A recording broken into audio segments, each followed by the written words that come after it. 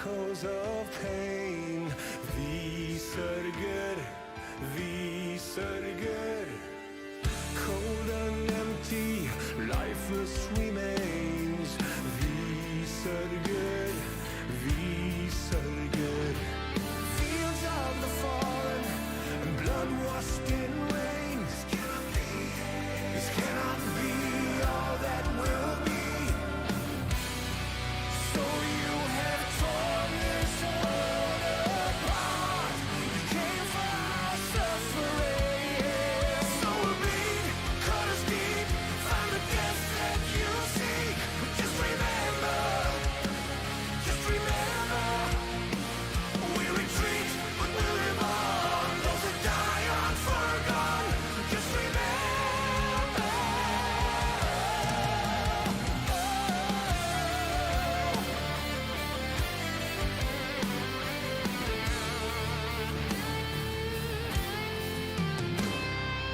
Gone is our home now, it's only memories.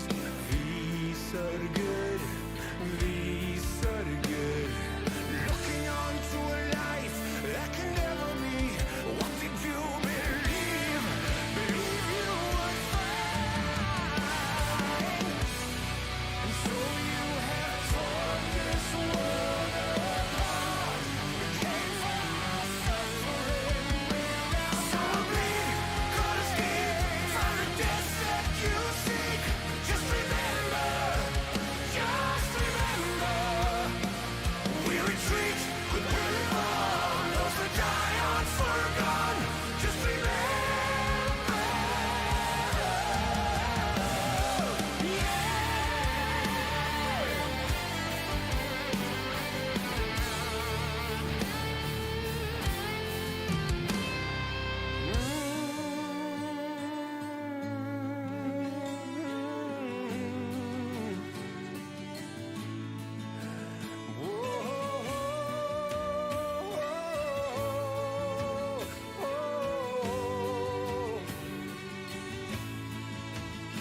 So we'll die and we'll fall here. We'll lie torn and broken. Die but will not be forgotten. We remain and we stand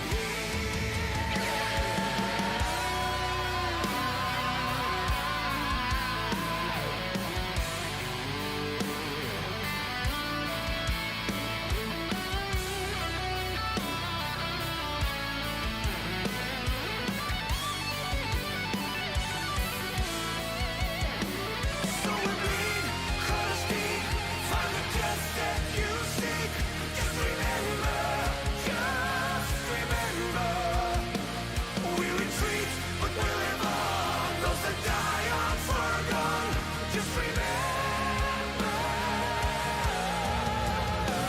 So we bleed, cut us deep, find the death that you seek. Just remember. We retreat, but we live on. Those that die aren't forgone. Just remember.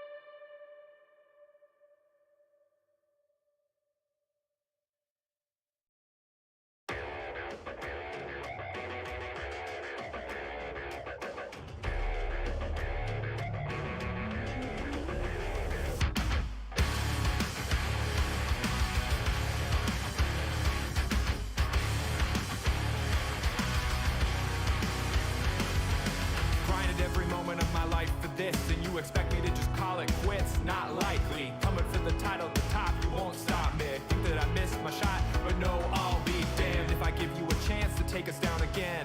I've got what it takes to get you in the end. I'm mad, I'm upset, I'm inspired, I won't quit. You can call yourself king, but I won't submit. We are never gonna stop this. Be the ones to end this. Never let this go. Threatening, this'll be a day of reckoning.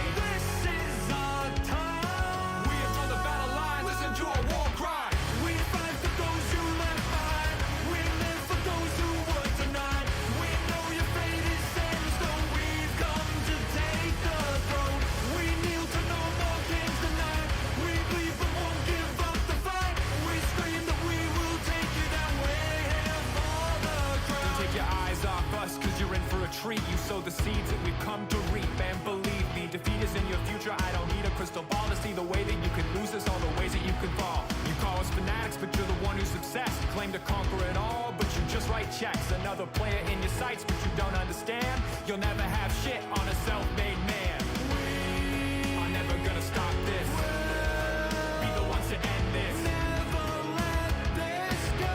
Threatening, this will be a day of reckoning. This is our time. We have drawn the battle line, listen to our war cry. We fight for those who left behind. We live for those who were denied. We know your fate is set in stone. We've come to take the throne. We kneel to no more kings tonight. We bleed but won't give up the fight. We scream that we will take you that way. Here for the crown.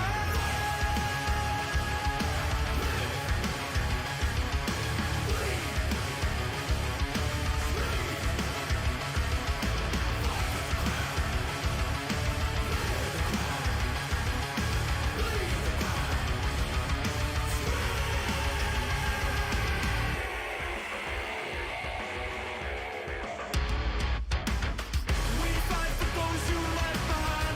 We live for those who were denied. We know your fate is set in stone. We've come to take the throne. We kneel to no more kings tonight. We bleed but won't give up the fight. We scream that we will take you that way. Here for the crown.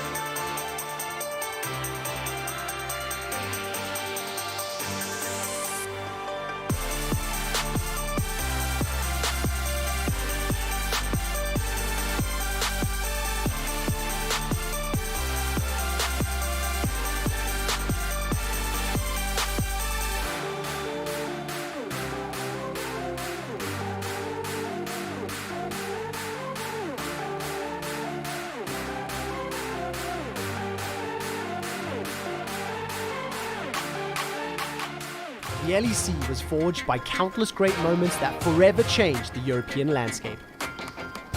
In match history, we look back at the games that will live on in the memory of every European fan.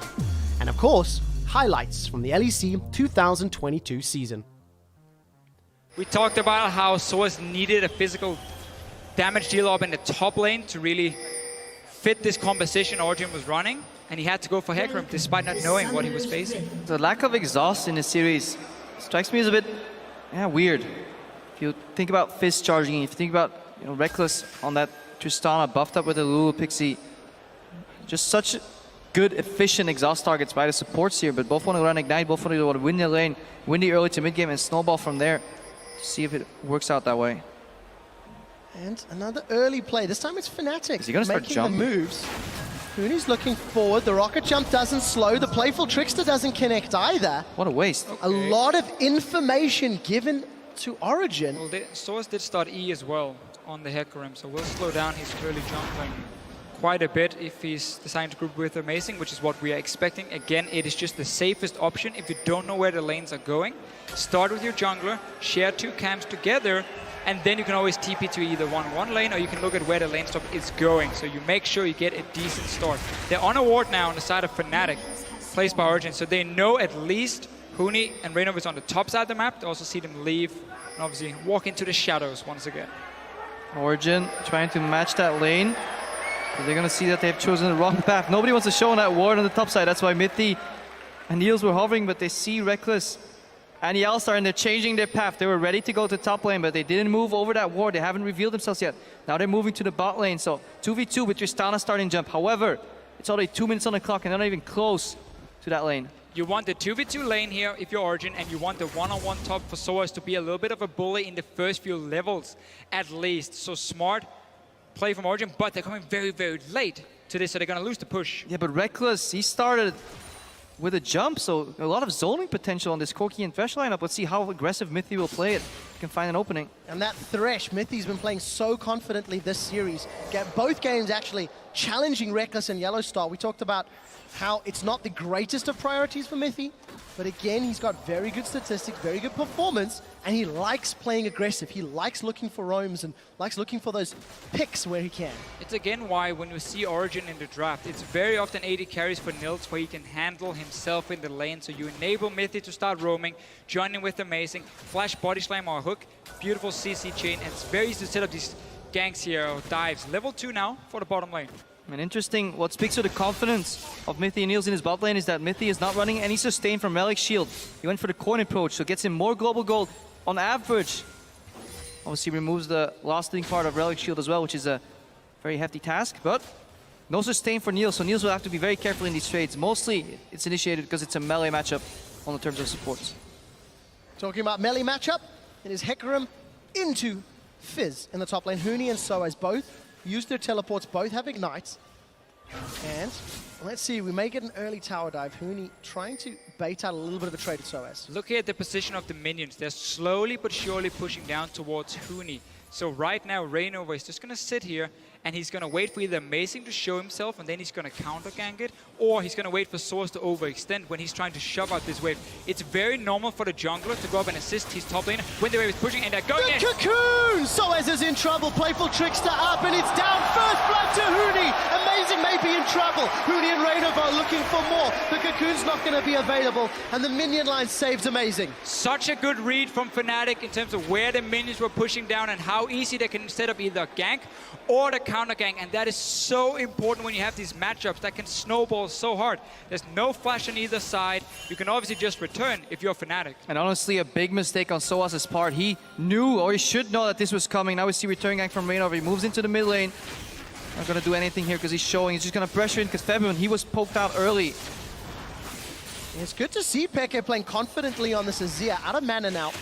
But as I said, we've only seen it once before, and it was a loss. We'd actually felt with 2 bans, maybe Peke and Origin weren't going to play it. So you evaluate his performance and just how good his drifts and his divides can be. But just some mind games from Origin looking across the entire day. Start out by banning it 2 games in a row, clearly highlighting this is not something we want to value as a very early pick. And then when they leave it open, they tell Fnatic, hey, take a chance now. Either you pick it, or we take it in the first rotation, and you don't know if we play it properly. Paid off for them for now, if Pekka can execute on this Azir. Now we see return from Amazing at least on the top side. Last time he couldn't do anything because Source had already gone down when he showed up. Wave's pushing heavily against Fnatic. Soaz is at Huni's tower. If you look down bottom, Niels and Mithy are at Reckless's tower as well. And it's the same again here. Amazing knows the wave is pushing out. It's a no-flash top laner, so he needs to be there as backup. So he keeps getting pulled towards the top lane and hasn't really gotten anything from it yet. Other than this time around, he made sure Source could push out the wave, reset the whole thing so he doesn't suddenly get denied because Fizz is standing there with a frozen wave. You catch our eyes down bottom as we see Febervint getting a brief glimpse of Amazing. Few items picked up. Balmy Cinder for Reynova. 1 tick for the tank build that we're expecting. A couple of wards as well. And we see a slight deviation in stats in the mid lane. Peke has gone for the Fiendish Codex. versus the Chalice for Reckless, and both AD carries farming their way up. So despite the fact Reckless and Yellowstar got the lane early, they are now marginally behind Niels and Mithy. I think a lot of respect being given. That's twice we've seen Mithy fishing, but not finding any bait. Yeah, that usually is the mark of just a bot lane. Very well spaced out, you know, both playing at max range, and it's so hard to find an opening. You try to curve the hook around the minion, but even if it hits, minor trades anyways, because Shen can always counter-engage with taunt. So bot lane's not going anywhere, mid lane's not going anywhere, so we might see the junglers return and just put pressure on this top lane. Not necessarily gank, but just deny experience and deny CS. With that early kill for Fnatic, they have full control of the top lane. Only just mishing. That is a mix of obviously a fish and A fish mishing. a mishing. He's mishing it. Sneaky as well from him. Actually, big facepalm from Huni as well. Really disappointed with himself there. Hooney's till confirmed. I'm not sure I'm willing to go that far. Deficio, Flash Cocoon will secure the flash from Peke. So, Seems like I could have healed out of that one too, but you respect the rain over enough. Don't quite see where that Cocoon was going. Taunt might come on a Miffy here. I'll start looking for some zone. Oh, the lantern! That's a two-hit taunt. Yellowstar. What does it do though? Take a few onto attacks. It'll deny CS, and it sends that message that we love to talk about. Rainover showed himself on the bottom lane. Not sure if Yellowstar just wanted Origin to think he'd overextended. They can like turn around and maybe take a trade, then Rainover joined. But what we saw before is what we're gonna keep seeing. Soaz has fallen behind in the top lane, so we're gonna see the Fizz push down the wave to the tower, and that enables this very easy dive. Now we see Amazing down the bottom lane, and Yellowstar is in trouble. Yellowstar is in trouble. We can see Reckless, though, gonna jump forward aggressively. I don't think that Death Sentence connected from Mithy. Teleport was cancelled by Ricky. The max range hook! And that's gonna be a kill here. Who will get it first? Yellowstar secures a kill for Fnatic. Stand United. The Stand United is being channeled. Reckless is in full retreat. Here's Sweden, Rainover. give Reckless your power. It will not be enough. The Taunts will secure another one. 1 for 2 trades. What an absolute fantastically disgusting hook from Mithy, predicting the flash, but it didn't account for the turnaround damage. Good read by Reckless there, gets the kill, jumps out, Stand United comes out. Massive outplay, initially from Mithy, but then from Fnatic. It does work out. I'm going to look for a Death Sentence, but Yellowstar, such great zoning, and this is the aggressive play from Reckless that we keep talking about. We've seen this so many times today already. He knows the team is there to back him up. He wants to be the big playmaker. Mithy though, beautiful hook, and then the fight is on. Yeah, and then Ignite comes out, turns out the damage on Niels. Zekros jumps up, the only path we can take. Level up on Yellowstar to into Stand United. Yes, Shurima's coming down the river, but at least he's here already. Mithy has to flash play. The only way that play could have been even crazier is Mithy managed to interrupt the taunt. Soaz was sitting ready Yeah. at his own tower. He had teleport up and no teleport for Huni, and he didn't use it to try and join the fight. If you're losing your lane already, use that teleport to try and impact other lanes, because you can't really do a whole lot yourself. This is a very normal roam though for Mithy. After a fight in the bottom lane, if he knows the wave is going to be even or shoved out by Nils, he takes an early path to the top side, but nothing to do really. It's ward inside Orange jungle. That pink ward is placed several minutes ago. That was when Huni looked for the engage. Emperor's Divide defensively. Not going to stop a Cocoon. Featherfin's got the Glitzer last. The flash taunt, and Pekka is down. Yellowstar once again sending messages via ninja delivery. First gank, you got the flash. What do? You return. Connect another long-range Cocoon from Rainover. Flash taunt from Yellowstar, that secures the kill, so now you get pressure in mid lane. That opens up for you to invade into the enemy jungle, and look where Rainover is running now. He's in behind Soaz. If Huni pushes down this top wave, they can go for a dive. Yeah, very textbook outplays here by Fnatic, really reading the situation right. Wants to go up by that pink ward that he procured earlier. Now Soaz is under pressure. He knows it's coming, but there's so little that he can do about it. He knows somewhere there's a spider coming, but he has to drop CS. Was it a Deficio blessing or a Deficio curse? We'll see if the tower dive is going to take place. Well, he needs to be under the tower though. I mean, hiding on the other side of the wall. But the key thing is he's missing out. He gets the experience. That's why he's hiding here as well. Wow, how creative is that? And obviously, Fnatic didn't expect him to be there. So he got some of the experience from the minions dying, but he didn't get the farm. So he keeps being super far behind, and all you need to do is apply pressure to force him off. TP is still available for him, and they're going to take a fight in the bottom lane. He can join. The taunt will connect onto Mithy, but so does the flash body slam and now. the explosive cast. Featherfin is going to try to roam early enough, but it's Reckless that's down. Origin They commit a lot, but they get themselves a kill, and they may get a tower as well. And that's what you do when you're slowly bleeding farm on the top lane. You move away from the problem, and you create a problem somewhere else for your opponents. Origin moved down to the bot lane with 4 of their members. Expect forces Febiven to roam, but then Expect takes a tower mid. So good reaction by Origin here. Instead of returning to that top lane, trying to chase loss, now they create new opportunities for themselves. An amazing, fantastic body slam flash. Again, this was one of the big talking points coming into this series here. Origin getting standard lanes. Allow Nils and Mithy to show how good they are in the 2v2 lane. They're winning it, this one here. That means they can take the tower. So despite having a losing top lane, they just turned around on the other side of the map. We see Source, he wanted to help out with teleport. He knows I'm not doing anything on my own. My tower is going to go down. Let me at least try and snowball the rest of my team. What he's doing now as well is saying, I'm falling behind. So there's no reason to rush a Trinity Force. I'm not going to get it in time. Just go tank early on and just be a front line. Allow Nils and Pekka to be the carries. We'll see whether or not they're going to be able to carry Origin from the deficit. Fnatic have got a gold lead, a kill lead, and they're going to secure themselves a dragon shortly with control of the bottom half of the map. I'm still looking at that pink ward. It's just behind Origin's red buff. That's been there for 5-6 minutes now, maybe. And Febiven almost replies with the tower mid, but Pekka's able to return, and he's got the wave clear to deal with it. So 2 very, very low pink wards. Even if servers want to join. That's pink ward vision, ladies and gentlemen. Trademarks. Origin has been playing on the bottom side of the map. Now TP in. That was a Shin joining. It is, and Niels is down. Party in the bot lane. From Fnatic, teleport behind. Flying from the left side. Tower dive straight up. Yeah, Fnatic just outmaneuvering Origin. Even if Origin knows that the plays are coming, there's absolutely nothing they can do against them. So they need to start pre-planning better. Because Fnatic are making these very, very beautiful strategic plays across the map. Pekka just recalled before that play happened because he wanted that Nash's tooth. So he's gone back a few times within the last few minutes. That means he couldn't apply any pressure mid with Amazing. So despite 4 members from Fnatic on the bottom side, only the top lane is getting pushed in. It's full HP, and you can see how Fnatic is rushing back to stop it from going down. And Origin's team comp was going to spike in power in the mid game with the Trinity Force on their Corki, with Nash's Tooth now on Azir. Maybe that's where they're going to find some strength to contest objectives. Fnatic have a Trinity Force of their own in Huni, and Reckless is still farming his way up again. 3rd game in a row on this Tristana. Fnatic reaching the point where if they group, they get very strong, and if not, they have a really good 4-1. Reckless is in good position, even though he's down a couple of kills. He still does enough damage if he gets that shield from Lulu in the mid lane. Overall, top lane, Huni will just straight up savagely beat Soas to poke in that top lane with that Triforce spike already. So Origin, they will need to find an opening. So far, the only opening really has been from Body Slam Flash, as the heroic pink ward falls, and hooks from Mithy.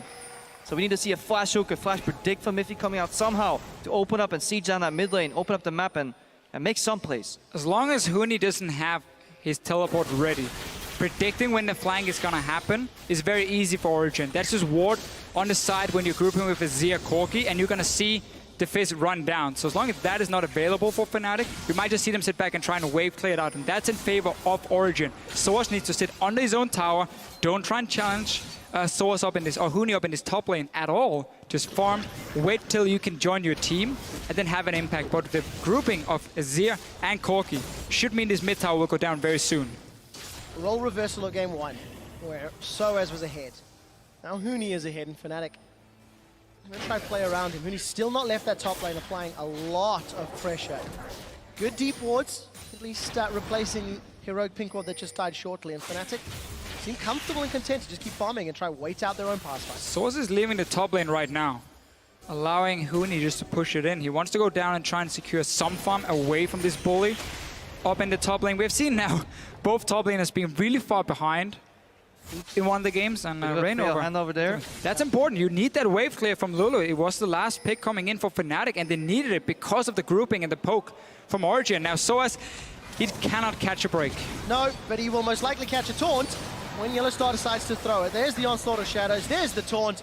Rocket jump for good measure, and an easy peasy kill. It's actually Yellow Star that gets it. I think it may have been in it. Yeah, really well played, and Fnatic's patience in terms of gameplay just highlighted right there as well. You cancel the charge from the Hecarim with the Tristana ulti, wait for him to ulti out, then taunt after him or on him, Just don't blow your cooldowns.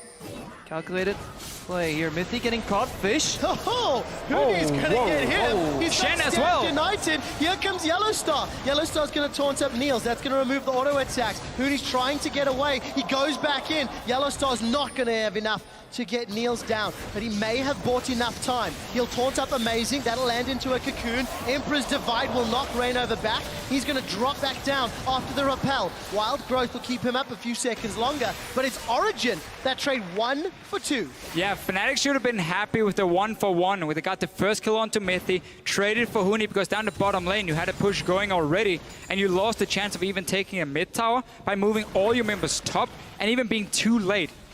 So now, Origin being able to respond with the tower, very, very important for them because this also gives Soa some gold so he can be more relevant. Yeah, a bit of a greedy play from Fnatic. They're taking out the support. You have to obviously bail because you used just too many cooldowns on that kill on Mythy.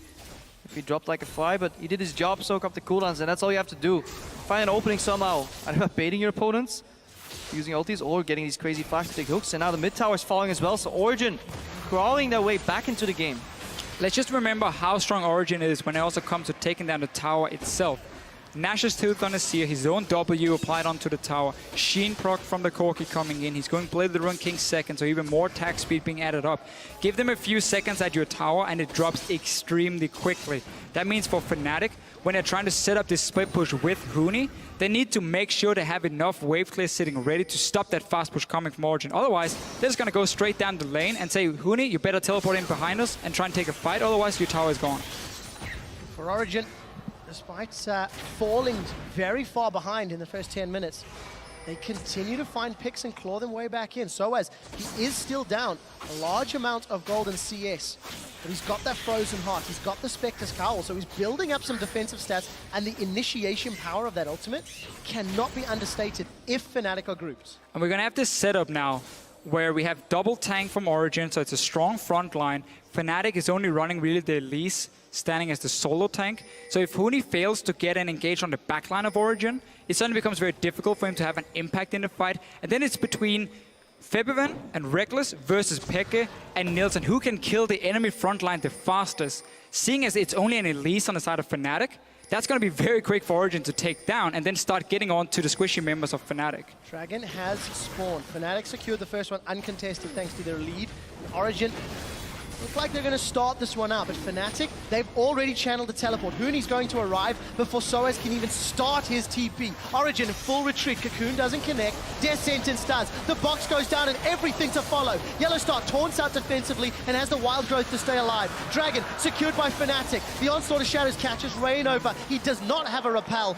Losing 1 for Dragon, probably worth it. Well, look how perfect Origin set up that Dragon here. They start the Dragon, they see the TP coming, and instantly they disengage. They back away, they use the lantern. Notice here again, they know if Hooney cannot get into the backline, they can start using that very strong long-range poke they have from Azir and Corki. So the front line of Fnatic is not a problem, and now everyone is dead. Well, Things happen, champions died, spells were used, but it looks like Origin are taking out Tier 2 tower in mid lane. so they got themselves, what's that, 2 kills? 2 kills and on a tower after losing the Dragon. Great play from Origin, obviously rotating back towards the middle lane. Is this a replay of what we missed? There it is. So this is the first time we The watched. lack of wave clear prompts and engage from Hooney, thinks he can survive with Stand United, but then the hook connects on Feven as well. It's a good thing what Mythy did there. He switches the targets. Because when you're all whacking away on that single target, Well, you never that expect the hook sword's to switch, and then suddenly things happen. Champions were dead and spells were used, Trevor. You know, and it's actually so unfortunate because the teams are reacting and punishing the smallest mistakes so quickly that even just trying to catch up on the action means we miss a little more. To summarize it, another kill, another tower. Fnatic still in the lead, ever so slightly. We had a very tempered, aggressive early games. I think we're gonna need more replays so these teams can make more plays off screen somehow. I can support that decision. But yeah. Does Hooney want to commit again? All in all, it's pretty even. 8-7, 1,000 golden lead for Fnatic right now. Look at Baron though, they might actually go over it because they have Scuttle Cup. Yeah, they're going for the sneaky Baron. Crowd, don't give this away. Fnatic is nearby though. Hooney should go and check this one. He's so close. Walking by, he sees what's going on here, boys. Oh, okay, defensive play, lantern out. And we're out. Show him the waters. He smelled something fishy right there. I really love that play, by the way. Giving the enemy Scuttle Crab. You know what? That did not deserve a clap, and you should all feel bad. Clap all you want, Stockholm. Keep clapping. Good attempt. By I really Oregon. like it. Giving away Scuttle Crab and then just giving this perception that you have information, but not actually getting to peek into the Baron pit, especially if you have plan B. If you all flash into the pit, maybe not the best approach, but you have Body Slam coming up, you have Lantern to get out, so overall, Look what's going on now, Sneaky little though. play. Origin can just walk straight down the mid lane because Fnatic, instantly after they stopped the Baron, they split up in 1-3-1 and didn't realize Origin could just very fast push on. We talked about this. Corki with Trinity Force, Azir, how fast these towers will drop. Fnatic dropping the ball. And they are now exposed. Inhibitor in the middle lane is open for attack. We did see Reckless pick up a static shiv 4 minutes ago. Febiven still trying to farm up some power, but Xpeke with the Nashes and the needlessly large rod. Over face checking here on Soaz. Soaz might be in trouble. Onslaught of Shadows is available and used defensively. Buster Shot will not get the kill. Febiven is looking for more on the side in the middle. Let's see where we can find him. The Flash Taunt does connect. There's Huni over from the side. Chum the Waters on Niels. It's exactly who he wants. He's going to be able to get away though, and Huni's in trouble. The damage. Wild Growth was used onto Yellow Star as he was channeling Stand United, and Febiven's Ignite takes down Amazing. Death Sentence does not connect with anybody. A 1-for-2 trade, and Fnatic want the tower. Oh, that's going forward. Reckless looks for more. Oh. The crit was not enough, but the Lulu Autos are not going to be able to kill Mithy. Red Gets Buff one does. at least. Even Reckless. Sheepy is surprised. Reckless is on fire when it comes to jumping forward on Tristan and knowing when he can get a kill and, of course, staying alive. The rest of his team was behind him. Xpeke had Chirima's shuffle, not Chirima's shuffle, Emperor's Divide available. So Soaz trying to catch Rainover, but finds himself caught a little bit. He ultis out and he gets the worst possible angle because he goes straight into Huni. Rainover will finish him off, but just keep watching Reckless and Xpeke's mana bar. This fight goes so long that he's completely out of mana, and eventually Reckless realizes that and jumps in aggressively yet again. And remember, these fights is about can Huni get to the backline of Origin and who can then kill the front line first if he fails to do it. This game here, or this fight, he managed to do basically everything. He got to the backline, he got onto Niels. At the same time, the front line was gone from Origin because we saw Soaz getting caught out and run away. So there was no way for Origin really to win the fight. And that meant even with the tower, nothing they could do. Fnatic, 4 towers down, slightly behind in that department, but they are winning in terms of gold. Oh, now Amazing. Gonna have the support of Mithy. Takes the Lantern out, setting up a potential pick. But Fnatic do not fall prey. Teleport's available for Huni. It will be available for Soaz shortly. And it feels like the Baron's the next big objective for vision control. There's still 2 wards behind the Baron he can teleport to, but Origin also knows there was just a big fight. They saw Fnatic run back from the tower, so there shouldn't be any deep wards or a lot of them behind. So if they wait, they will disappear with Mythic getting caught out. He has been caught. Xpeke has been chunked by a couple of auto attacks. Rainover's not going to get caught by the Death Sentence. Teleport in from the back line on Huni. Pekka's been able to take over Rainover. The Chum the Waters doesn't find a target. Playful up, Trickster down. Lands on Soaz and Amazing. Soaz is going to be able to get away for the time being. Amazing's the focus. Huni stays alive. The taunt prevents Huni getting taken out. Another 1-for-1 trade. Jungler's down. Such a close fight. Huni missed the ulti when he came in there from the flank, and yet the trade. 1-for-1, no Baron taking. He's just looking at everything. He doesn't even know what's going on. Nobody wants to kill him at the moment. Yeah, that's a danger of fighting Azir near choke points. Yes, one of you may get through, 2 of you may get through, but then he shuts the door. He just puts the Emperor's Divide in between that choke point. Fnatic couldn't reach Rainover. Luckily for him, he could buy some time with the Repel. And we're gonna see this again. Keep your eyes on what Xpeke does once the Cuckoo Land dashes forward. 3-man Emperor's Divide, they can't get through. They have the time to take at least down, but luckily the hook doesn't connect off the Repel. Bit of a misplay by Mithy there, and that just forces Soaz to ulti, so unlucky chain of events. Good sidestep, good play. Huni has to jump out. Amazing mispredicts the playful Trickster, so just ever so slightly, this series can turn any direction. But there's barely any threat towards Reckless and Febiven right now, because we see how Soaz is building full tank, so he cannot go in and one-shot a target, even with like Home Guard TP for himself. Didn't even complete the Home Guard yet. But they can sit back and deal all the damage. Rainover getting hooked in by Mithy. Well, Rainover's in a little bit of trouble. Repels up. He's going to find Amazing. Going to get knocked backwards. He will go down. So Fnatic got their third dragon. It cost them their jungler's life. And Origin are moving towards Baron. Yeah, they're moving towards Baron. They have another Emperor's Divide available to cut off a choke point. Yes, Scuttlecrab might be fading out right now, but Huni doesn't have teleport available, so he has to move over, probably through vision, so they can just start it and force an engage by Fnatic. It looks like that's going to be the case. Fnatic in a 4v5. Reign of dead for 15 more seconds. Baron is down to 2,500. Origin looking to secure it. Can they do it? Yes! Origin get Baron, but they've already lost one. Defensive plays from the rest of the team. The death sentence connects onto Huni. He may be able to stay alive though. That's Reckless with one. The taunt will secure another. Aggressive Here's forward. red buff. Red buff for the slow. The explosion charge is there. Amazing, trying to get away. The boom, the slow. Reckless has got no mana, but he will have the whimsy. He's going to have the movement speed. Keeps applying the shots. Crit, taunt, hit, dead. Another one for Febiven, 16-10. Speke with his best Gandalf impression wasn't enough to keep them away. You shall not pass. We shall take the Baron, but that was unaccounted for Reckless. Yeah, just jumping in, getting another aggressive kill, and then the trampoline starts. Jump, kill, jump, kill, jump, kill.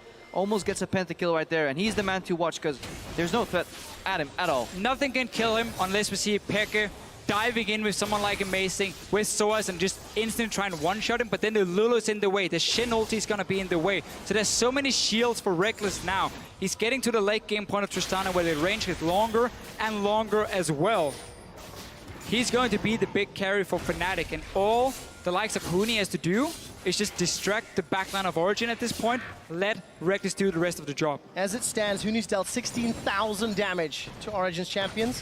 Soas has dealt 4,000. I do feel that Soas building tank will affect those numbers, but our statisticians feel it is important to note. And the only member who survived that Baron encounter was Peke. So the only man that can now buff up those minions for the next few minutes will be Emperor Shurima. Yeah, but Origin is not going to use it because Peke just shoved up top. Seems like he wants to go back to base instead. He's sitting on currently, only 600 gold.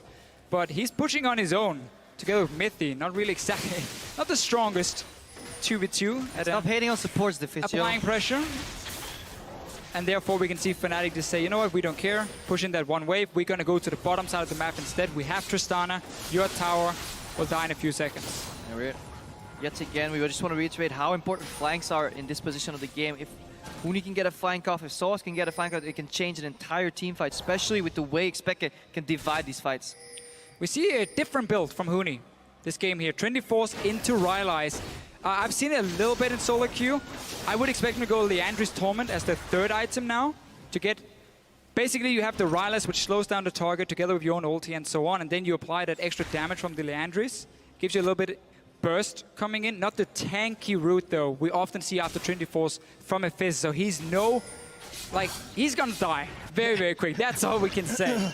Origin moving down the mid lane. Fnatic caught with their pants down in this 1-3-1. They're not in a position to trade inhibitors because the tier 1 or tier 3 tower in mid lane is already down. So Origin looking to kill the inhib and make their way out of there. Origin are going to get to the inhibitor. How much damage can they do? Couple hits down. Recall already finished for Huni. He does have Home Guard to come in. Playful Tricksters forward, and a two-man taunt on the front line of Origin forces a defensive onslaught of shadows. Soas rides the lantern out, and the passive from Azir will keep the tower alive. Rainover was in trouble. There goes Yellowstar, another taunt. Huni's looking for Mithy. Wild Growth will slow them down. Glitterlance connects as well. And Reckless plus, that's a kill to Reckless rather. That's a double. He's looking for more. Kill. That's a triple. He's looking for 4. That's the quadra. He will get it. The reset forward. Looking for a pentakill. We're in Sweden. The Swedish gets a pentakill.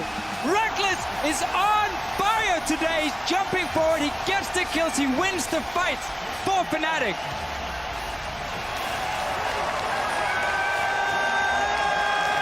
Origin get aced, get pentakill by Reckless. Look at the player cams.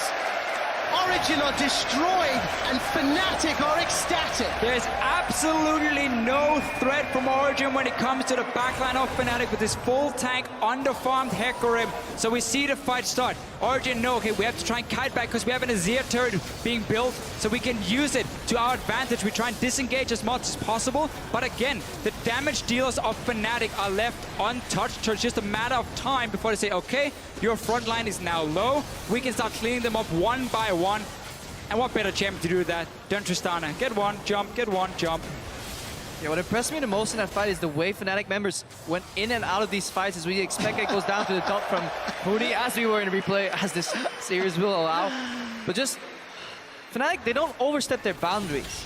When they get greedy, they step out on a sliver of health, somebody else, a new challenger approaches, and then step by step, they just use that sustain coming out of those shields, and eventually, Reckless is untouched, gets one kill, and then the trampoline starts, and he keeps going forward, eventually netting him a pentakill, and just beautiful, well-paced fight from Fnatic. All credit to Reckless for his aggressive rocket jumps forward, but somebody needs to give Yellowstar a pat in the back. I do not think he's missed a taunt this game, especially the crucial ones. Another inhibitor's going to drop shortly in Fnatic. They earned themselves a 10,000 gold lead. They may even look for more. Yeah, and a fantastic Shen build right now as well. This is a support Shen taking on Soaz as a top laner right here. Nothing's going to happen, nobody's going to die. I just want to look at his build though. He goes for the face of the mountain first, Banner of Command second to add some split push pressure. But now he's going for Zeke's Harbinger. If Reckless wasn't already strong enough, he will be once that item gets completed. Well, Yellowstar, is he really forcing Soaz out? Yeah, Maybe with some help from Huni's showing up and turning it around. Source is out of mana. This is what happens when you are full tank Hecarim and you don't do anything. Look at my pony.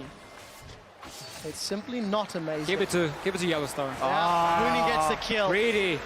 Easy peasy pudding and pie. Dragon number 4 was secured as well. I have to ask the question, did Origin have enough gas in the tank for only one single victory? We will find out because there is at least one more game. If Fnatic wins the next one, they guarantee that top seed at Worlds. I mean, But this is a crushing game. Some of these sides were incredibly close though. Just one hook predict, one body slam on the plate for Trickster happening could have prevented a lot of these resets, you know, won the fight for Fnatic. They had good ideas in terms of zone control, shutting the door with the Emperor's Divide. A couple ballsy Baron attempts. I like seeing that, especially with the Scuttle Crab, so Origin definitely still have a chance. I really enjoy to see how much the top lane as well is doing in this matchup between Soaz and Huni.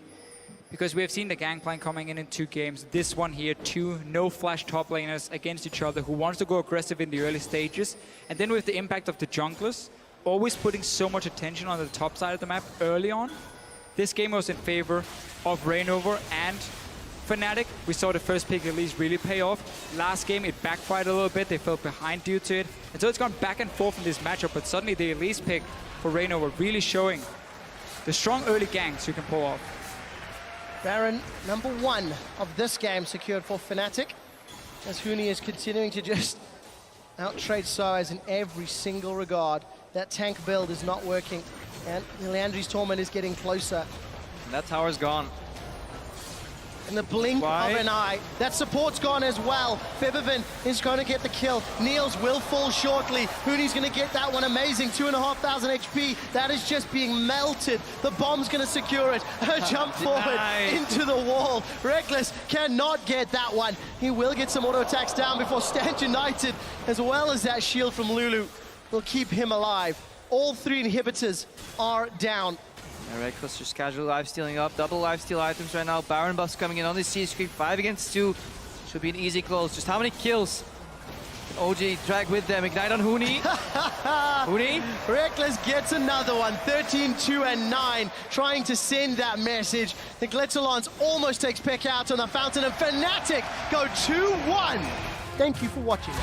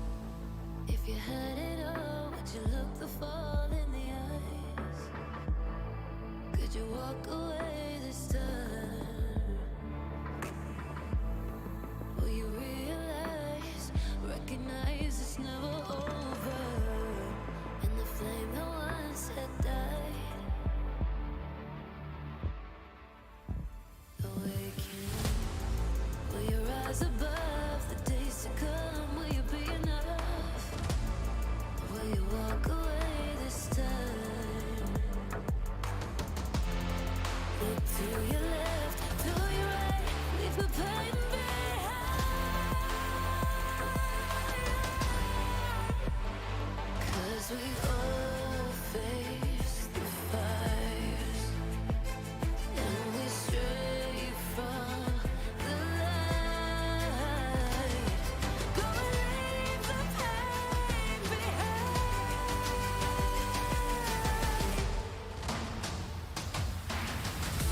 Feel that rush, feel the taste. Can you feel it with the pain? Wash it away and stand again.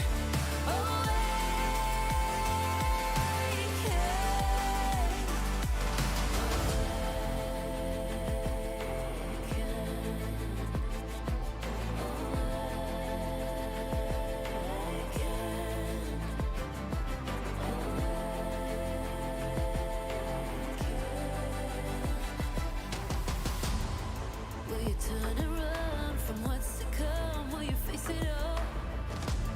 Or will you fall away again? What's calling out to be found when the time is right? When the time is right. 'Cause we all face the fires, and we stray from.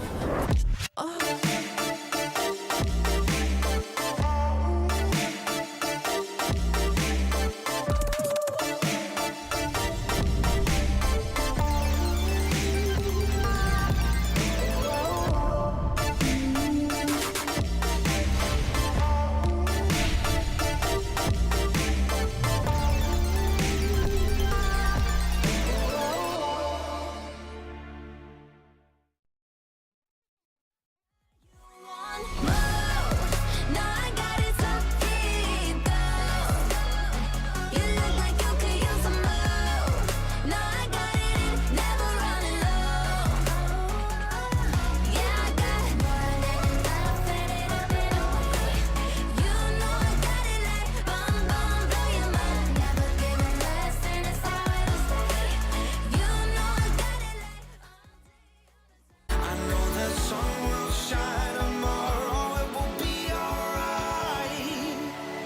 Yeah, it will be alright. It will be alright. It will be alright. It will be alright. It will be alright.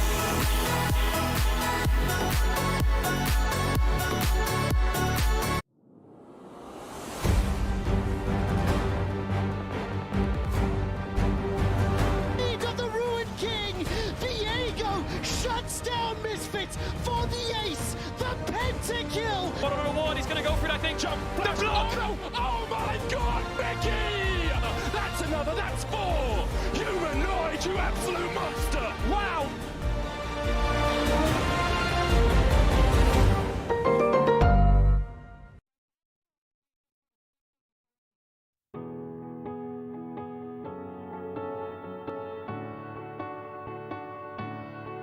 It feels like we're falling apart, just a little unstable. We're both half asleep at the wheel, yeah, we're struggling to save us. So we both get drunk and talk all night, pour out our hearts, try to make it right. It's no fairy tale, no lullaby, but we get by. Oh, 'cause the sun will shine tomorrow, it will be alright. And I know we're far from perfect, but at least we try. Through every battle, every all-time low, you always hold my hand and lead us home.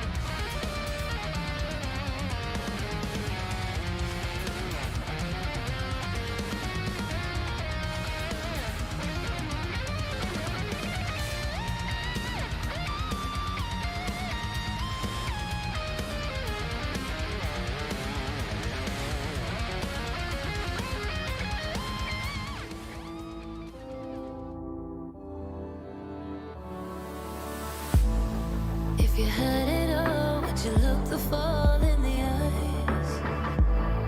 Could you walk away this time? Will you realize, recognize it's never over? And the flame that once had died, awaken.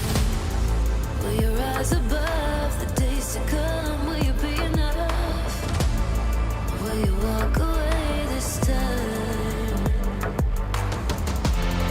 Look to your left, to your right, leave the pain behind. 'Cause we all face the fires, and we stray from the light. Go and leave the pain behind.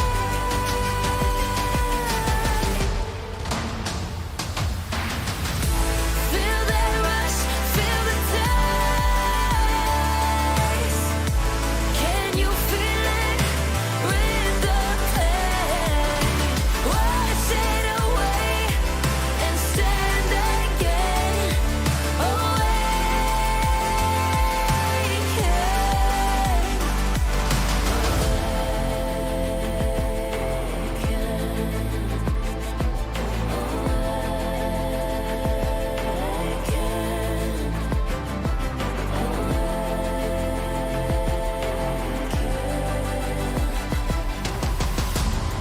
Will you turn and run from what's to come? Will you face it all? Or will you fall away again? What's calling out to be found when the time is right? When the time is right.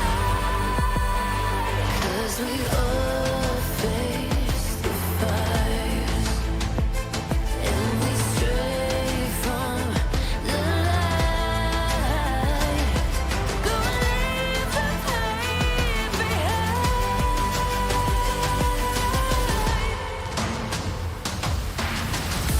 Feel that rush, feel the taste.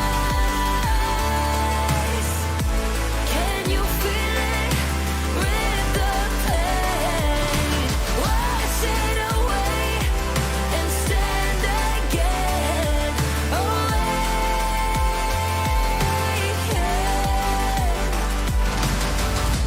Feel the rush, feel the taste. Hello, everyone in Malmö, Sweden. Welcome to this bustling arena. Finally, we are back on land. We are back with all of you right here to get an amazing guys, Reckless, Broxa, not now, please. I know you have beef, but no, not now. Okay. Okay, what should we, okay, we'll let them do it. Go! Oh, first round goes to Broxa. I believe it's a best of 5, so let's see, go. 2-0 to Broxa. It's okay, he's gotten reverse swept before. Let's see, is this going to be Broxa winning or not? 3, 2, 1. Yes, the great equalizer, almost there, 2-1. Match point silver Broxa. 3, 2, 1. Yes! 2-all. This is it. It all comes down to this. Go. Reckless takes the victory.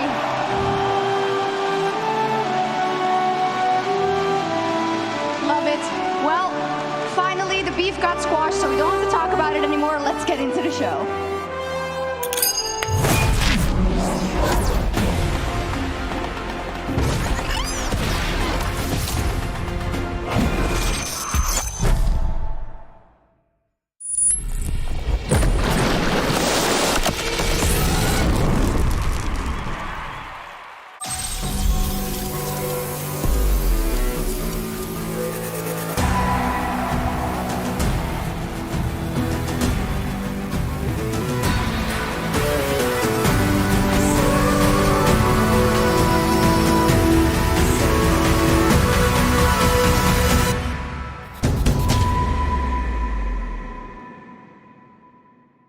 think it's lovely that the LEC is coming back to Sweden. I've wished for it for a long time now, and I think it was supposed to happen in 2020, but it got cancelled. But the fact that we're finally here, it's just amazing. Malmö as well, it's a great city, and I think there's a lot of Swedish players that want to become pro or play a lot of games, so there's a very large community. I'm just happy to see us getting some recognition. I think Sweden in general is a special place for esports because a lot of young people here play a lot of esports. They play League, they play Counter-Strike from a very young age, so I think a lot of people have very strong connections to esports here and have been following it for many, many years. My fondest memory of 2015 finals in Stockholm would be the pentakill. And Reckless plus that's a kill. That's a double. He's looking for four. That's a triple. He's looking for four. That's a quadra. He will get it. The reset forward, looking for a pentakill. We're in Sweden. The Swedish I feel like that was the, how do you say, the perfect ending to a great 18-0 summer. And also having my family there, being able to show them for the first time in my career how far I've come, I guess. To wrap that all together with a pentakill was really special. You can be the best at the game, but you can't force something like that. That just happens 1 in a million. So I was very happy to be the 1 in a million, I guess.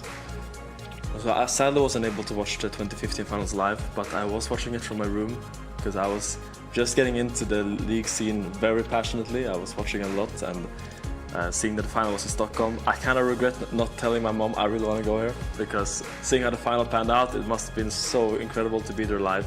I was playing for another team in Spain and I was watching it live, and it was kind of surreal seeing it be in Sweden because obviously Stockholm is also where I've grown up, so it had a very special connection to me, and it was very weird to see so many people in Sweden at an esports event, because at that time it was not as popular as now, right? So it was just kind of crazy to see, and it's definitely still a vivid memory for me.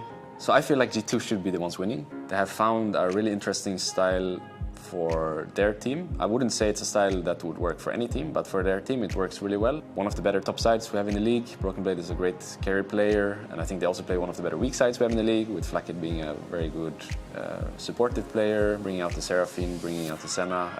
With that in mind, I would say that they would be the winner this weekend. But my heart lies with Fnatic, as it probably always has. They have shown now, especially in the lower bracket, and I guess even last year summer, that they can really handle the pressure well. Whenever their backs are against the wall, they're 0-2 against XL. Last year summer, they're running the lower bracket and beating us actually in the world qualification game.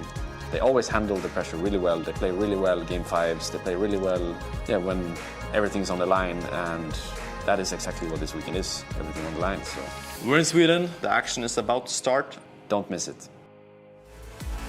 Welcome everyone to the LEC Summer Semifinals live from Malmö, Sweden, where Rogue and Fnatic are fighting for a spot in the grand finals versus G2 tomorrow. I cannot believe that we are here. I cannot believe that after 3 years, we are back in an arena and we have such an amazing arena to show for it. My name is Shox, this is the desk, and look at my analysts. I've got Broxy, I've got Goldberg, and I've got Reckless. Hi. Thank you for having me. I mean, Reckless, I'll go to you first. Yeah. It is together, I believe, with Broxy the first time that you are on a weekend finals desk, and it's in Sweden, so that's cool. It's a very special moment for both of us, I guess, to be here, and feel very privileged to have this chance from you guys, and hopefully we can just have a great weekend all together. I'm third wheeling in the middle here. You are. You're like the buffer. But GB, also your first desk, so I'm sure you're going to nail it. I mean, I'm so excited for this and just being part of this. I'm always used to being part of the audience side of it. Standing here now is incredible, and even my mom has gone out to see her first game of League of Legends. I haven't even gotten the chance to say hi to her yet, so... Do you want to do it now? Hi, Mom. I don't know where you are, but... Excellent. And finally, Broxa, you've of course been on the show a couple of times this summer, but this is quite the occasion. Yeah, being in here in this arena is something else. The atmosphere is already amazing, and we've barely even gotten started yet, so looking forward to it all for sure. We barely got started, indeed. Now, a little known fact, maybe, I think it's pretty known, but this will actually be our 10th final in European League of Legends from EULCS to LEC, and it's been 10 years of European League of Legends. Oh, this is our 20th final. That's how math works, actually, in that regard. So we thought it would be nice to walk through some of our most favorite memories from the last 10 years. And I believe, GB, you're going to kick us off. What's been your favorite? Yeah, so I started watching League, I think, back in Season 2 finals, and one of the things that really stands out to me from back in the day was that we had a role swap back then in I think it was, believe, EG versus Gambit, and it was Froggen, who was usually an Anivia one-trick pony, swapped his role with Crepo. Crepo then played that Anivia. Froggen was on the Blitzcrank, and he was hitting every single hook. I'm not sure why, but this series just almost stands out to me. I get it, yeah. How many of people in the arena remember this moment, I want to know? Okay. That would be. Yeah, it's a pretty old memory, I guess, but things were crazy back then, I remember, and it was all possible. You don't see it that often anymore, sadly, Brox. Yeah, I mean, the fact that you can just randomly role swap with your support and mid lane is definitely not something we see nowadays. No, but that was awesome. Reckless, what has been your favorite memory? Probably the finals 2015 in Stockholm was my favorite memory. It was also the first time I got to bring my family and friends to a live event and to show them how big this was. And to top that all off with a pentakill and a win against Origin was just, yeah, as I said in the intro, 1 in a million, and I was happy to be that 1 in a million. I think even 7 years later, it's one of the best series we've ever had, and especially on LAN, because it's hard to replicate that, right? With all the nerves, Reckless, like to make sure that everyone plays its best? Yeah, on a weekend like this one, there's just a lot of pressure on the players, and some handle this well, some handle this less well, but I think these are the kind of moments where you shape the stars in the league. So if this is an opportunity for you as a player, this is the opportunity for you as a player. Well, I feel like that's a great introduction to the weekend ahead as well, as we're going to crown our next LEC champion. But Broxa, I'd love to know if it was also a LAN event that was your favorite. Oh, definitely. Like, it's no doubt that as a player, being in these type of arenas is always going to be something special. And for me, it was 2018 finals in Copenhagen.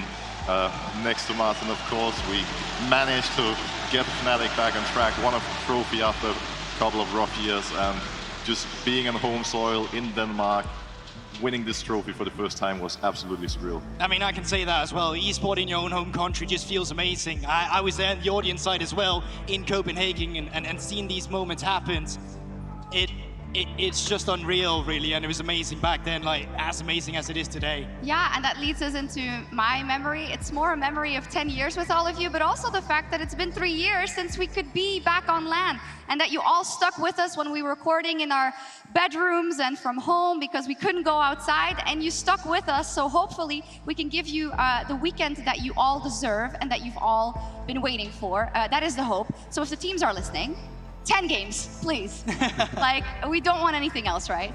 Yeah, we won 5 games both days, no doubt about it. Absolutely. And I believe Frankie is standing by with some of our fans to get their favorite memory. Thank you very much, Shox. Yes, I am with a man who has also been with League of Legends since the start of the EU LCS, now LEC. Emil, can I call you Larson too? Because you literally have the same name as Larson. Go ahead, Frankie, it's all good.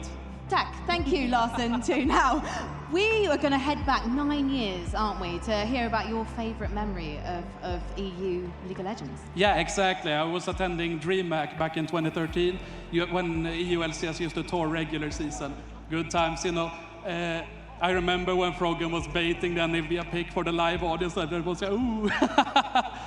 Good memories. It's so good to be back here. I've been following Fnatic for over 10 years.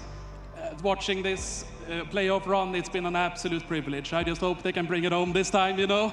Well, fingers crossed they'll do it for Larson too. Thank you so much. Let's head back to Shox and the guys on the desk.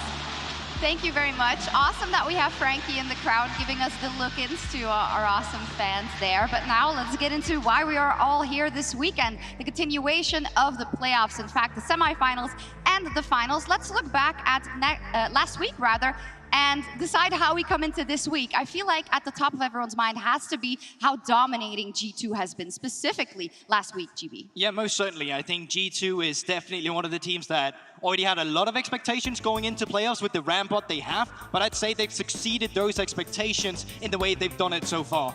Martin? Yeah, I would definitely say G2 coming into this weekend is the favorites. I think they have found a very unique style of play, which works very well for them. All of their players can carry. Broken Blade is a great carry top laner, and I think that they really empower him with what they're drafting and with how they're playing. So For me, they would be the favorites, but also the two teams we have here, other than them, have shown strengths over the course of this year. I think Rogue more so in spring than summer, but it's a weekend full of pressure, so anything can happen. I think the exciting part is that while G2 does look like the favorite, like you just said, Martin, in a weekend like this where there's so much pressure, there's so much going on in the players' minds, you never really know how it's going to play out. And of course, with these teams being the top 3 in the LEC, they all have what it takes to perform at the very highest level. Mats, where do we land on the Rogue after that performance last week?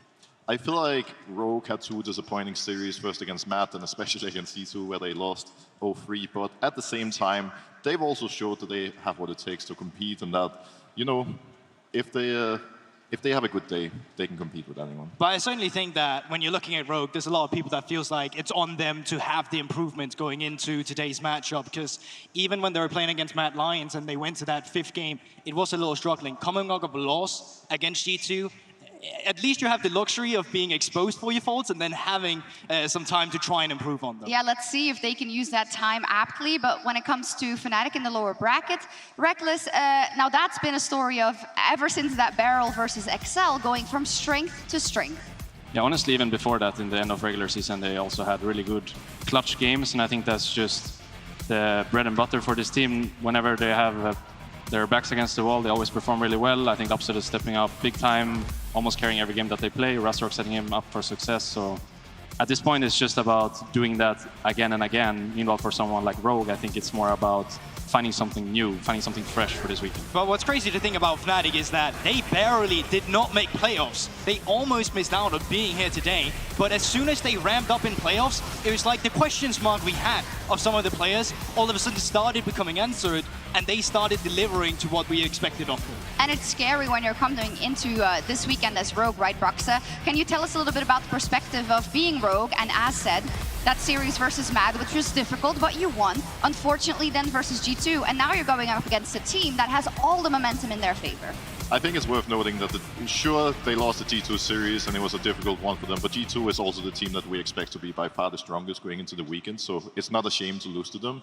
And they have a lot of things that have worked for them. Comp has been absolutely amazing. Larsen has had huge carry games. Trimbio Omne has been stable, and Malrank has games where he makes a huge difference.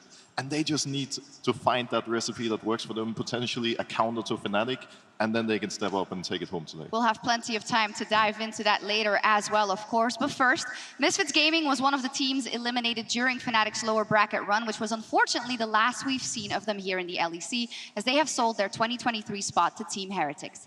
Thank you, Misfits, for 6 amazing years. Straight for the base and foil CS. All that stands between it right now is a couple of Nexus turrets. They're not going to last so long. We are just shy of 30 minutes, 4 games in, and Misfits, say hello to your newest LCS team. We'll see you in 2017. When Misfits entered the league, I think a lot of people looked at them as an underdog team. People didn't expect big things from them. Then as they started to win, they really started to get this momentum behind them and this belief that, like, hey, if someone was going to challenge the top, it very well could be Misfits. For Exile, right on the pool, and now it is a 2v1 over. Exile's going down, Power gets 1, can he get 2? Oh, double kill for Power! I hear Kakao on the backlines may get taken down. The team is split up. Misfits 4-man strong. However, Kakao is in trouble. Can they cancel the TP before the Shen gets in? Wonder. No! Blocking the damage. Wonder, no! Gets taken. He lives! What an outplay! Now moving for more of the shutdown. Making their debut appearance in an LCS final round match, it's Misfits! Here come Maxwell and Albari, the UK duo with the Shockwave PoE joins them up. Chachi's dead, so is Xerxes, so are the Unicorns, and Misfits are gonna close out this game. A triple kill for Hans Sammer, and you may call them Misfits, but today they are conquerors. That's how I started my career, Misfits, the Rabbit. It felt very intense, my emotions were just so high. It was really, really nice period, and I missed the guys that I've been with, spending time there. I always felt so close to Misfit.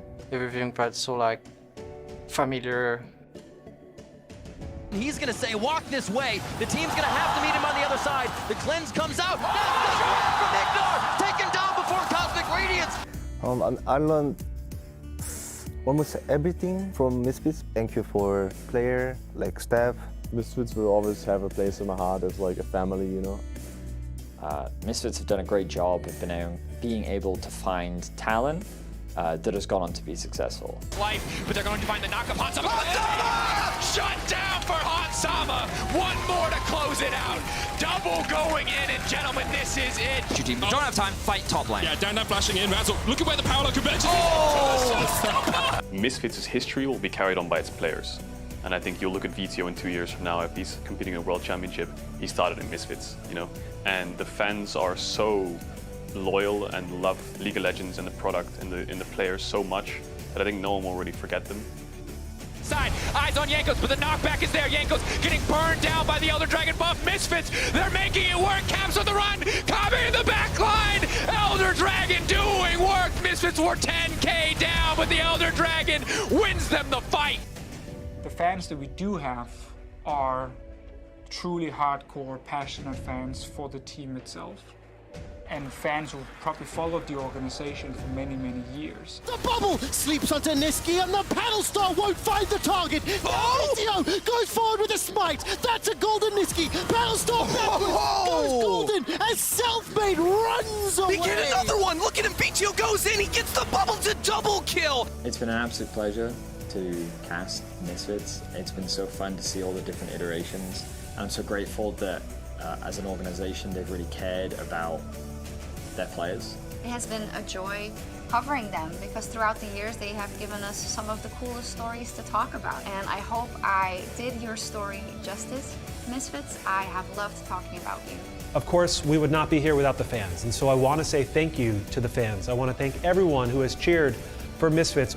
We've always loved and appreciated that support.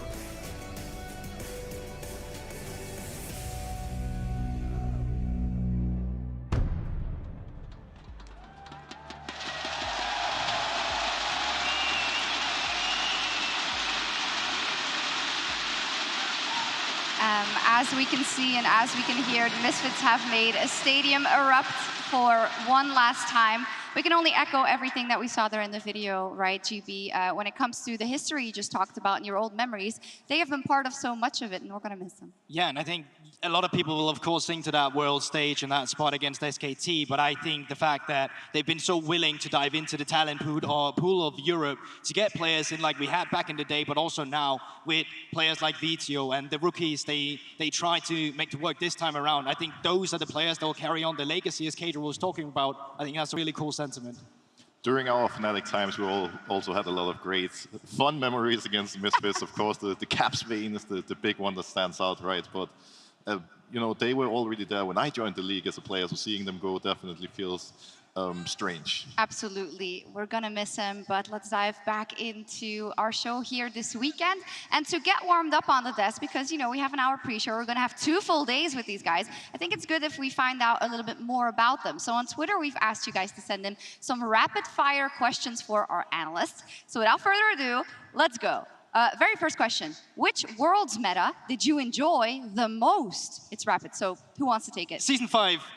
What is that? Okay, Season 5, we had like a Juggernaut meta coming through as well, and I know a lot of people hate that one. To me, I was like, this is great as a viewer. No one knows what's going on. All of a sudden, here's a Darius in the top side. Mordekaiser coming in clutch.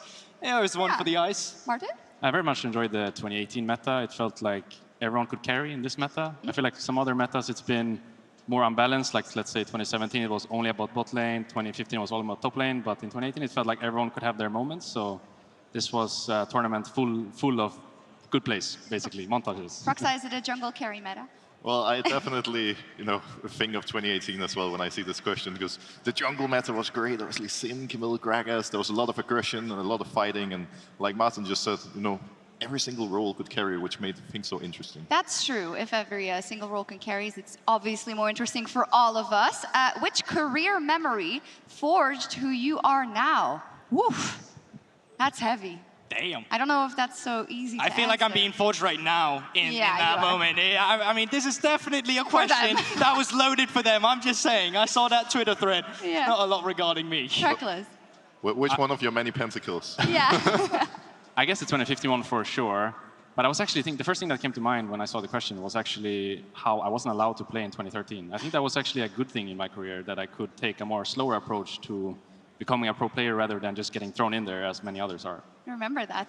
Yeah. We had like interviews before you could even start. Yeah, back in 2012, yeah. Crazy. What a career it's been. Broxa, how about you? Well, I was actually thinking similar 2017 spring, where I started out on the academy team. I didn't think I would have a chance on the main team anytime soon. And from one day to another, I was playing with these guys that I had looked up to for years. And that year was just so crazy for so many reasons. Oh, unbelievable. And still a long way to go in both of your careers, of course. As for GB, we have a specific question for you. Which ERL is the best, and why is it Prime League, not biased fan? Okay, it's Prime League because they have Unicorns of Love this time around, Sexy Edition, actually looking good at the European Masters and would be one of the teams that could try and contest with the LFL. And second off, they share the same studio with NLC, which is the Northern League studio, so that's why they're the best. Reckless, you have something to say about that? Well, I think you already know what I think. But since I'm not playing at the Masters this time, it's hard for me to take responsibility. But it seems like all the guys are doing well over there anyways. You are so diplomatic. Okay, next up. What are your favorite champions to watch in pro play? Lee Sin. Yeah. I hope we're going to see some Lee today. The chances are not too high. Not too high. I know both of them can play it. They do, but Lee is really fun, yeah. Thresh. Thresh? It has to be Thresh. I think he's the most well-rounded support. Lantern duty, hitting the clutch, Thresh hooks. I mean, Marta back in the day, Mad Life, those are some of my favorite moments as well outside of Europe. So for sure, Thresh as a champion. That makes sense. You want me to go as well? Maybe, okay. if you have one.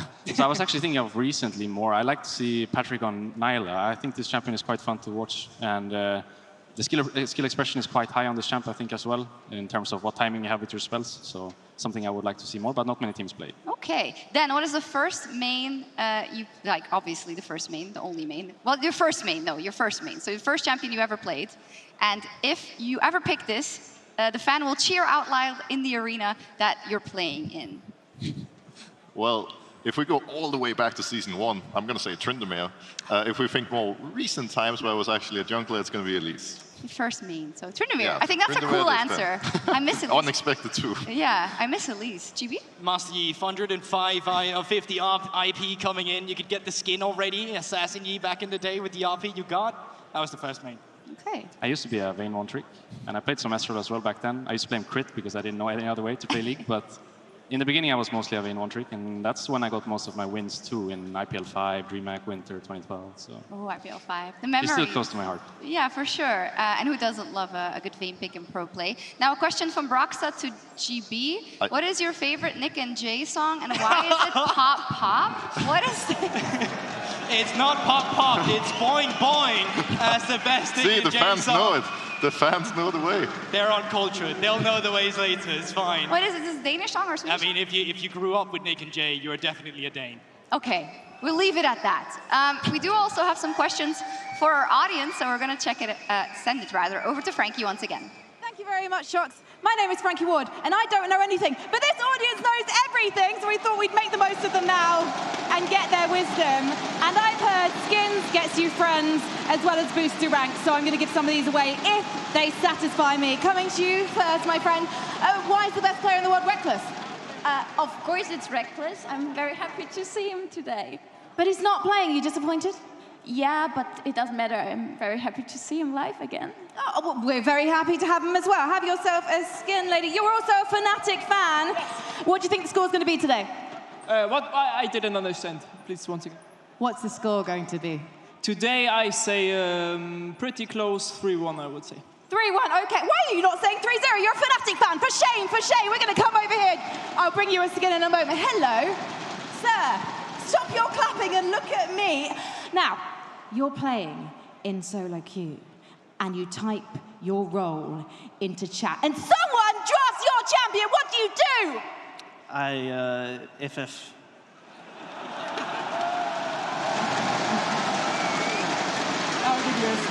You know what? It's been a long time since I shouted in someone's face. Coming over here. Hello, Rogue fan. Clearly a bit of a fan of the jungle. Let me ask you, is everyone sleeping on Rogue right now? Yes. And what do you think the result's going to be today? Sorry, what? What do you think the result's going to be today? The score? The score? Yeah, sorry. I think it's going to be 3-2. 3-2. Why is no one saying 3-0 right now? Why has no one got faith in their favorite teams right now? I'm going to come over to you, sir. I can see that you are a fanatic fan. So I've just got to ask something about the game instead. Is Yumi actually a sweet little innocent kitty? Can you repeat? It's fine. I'm British, no one understands me. We're in Sweden. Is Yumi just misunderstood? I don't understand. It's okay, I'm calling it now. She's not misunderstood. There's a reason why no one wants you to play her. We're gonna head to a break. When we come back, the analysts will be back.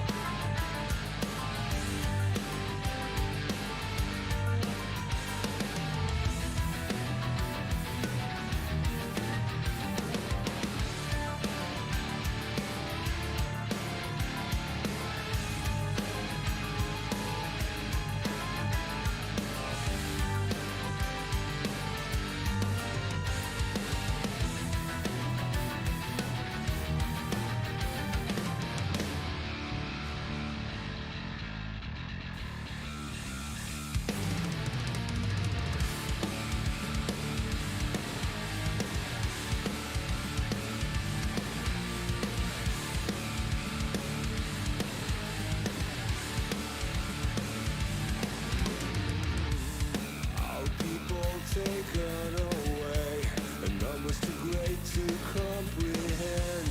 We cannot break, we cannot bend.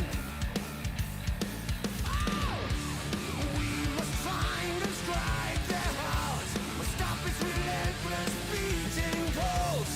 For these tyrants covered our world. Gather our people.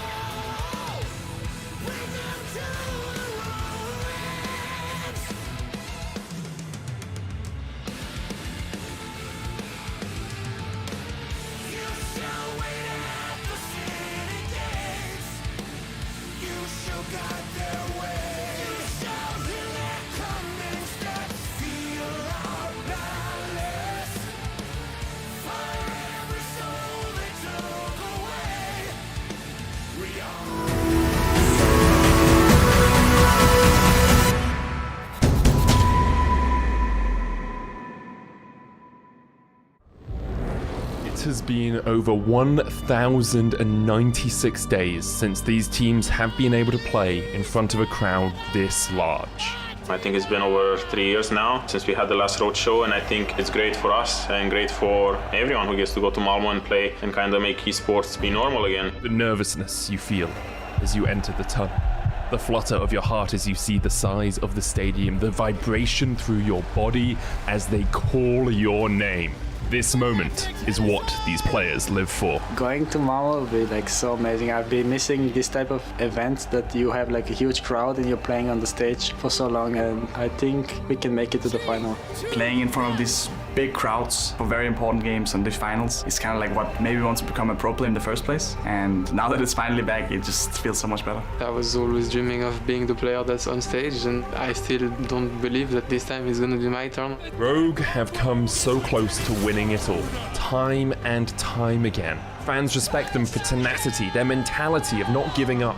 But for Rogue, the only thing they want respect for is winning. Cheering can easily go on the side where he's playing for so long, just give it to him, you know? It's kind of like a pity thing, and I wouldn't really want that because I want everything I do and every win I have to be hard worked and deserved, and if I don't win, that means I just didn't deserve to win. The G2 of old demolish Rogue. It might get into them that they just lost against G2 quite convincingly 3-0 and we're running over every team in the playoffs so far. But I think that pretty smart team and I think they'll put the effort to learn from their mistakes. We're not going to underestimate them and we're not going to the best of 5 that we are like the underdogs. We'll just try to play our game and hope it works. Mentality and momentum play such important roles in a team's success. And right now, Fnatic have all of it. When this team is put up against a wall, they become a different beast entirely. And they are determined to have another historic G2 versus Fnatic final. Winning a lot of games right now gives us a lot of confidence because throughout the entire split it was like always a win then a loss, and now we are winning everything, so I think that helps a lot. Humanoids on the backline, the Chaos Storm! A storm, a tempest for Mad Lions! Each of these players knows that the one they really have to beat is the man in the mirror. I'd probably say Fnatic is a bigger threat than Mad. I think Fnatic can have lower lows, but they can also have higher highs. But the biggest threat is ourselves, because if we show up and play the league that we can do, we will win against both. And if we show up and play the league like we did today, then we will lose to both. Larson slides in, but Caps dives back, a double! Being like the clear #1 team the whole year in EU, no one stands a chance in best of 5 against you. It just boosts your confidence so much going into Worlds, right? Because if you're not even the best in EU, how can you be the best in the world, right? You don't go into that stadium thinking of how you can beat your opponent, but instead you focus on your own game, your own teammates, and your own playstyle. Only by conquering yourselves can you truly be the best. Wanted to lift the trophy since the last time I lifted it. Winning another LEC trophy would be a dream come true.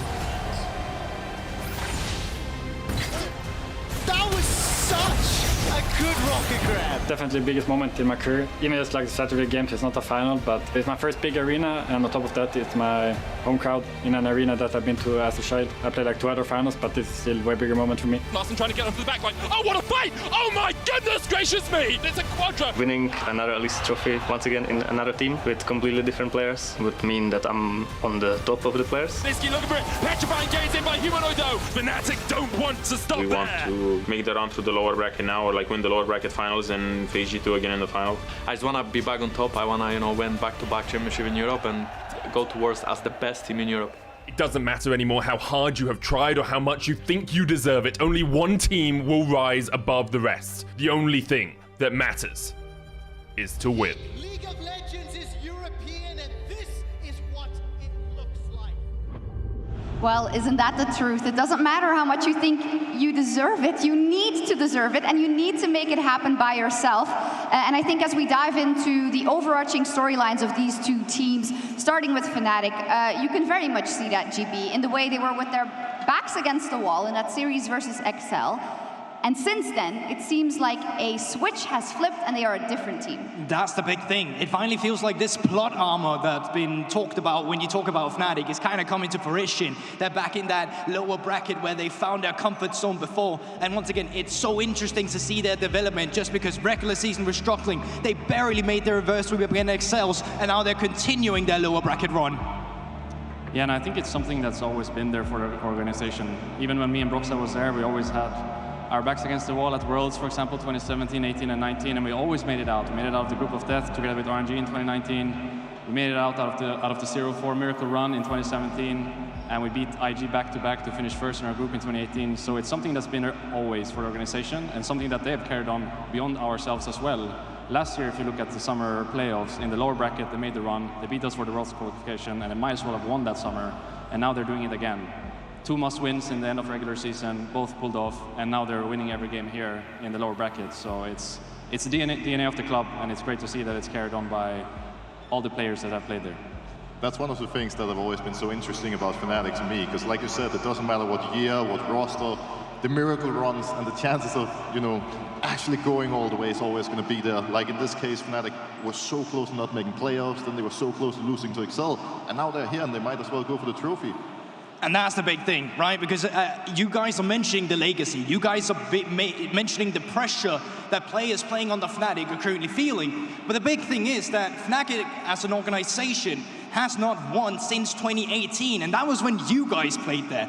It's been a while since Fnatic has been up there to kind of fulfill the legacy that their players and fans are currently having as expectations towards them. But I think the big thing is, and the question on everybody's minds this time around, with the lower bracket run, with how good they're looking currently, how far can they take it? How far can they go? And when you talk about needing to step up at the right time, we have some examples of that in the lower bracket run. Razor Broxa has been on a tear. Razor has been absolutely amazing this playoffs. He was someone who went a little bit under the radar during the regular split, but now he's all over the place. And I would say he so far has been the key player for Fnatic.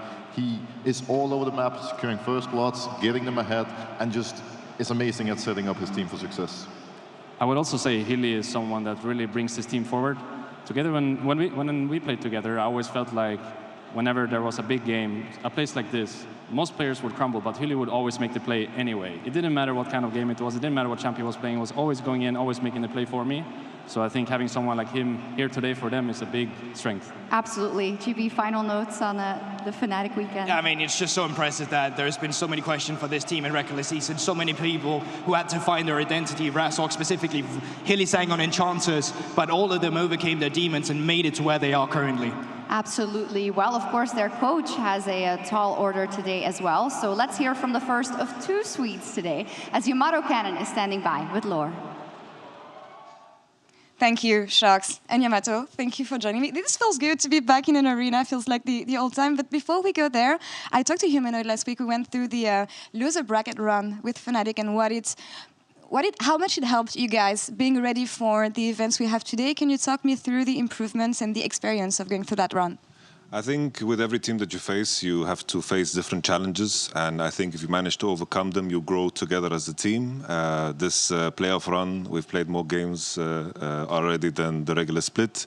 We had an opportunity to learn so much, and we've been pushed on different levels, and through that shown a new version of ourselves. So I'm very happy that we actually got to make the run, because in the end, if you lose early, like, what does it matter? You're going to lose in the upper bracket or something like this, it doesn't matter, you need to beat them all. Yeah. Ramping up to be ready for today. Hopefully, a couple words about Rogue, their run, and expectations when it comes to facing them and beating them today. I think Rogue is a decent team. I think they managed to piece things together and follow through on an identity. We are going to go into the match expecting the best version of Rogue, and we can beat them bringing the best version of Fnatic. I think today we will win because there is no way we will lose. So Rogue is going to fight against a force that cannot be stopped. I absolutely loved what Wonder said on Twitter. Shows a lot of dominance when it comes to today. But let's focus on Malmö. Being back in an arena, it's been so long, even for the players who have experienced that they have been in a kind of stage like this. What does it change for you as a coach and also as a team to play in this environment? I think it just feels so much more rewarding. The feedback of the crowd and to truly live in the moment, that feedback is so tough to recreate, and you get kind of reminded of why you do everything. It's like, why are we doing all of this? Is to be in front of the crowd and play the big matches and really surf and enjoy the moment. So that's what we're looking forward to. All of the boys have had past experience playing in front of big crowds, and we're all super excited to come back to it. And for me to be here in front of my home crowd and to have my family here, I'm super excited beyond words. Anything you want to say maybe in Swedish to the audience or family who's going to be watching you today? I just want to say, jag älskar min familj. De är här utanför och de kommer vara i publiken och kolla. Jag älskar Sverige. Jag hoppas ni har inte glömt bort att jag är från Sverige. Jag rappar Västerås självklart. All in all Fnatic fans, wherever you're from, the fact that you travel all the way here, you're watching from home, I appreciate all of you. We're going to make it happen for Fnatic and for everyone that has supported us and worked super hard to get us to this point. Thank you for the translation, and also thanks for the interview. Best of luck today, Yamato. Thank you very much. Shox, back to you. Thank you so much, Laura. Awesome to hear from Yamato there. But let's start talking a little bit about Rogue. They are here today. They've got their fans, they've got their family, and we brought someone extra to talk about them. Finn. Hello. It's great being here. I'm looking forward to seeing Rogue play today. I think they have a great shot at making a redeem story. I think the story for Rogue has been, they've been strong in the regular season. They've had this expectation growing, but with growing expectations comes the struggle to actually finish it out cleanly.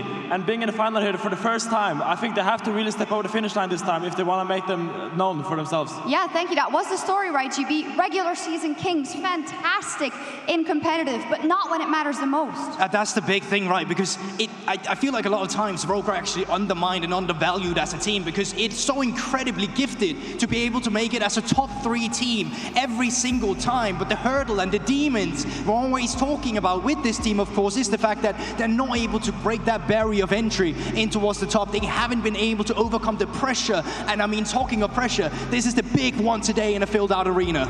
But it could also be that this was what Rogue needed all along. They needed, you know, the arena we're standing in right now to get the last bit of performance out of themselves. And I think we can expect Rogue to show up big time today. Yeah, you have to talk about Larsen versus Humanoid in this offline final for the first time since ever. Larsen versus Humanoid, 2019, Larsen 3-0 Humanoid. 2020, Larsen beats the Humanoid. 2021, Humanoid dominates Larsen in the playoffs. How's it going to turn out this one? We don't know. Yeah, I love that you called out that rivalry, and it's actually the most seen mid-lane matchup now in Europe, right? But the fact that it's never happened here, GB, in front of all of this, is this going to allow Larsen to go that extra mile? Yeah, that's the big question for everyone, I feel like. And I think the big one here as well is that it's so close in between all of them. Like, it's just one game separating it. When you think out the story of all we've had of LEC, I think a lot of people would have think, well, Fnatic and G2 surely, but these new guns, these new players who's been here for a while now, they're really trying to leave their mark. And today would be a pivotal moment to really get across that barrier. Yeah, and you can't take the focus away from the top lane. Odamna versus Wonder, playing since 2016. It seems like forever they've been playing in the top lane, and they've been played against it so many times in the finals, or not in the finals, but in the playoffs, and I don't know how it's going to go, but I know it's going to be a battle up there. You know what's funny about those two matchups? They're like one game apart in terms of how many each have won. For Odawamne versus Wonder, it's 26 Odawamne, 27 for Wonder. So Braxa, I think this is just a great illustration of how some of these teams have been newly reforged, have some newer players mixed with older players, but you see a newer generation that is having so many matchups like the Larsen and a Humanoid. Yeah, it's interesting because when I played in the LEC, these guys were all new. They had barely been here yet for more than a year. Now, these are the ones that we expect to perform when it really matters, that are going to take these organizations to the next step and win a trophy for them. Finn, as your last words, since there's a lot of Fnatic fans here, do you want to rile up the Rogue fans and tell us why they will give us an amazing best of 5 today? Okay, I know it's been a rough road for the Rogue fans in the best of 5s, but I think today, Rogue 3-1. Let's hear it.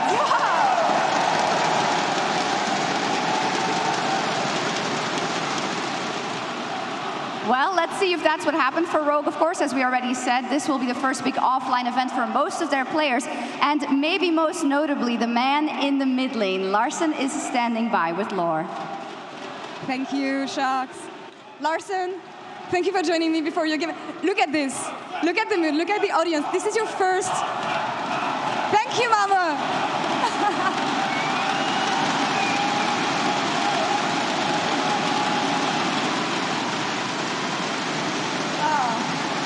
This is your first time in an arena like this, and especially in Sweden. Tell me about how special is it today to be here in this audience when you hear all these people cheering for you?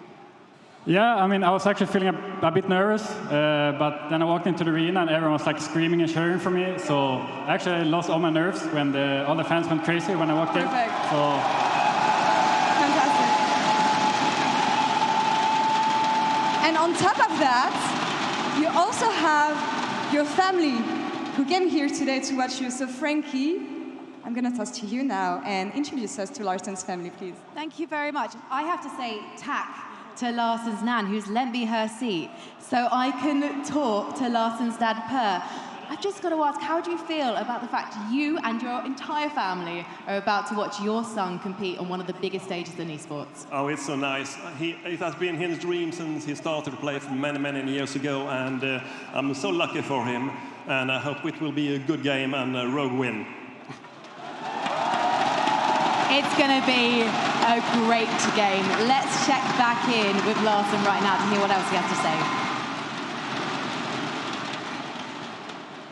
I always love it when you hear about parents being proud, parents showing up to support their kids, to support the success you established throughout all these years. What does it mean to you to have your family on site and the fact that they had your back for all these years?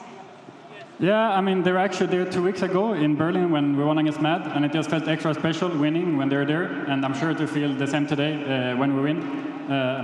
So yeah, I mean, mainly it's just insane to be in Sweden. This might be like once-in-a-lifetime experience to play in front of the Swedish crowd, so yeah, it feels insane. Too many more crowds for you, hopefully, but earlier when I talked to Yamato, I let him say some words in Swedish, so you're in the arena right now with all the fans cheering for you. Anything you want to say to these fans today?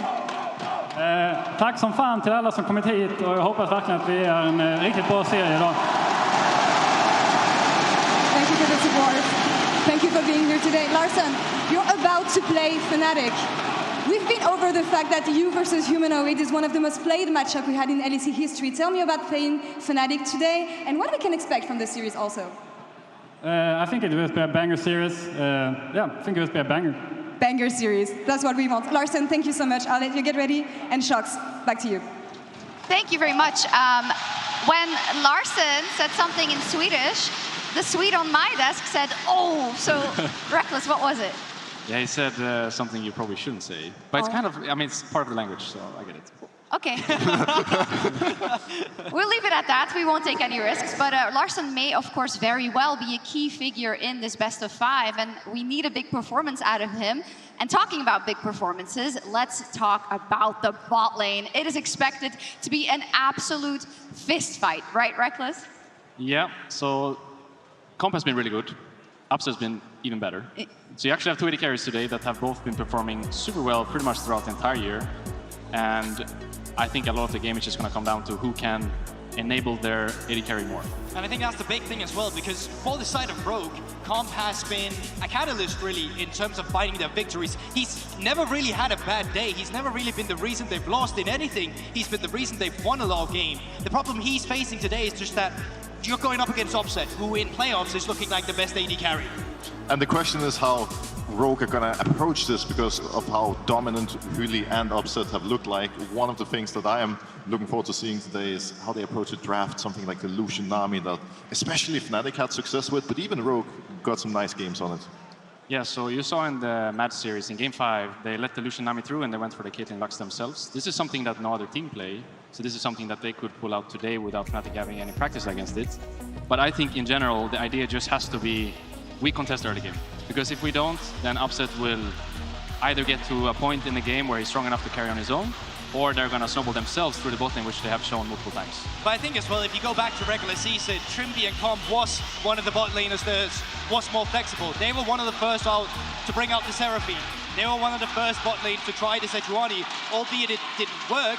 They have shown they've been willing to try and use things we haven't really seen before to take control of that 2v2. Reckless, are you saying that if they go for the handshake, Sivir, Zeri, the normal matchups, let's say, Rogue would not have a chance? I would probably say they don't have a chance, yeah, because you can also see from the teamfight stats that Fnatic is one of the best teamfight teams we have here in Europe, and Rogue is so far one of the worst, at least in playoffs. So I don't think this is a strategy you should rely on to win the games. I think you should rather than contest the early game as much as you can. Maybe make something special in the draft in the bot lane, maybe make some early invades, maybe just do something out of the box, because if you let the game go as it normally goes, I think Upset just shines. And I think that's one of the beauties of these best of 5s, that going into the first game, you can do anything. You can have any strategy prepared and just throw a curveball, see how it goes, and see if you can catch Fnatic off guard. Well, GB, I think you're going to show us over at the Telestrator about some of the early shenanigans coming out of Fnatic, because Reckless, the game doesn't start in lane, it starts before that. Yeah, so the whole bot lane thing actually starts when the game starts. It's not just about avoiding a dive, it's not about winning your lane, it's about how do you set up the whole team around the map towards bot side. So Guborg now will show you a little bit of that. That's perfect, Martin, Yeah. thank you. I am standing by with a clip where we had Fnatic against Misfits not too long ago, and what's really important about the clip that we have here is that we're currently in a situation where Fnatic wants to go for a late invade. They've done this countless of times as well. It's not just against Misfits. And as you go into the clip, you'll actually see that we have a 3 versus 3 coming through from the mid, or from the jungle support and AD carry. From the side of Fnatic, it's with a Kalista and Trundle, so they pretty much win the 3-3 no matter what. But from the side of Misfits, you can see they've actually tried to be defensive, but as we roll up the clip, what you'll really see is that you can't contest the 3v3 when you're playing into a Kalista and a Trundle. What Misfits have tried to do is that they want to split the map, and Fnatic has this intel as well. I think Fnatic's super happy about this, because as we pause the clip, you'll actually see in this situation, they're going to be splitting a map. From the side of Misfits, Samsara can only play up towards the top side, and from the side of Fnatic, they are going to be playing towards the bot side. Now Misfits, they're playing for a lane where they're playing into Ornn. They don't mind that at all from the side of Fnatic, but down on Fnatic's side, they're playing with Renata and Kalista, who can take lane priority, they can stack up the wave, and they can look for a dive. So as we roll out the clip, that's exactly what you're going to be seeing here. Haley is actually going to be super smart as well, because as they're pushing in the wave, he's just going to force the flash out of Neon. Now Samsara realizes, okay, I really need to cover my bot lane. We know Razork is on the bot side, so I need to help them. The problem he is facing now is that they're still in this 3v3 situation that they do not win. And you can see it here. Neon is just forced away from his turret. He's losing resources. He's losing gold. He's losing experience. And it comes to the point where now they finally need that 4th man. So if relevant, he's going to be TPing to the tower, but Samsara is going to be making that big mistake. He's going to be face shaking the Trundle and the Kalista and get blown up immediately. And once again, we've seen Fnatic go for this countless of times again and again and again with their early invades. And if they're allowed to create plays like this, they will just run away with the early game and eventually the entire series. Thank you for that, GB. Yeah, Reckless, I guess that illustrates your point very well. Yeah, and also it's something that Rogue struggled a little bit against Mad Lions in their first series in playoffs. So now that you have a team like Fnatic who's really good at it, and a team like Rogue who struggled doing the defensive play, this is really important today. And this is where the game starts. This is where the game starts, and it's all going to start as so often with the junglers. Broxah, we've got Razork versus Malrang. As said already, Razork has been having an amazing time so far, but Malrang, we know he's also fantastic. Of course, his early game numbers, they don't outshine Razork's right now because they've been on a tear, but he has what it takes. Yeah, definitely. I think the biggest difference between Fnatic and the Rogue is that Fnatic usually makes all these plays as a team. We saw it right here in the clip. Everyone's involved to make this happen. Whereas on Rogue, it's usually Malrang being the one-man army trying to make all the steps happen by himself. Yeah, and I think the big thing as well for Razork, out of the 9 First Blood, he's been part of 7 of them, and you can see a majority of them, they are down on that bot side. And it's because he likes to be on the champions like the Trundle as well, like the Poppy, where it's super easy to set up these dives. You can just see it in the montage we've just made of him, that it doesn't necessarily have to be the bot side either. It can be up towards the top side, it could be in the mid lane, but all we know is that he's a driving factor for this early game. I guess, Reckless, there's where it gets tricky, right? Because you can't leave the bot lane of Fnatic on its own. You can't gamble on also not helping the other lane. So what would be your advice for Rogue? I think instead of trying to look for the defensive play over and over, which would be the natural course of action, I would look for a proactive play myself. So instead of waiting for them to late invade, trying to cover that, make your own late invade. Make your own pressure in the bot lane. Make sure that Razork has to be somewhere, he can't just run around and do whatever he wants. I think the difficult thing about that is just we haven't seen that from Rogue, and that is the big thing going into it, because when Rogue were playing against Mad Lions, they were the one being late invaded. When they were playing against G2, it's the same kind of thing, right? So I think these are the expectations we've had of them and seen, and now we want to see them improve on it as well, to the point where either they have that proper defensive vision or whatever you need to really have that man advantage where the top laner being down there, or you need to be aggressive on your own, which is something we haven't really seen either. I feel like it's a lot in favor of Fnatic. Does that just have to do with the fact that they've just been on so much of a tear? They've played so well throughout the lower bracket, and from Rogue, the most recent tape we have, unfortunately, is the G2 series and the MAT series, which they did win, but was a difficult one to win. Is that warping our thoughts about Rogue and about our expectations about what they could show this weekend?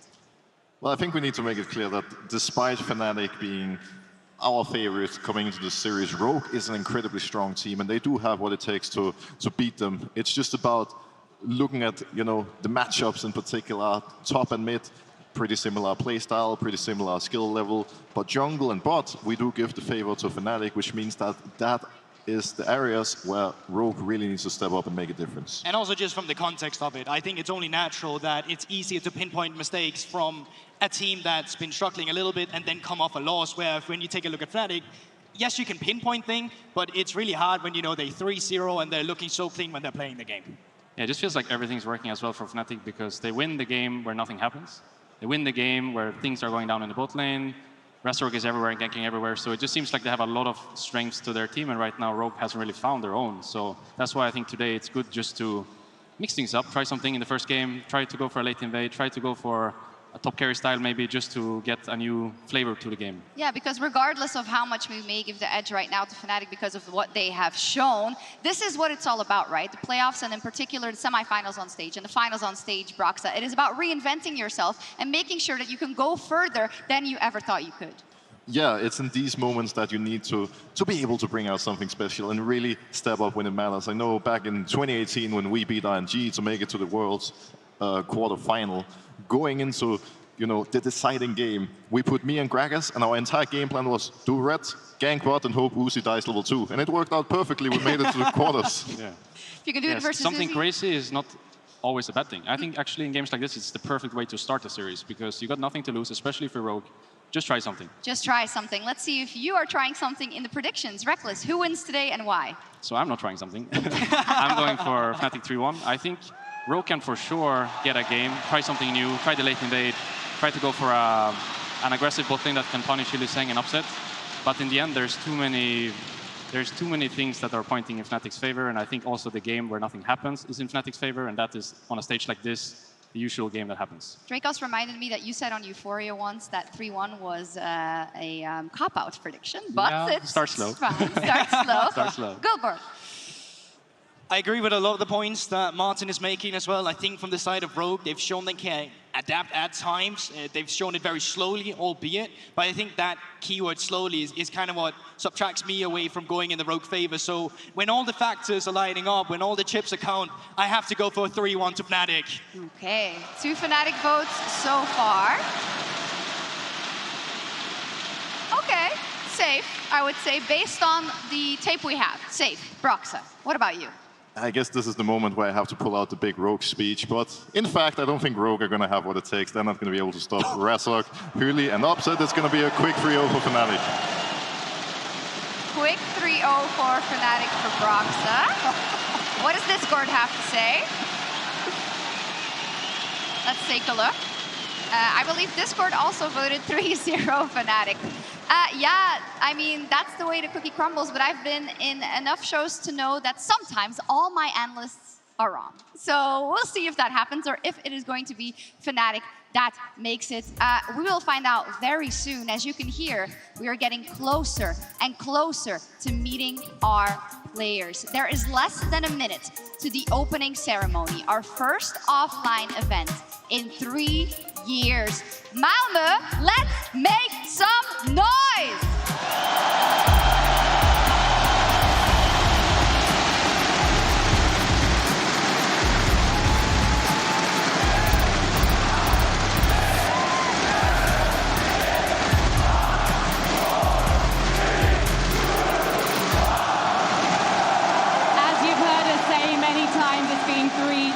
Since we saw your LEC Playoffs champions decided in an arena, but now we are back.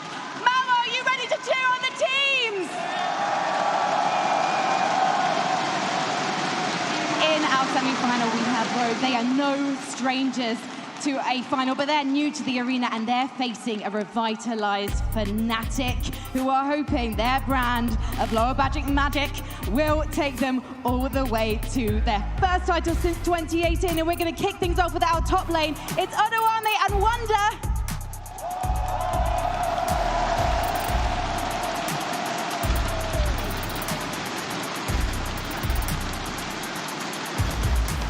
Bringing raw fury to the front lines, it's your junglers, Maurang and Razork.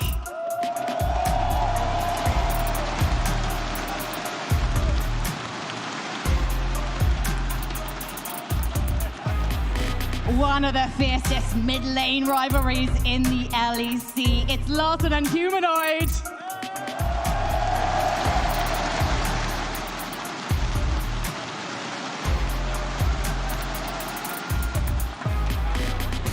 For blood in the bot lane, it's Comp and Upset!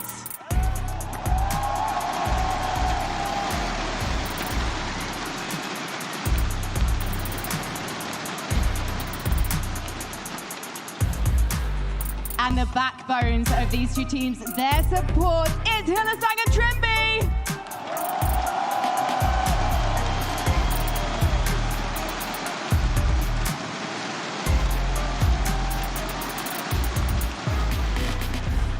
Their coaches, Yamato, Cannon and Freddie, are joining them on stage right now. So one last time out, let's hear it for the teams!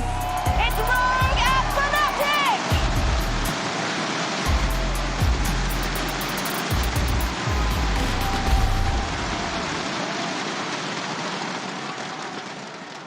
What a weekend we are in store for. I'm Medic, this is Bedius. At the end is Cadril. You all know who we are by now. But what a day of League of Legends we're here for tomorrow. Obviously, the winner of this plays up against G2, and I am so pumped to be back in an arena. It's incredible, really, isn't it? A lot of people are favoring Fnatic coming into this series, but Rogue might bring out a little bit of magic that we saw against the Mad Lions. I'm just so excited to get into game. We've been speculating what the draft is going to bring. Will we see a different shade of Rogue compared to what we saw them last time? Will Fnatic make the same run that they made last year, all the way through the lower bracket into the finals? So many things on the line, so much at stake. Both these teams fighting for a spot in the final tomorrow against G2. And what a fantastic crowd we have here to enjoy the games with us, eh? Honestly, just incredible. I love casting in arenas, feeding off the crowd's energies. The players love it too. We heard them talk about it in the build-up, and now we are getting ready to get into draft for game one. And guys, there's been a lot of speculation on the desk talking about whether it's Fnatic favored, whether Fnatic have the momentum. I want your insight on how you feel this series is going to play out. I really think that Rogue need to target jungle and bot lane. I think it's very clear the way Fnatic plays the game. They like early game junglers, and they like playing mostly through bot, depending on what they get through top lane. Winner's not shying away from things like the Renekton or the Gwen, so we'll have to see how the draft plays out. But Rogue have a few options that they've played in the regular season that maybe they could play out in the playoffs. Yeah, the big question that Cadril and I have coming into this draft is, what happens with the jungle matchup? Is it Poppy Trundle, or are they removed? What about the bot lane? Will we see the priority on Draven and Kalista? Will they be prioritized, or will they simply be banned away? Will we move back to a more conventional AD carry role of Sivir versus Zeri? What's going to happen with the Yuumi? Do these teams even care about it, or are they going to completely move away from it? And all of that is even without touching on the mid lane, right? Azir, Sylas, Ahri, LeBlanc, how crazy these mids want to get when it comes to these champions. I think Lissandra Talia could be really big for Rogue. That's the noise I like to hear. Let's get ourselves into the draft. Game one between Fnatic and Rogue.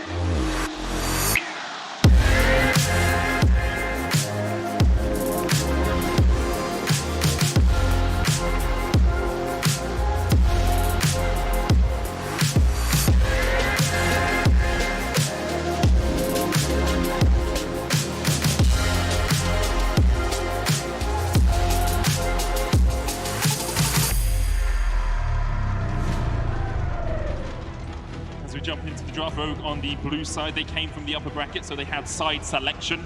Blue is their choice. And what we have seen, Draven, Kalista bans a lot from Fnatic. Immediately, the Rogue are going to take away the Trundle. Now, the biggest question we have is, does Rogue want to force a first pick Poppy here, and does Fnatic want to ban it away? We'll see that in the second ban here, because Kalista's down, Draven's still up. We've still got a lot of power picks left available. Things kind of going as we expected so far. Fnatic choosing to remove some of those big power picks in the form of Kalista. So there it is, the Trundle Poppy. The big debate that you and I had around what then becomes the priority, because things like Sejuani suddenly rise to the top of that priority list. Fnatic, though, going to choose to remove the Azir away from Larson. The question is now, do they remove Lulu? Do they remove Lucian? What's the next big ban? Yeah, I think Lucian's a good target. You just hit the nail on the head there. Lulu ban for a Yuumi first pick. Yuumi ban maybe to secure something like the Lulu Sejuani you just talked about. But I think the wild card pick here is Jarvan. I'm not sure if Fnatic play it. Does Razork want to pick the Jarvan?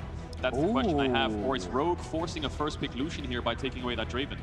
The Draven respect over towards Upset. Rogue are concerned about it, and they were worried about whether or not Fnatic would actually choose to take it off the board. Expectations are, especially when you look at the playoffs, Fnatic typically, Draven Kalista, Draven Kalista, Draven Kalista, that has been their prio bans.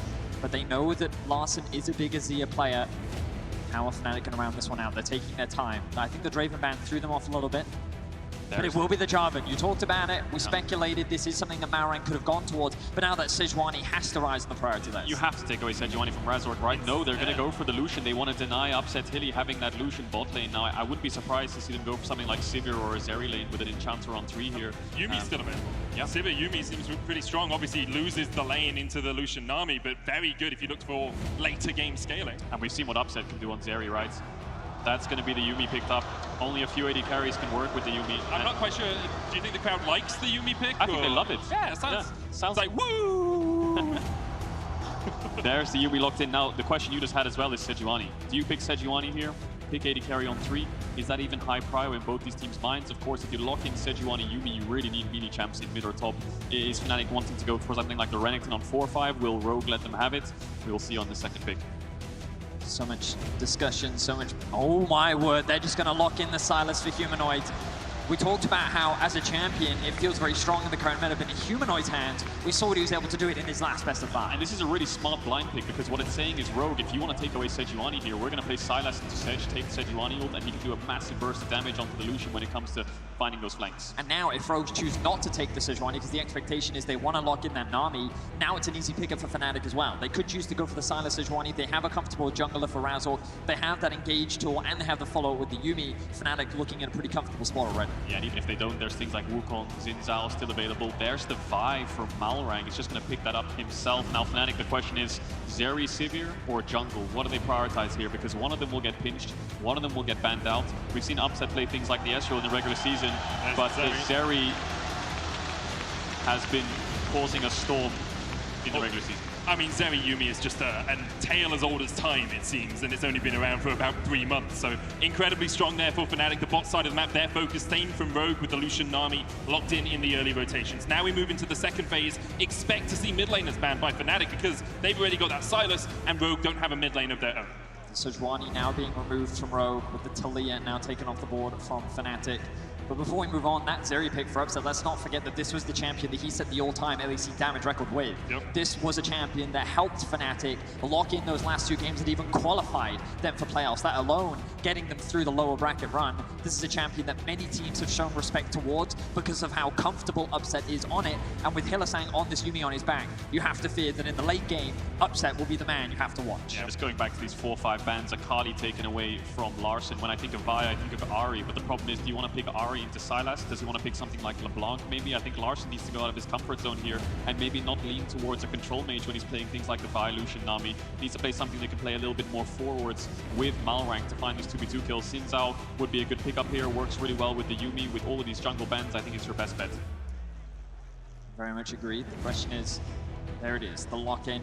Fnatic taking their time there. How will Rogue now look to round out their draft? We're looking for a top laner, and we're looking for a mid. A little bit more engaged could be an option, but you want to be careful about locking something like an Ornn into the Sylas. They will choose to go for the Ahri for Larson rather. Question is, what engage can they get now? I would be very scared of blinding Sion here because of Aatrox. Exactly, that's it. Aatrox Yumi would be so powerful now. That opens up Wunder to go for things like Gwen or Renekton if he wants to on 5 here. So Rogue smartly saying, if we blind tank engage here, they will get Aatrox Yumi, and it's not going to be a good time for us. But there are other things like Camille that could work into Aatrox, Fiora, Jax, these kind of split pushers. The question is, what does Wunder want to go into? Does he want to take that side? Well, I think the thing is, you also don't have a huge amount of engage on the side of Fnatic. I was wondering something like a Gragas for the disengage and then let the Zeri really open up.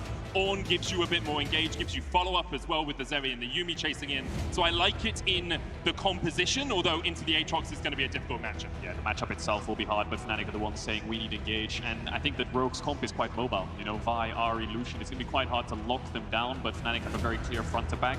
The biggest question we had for Rogue when it came to their team fights against G2 is, why aren't they flanking more? Why are they just going head on? With Ahri and Vi, I think they need to find those angles, because in a front to back, Xin Zhao Ornn is just a stronger front line. So far in our playoffs, Razork has really been the MVP for Fnatic. Many have even argued that he's the MVP of playoffs in terms of his early game impact and what he can do. He's going to be playing to 3 pushing lanes from Rogue. They're going to have so much agency in the early game. Eyes will be on what he is able to do to find these early game advantages for Fnatic. Because if they can get to the late game, we know they have the power to win out on the 5v5. It's going to be a bloodbath on the Rift for game 1. Both teams are likely comfortable with their compositions, and we're only getting closer to seeing who gets one step closer to the finals tomorrow. And this is the game where the jitters kick in. You know, first time on stage for a lot of these players. First game, comfort is key. Playmaking needs to happen. They have to be decisive in these fights, especially with Rogue's composition.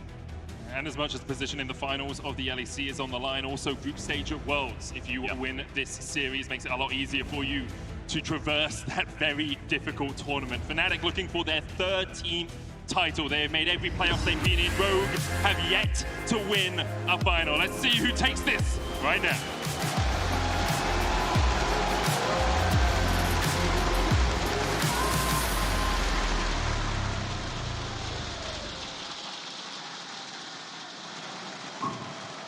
onto Summoner's Rift we go. Rogue with their triple threat comp. Fnatic opting to a safe side, top side, as we expected. Not many lanes for Fnatic to play through in the early stages. I think Razork mostly looking through mid, unless he looks for any kind of cheesy level 1 gank bot. We think of Fnatic, we think of late invades, but this comp doesn't really have that level 1 strength. Well, when he has a champion like Xin Zhao, he may very well be able to find something cheeky. Let's keep our eyes on Razork and see what he is up to in this early game. Okay, lads, you've been serious enough. Here we go. Everyone, Comp has played his 100th LEC game in this game. I can't get the graphic to come up, but I want you to cheer for Comp. 100 LEC games, second ever playoffs, fighting for another finals. Congratulations, Comp. Congratulations indeed. You can now go back to the series. It's crazy. Well, I mean, it's crazy to think how far Comp has come. Let's not forget that he was benched on that Vitality roster. There were questions around how good he was and how competitive he could be here in the LEC. But now, back-to-back, he's fighting for top 3 here in the LEC. He is one of the best AD carries in our league right now. And a lot of pressure is going to be on his shoulders. When you run the Lucian army, lane dominance is the expectation. You need to be winning out on those 2v2s. If it's a lane that we can expect Rogue to look to play around in the early game. And that's interesting because if you think back to AD carries in Europe, Perks, Reckless, Hansama, very reliable, experienced AD carries. This time around, we've got players like Unforgiven, players like Comp, who are very new to the league, and now actually accruing up to 100 games is a bit of a surprise, a bit of a change of the guard. So we'll see how they perform in this Lucian Nami matchup. Of course, taking it away from Upset and Hilly. This matchup doesn't really have the strength level 1. It needs level 3, of course. So they will get pushed in a little bit early, it looks like. But when it comes to the mid game and they're contesting mid waves, they'll have a lot of kill pressure when the Lucian has Gale Force. So I think both bot lanes are pretty happy farming up as both junglers path down. You can see as well, Odoame conceding the push for the time being. Early levels, Aatrox, the strongest wave clear. Just going to let Wonder pushing, especially with Malrang pathing away from him. We can also see Razork doing rafters into red in towards his Gromp. Will now have that level 3. The question is he going to look to try and do anything on this stacked wave from Upset and Hillside? We've seen him do it multiple times. But level 1 dives, level 2 dives. Of course, it is this area uni, so it may be much harder to pull off. But for the time being, it looks like nothing too crazy coming up from Razork. Yeah, I think Rogue are the ones who need to play through mid, and Fnatic are the ones that need to match and shut it down. Razork just flashed into the bush. Larson doesn't know he's there. Humanoid needs his E if they want to make this happen. Razork looks for the gank. Humanoid looks for the chains. Larson flashes away, but the chase is in, and the flash is all that Fnatic wanted. So I think that they knew the river was warded, but the bush wasn't. So he decided to flash over the wall to avoid the vision to go onto Larson, expecting a kill. It's a flash for flash trade, but now Razork doesn't have flash. We'll see if Malrang finds him. He has that ping board down, and Malrang's the one who thinks he's being sneaky now, but Razork smartly warded that entrance. They have information on Malrang. He's just going to cover Larson, though, as that wave gets pushed underneath the tower. Larson now going to look to go back to base as Malrang makes his way up towards the top side. This is where Wonder now needs to be a little bit careful. They should have information of where Malrang is going. So that jungle matchup is one we've expected to be quite explosive over the course of this series. Razork, of course, since week 8, has really evolved as a jungler, has leveled up to a different echelon to how he has been playing during the regular season. Malrang has struggled a little bit to have the impact that he would usually like, but maybe he's able to have it here up towards the top side. Inferno Chain's going to land, Wonder has to flash away, otherwise he'd be dragged back and the chase is on. Malrang and Odo play first blood in Malmo.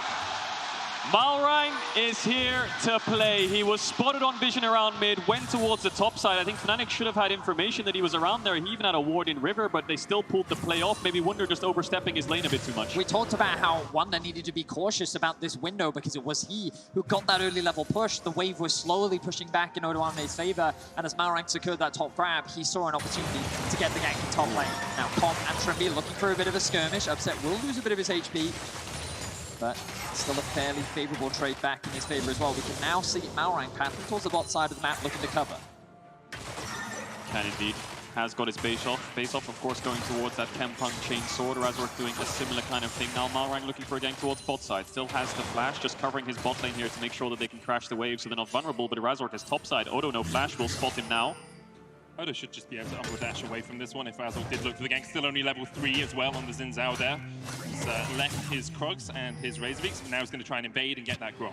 I will say credit to Wonder though, because he's got a pretty decent CS lead right now. Considering that wave will be frozen and Odoamne has to TP back, he was keeping the push in this matchup in the first 4 or 5 levels, so that kill won't hurt too much when he keeps this freeze going to get the gold back. Drops the Humanoid there as well. Great awareness. of where his jungler is and the assistance that he does not have. No information on where Malrang was. We saw Malrang looking for something in mid, but Humanoid was hovering towards the top side of the lane, avoiding any big fight. Upset now, full HP, looking for a Comp fight. has no mana. He's going to cleanse the Ignite, cleanse away, flash away. Comp as well should be able to walk back to the tower, but that's both summoners burnt for the Rogue bot lane. Nice try on the punish there from Fnatic. They thought Comp was overstaying, trying to crash this wave. They thought they could punish it, end up losing 3 sums for 2, and now Razork's back towards the top side. Odoamne went for the serrated Dirk first, going for Eclipse, I believe, so no Ninja Tabi or any kind of movement speed to escape those ganks, but the ward will keep him safe for now. You can see Razork trying to do what he can with the wave state in top lane. Odoamne once again showing a lot of respect. And it's one of those things where in an environment like this, where the pressure is at its highest, with the crowd behind you, or sometimes even against you, sometimes this is where the jitters can get to you, but when you have 2 veterans in the top lane like Wonder and Odo, you can see how focused they are as Humanoid now looks to go all in. Awesome, low on mana, don't know if he has Spirit Oh Rush my here. God. Humanoid with the chase. Oh, Spirit Rush flash! Humanoid claims the kill in the mid lane. That was incredible. Larson was just trying to push in the wave. He had 90 mana. It's 100 mana for Ari Spirit Rush, I believe, so he knew he had no flash, got the all-in, got a kill. Now Malrang Is back towards the top side to cover Odoamne on this wave. But that's what you want from your mid laner in a series like this. And we talked about being locked in. A Humanoid definitely is. He didn't expend his flash in that early gank. It was Razork that made the play. They got the flash out from Larson. Humanoid sees this window, sees the ultimate, goes to the all-in. Yeah, no mana on Larson. He has 90, so he has enough for a charm if he wants to use it, but he's trying to get his mana up, and by the time it reaches 100, Humanoid already has the flash to gap close. Drops the emote as well, so mid already going in their favor in a matchup where Rogue should just constantly have the push. But especially when this Silas was drafted so early by Fnatic, for Humanoid to have a really good play at the start of the series sets himself up so well for the rest of this best of 5. Let's not forget as well, there's a lot of history now between these 2 mid laners. It is one of the biggest and most played mid lane matchups that we have here in Europe. Right now, it is Larson that wins out ever so slightly with a 19 wins to 18 scoreline, but these 2 mid laners, ever since they've come in, have been hyper competitive and have fought many times before. Yeah, when Humanoid was on Mad Lions, of course, Larson's still on Rogue, now Humanoid's moved over to Fnatic. And let's not forget, there's only 3 mid laners that have won titles in Europe in the last 7 years. Yeah. Caps, Perks, and Humanoid. Humanoid now looking to win another. Fnatic need to win this best of 5 to make it to the finals tomorrow, so that we can have a Caps versus Humanoid, which would be the next most played matchup. Humanoid gaining a lot of experience and recognition, but a massive solo kill here in Malmö. And a really good start, of course. Rogue still holding on to an ever so slight gold lead for now. The advantage they've accrued in top.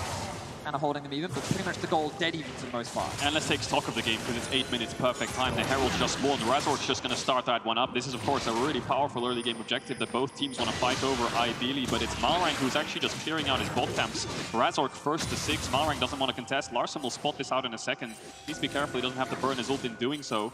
But Rogue just dropping an early game objective when they have mid and bot push in a top matchup where they got an early first blood. Well, neither teams are really Herald focused throughout the playoffs. 25% Herald percentage. They do both manage to gain a slight gold lead, or a relatively good gold lead for Fnatic, about 1,000 gold ahead. But overall, neither of these teams really like to focus that Herald as their first objective. Usually more Dragon on their minds. You can see that. I mean, I think it was one of the struggles for Rogue as well. Often when they were playing HG2, even if they found early kills, early advantages, they actually really struggled to convert it into further objectives. And Fnatic using these small windows to already get that early Herald. Rogue potentially looking for a cross map here with the Dragon, but don't feel confident right now. Yeah, we just saw Larson's ult in mid to try and get a pick onto Humanoid. Looks like Razork's going to face check here, needs to be careful. Doesn't have the pressing guards, can use it, knocked up with the season assist. Malrang getting chased down as well, stolen on the way, over by Humanoid. And for the second time, Humanoid finds the kill in the mid lane. Meanwhile, on the bottom side, the Connor coming out as Upset tries to dash and dodge away.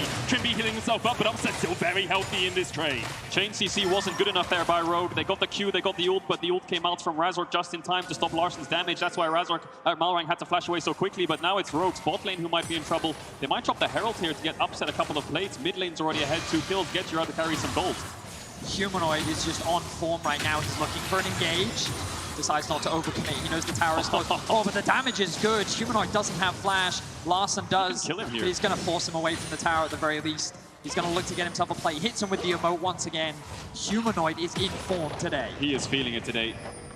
A man on fire. Solo kill into another kill from the 2v2, keeping the mid push. 700 gold lead for him now. And Upset looks like he wants to cancel the base of Comp. Will succeed in doing so, and Trimby will stay around as well. You see Humanoid and Upset already up near the top of that gold. Odoamne with that first kill, first blood up towards the top side, has a bit of gold for himself as well, but the Mid and bot side of the map for Rogue is struggling. We'll have another look at this mid lane play. So the chains you see, the airborne comes through, but there's a frame there where you can use the Sin's ult, so all of Larsen's damage just gets completely negated. So Malrang has to flash away because he can't finish off the kill. He's just used his full combo, and Humanoid just smartly taking ult to follow up. I mean, in these skirmishes, Sylas just has so much more power. The RE cooldowns, the second that they were gone, there wasn't another rotation that Larsen could throw out, so Malrang and Larsen falling short. Fnatic now find themselves with 1k gold lead, and we kind of take stock once again in the situation. Mid now has a pretty sizable gold advantage. The bot lane has been winning out on the 2v2. We haven't really seen any dive attempts from the side of Rogue, and Fnatic is only going to continue to scale up as the game progresses. And they still have that Herald in their back pocket. Rogue didn't even cross-map a Dragon. Their answer to this Herald was a gank mid, in which Humanoid didn't even have to flash because it was down in the first place. So now they have this mid to bot. This is the Fnatic bread and butter. You know, they didn't really have a bot lane to play through in the early stages, so Razork plays through mid. We think of Fnatic as a bot-centric team, but he seems really happy helping out his mid laner. Humanoid initially getting them ahead, Razork following up, and now they can secure this mid to bot. They'll have both neutral objectives in the first 11 minutes of the game. And if you're Rogue, you're looking at a 1,000 gold deficit right now. Humanoid very much on form with 2 kills to the good, almost got their Everfrost complete. Where are your next steps? Like, how do you start fighting back against Fnatic? Because all three, well, only top lane really won, but even there's a CS lead for Wunder. Your jungler is behind, your mid lane is behind, your bot lane is behind. It feels like grasping at straws for Rogue. It's a very snowball-heavy early game comp, isn't it, playing Ahri Vi? The ideal situation is having mid pushing to top, where Odoamne can stack waves and they can shut down the Ornn, but that's fallen apart to a point where Larsen and Malrang need to cover bot. Not ideal. I think they're going to have to wait for the next neutral or a pick. Full flashes coming up for Fnatic, though. Herald crashing. Well, fight kicks off. Fight's going to happen. The final chapter coming out as well. And there is the killing spree for Humanoid. 3 kills to the good now as Malrang falls. The stolen tide away from Humanoid will chase them away. The Rift Herald charged in. Thank you, crowd, for the cheers on that one as the tower falls as well. Fnatic like are 3,000 gold ahead. Yep, just like that, Fnatic have claimed so much control over the map. And you summarized it perfectly, Kadril, where a lot of this early game action needed to be happening through the mid lane. We need to see Malrang maybe working with Larsen to look for top lanes, maybe just try and shut down Humanoid, try and get advantages and unlock this Ahri on the map to then try and attack these sides. But ever since Humanoid found that solo kill, it's just been the Humanoid show. And props to Razork, because he knew that the only way Rogue could play the game was through mid, so he just uses his flash almost psychotically to get Larsen's flash to make so the mid pressure wasn't too heavy, allowing Humanoid to get that solo kill. There's another pick onto Malrang that we saw them do with their mid to bot, and now it's the Fnatic classic 1-3-1, have their bot lane towards mid. Upset needs to be very careful though, because they do have a lot of lockdown and a lot of gap close. If he steps up on this mid wave, he's going to die. Malrang there with the cease and desist, looking forward, warlocking up, but he's going to go the long way! He takes the highway to pain, does Malrang, as Upset can try and turn this one around. Hylissang trading as well, and Malrang so separated from his team that no one could follow up. I take it back, he has way too much mobility to get caught there, just pulls Malrang all the way across, and yeah, Larsen can't gap close that far, can he? Very smooth play there from Upset. We'll just disengage from that, and Upset, along with Fnatic, are now in a very comfortable position. They know that they have the scaling advantage. They can take their time, and now we kind of look at Rogue and we say, what picks can you find on the map? We can see that Humanoid is a little overextended in the bot lane, but then you question, can you actually win in a 2 versus 1 against Humanoid right now? Level 11, Everfrost completed. Meanwhile, Razork covering the top side of the map. Rogue is just looking for something, a small window where they can punish a mistake from Fnatic. The question is, will that mistake actually open up?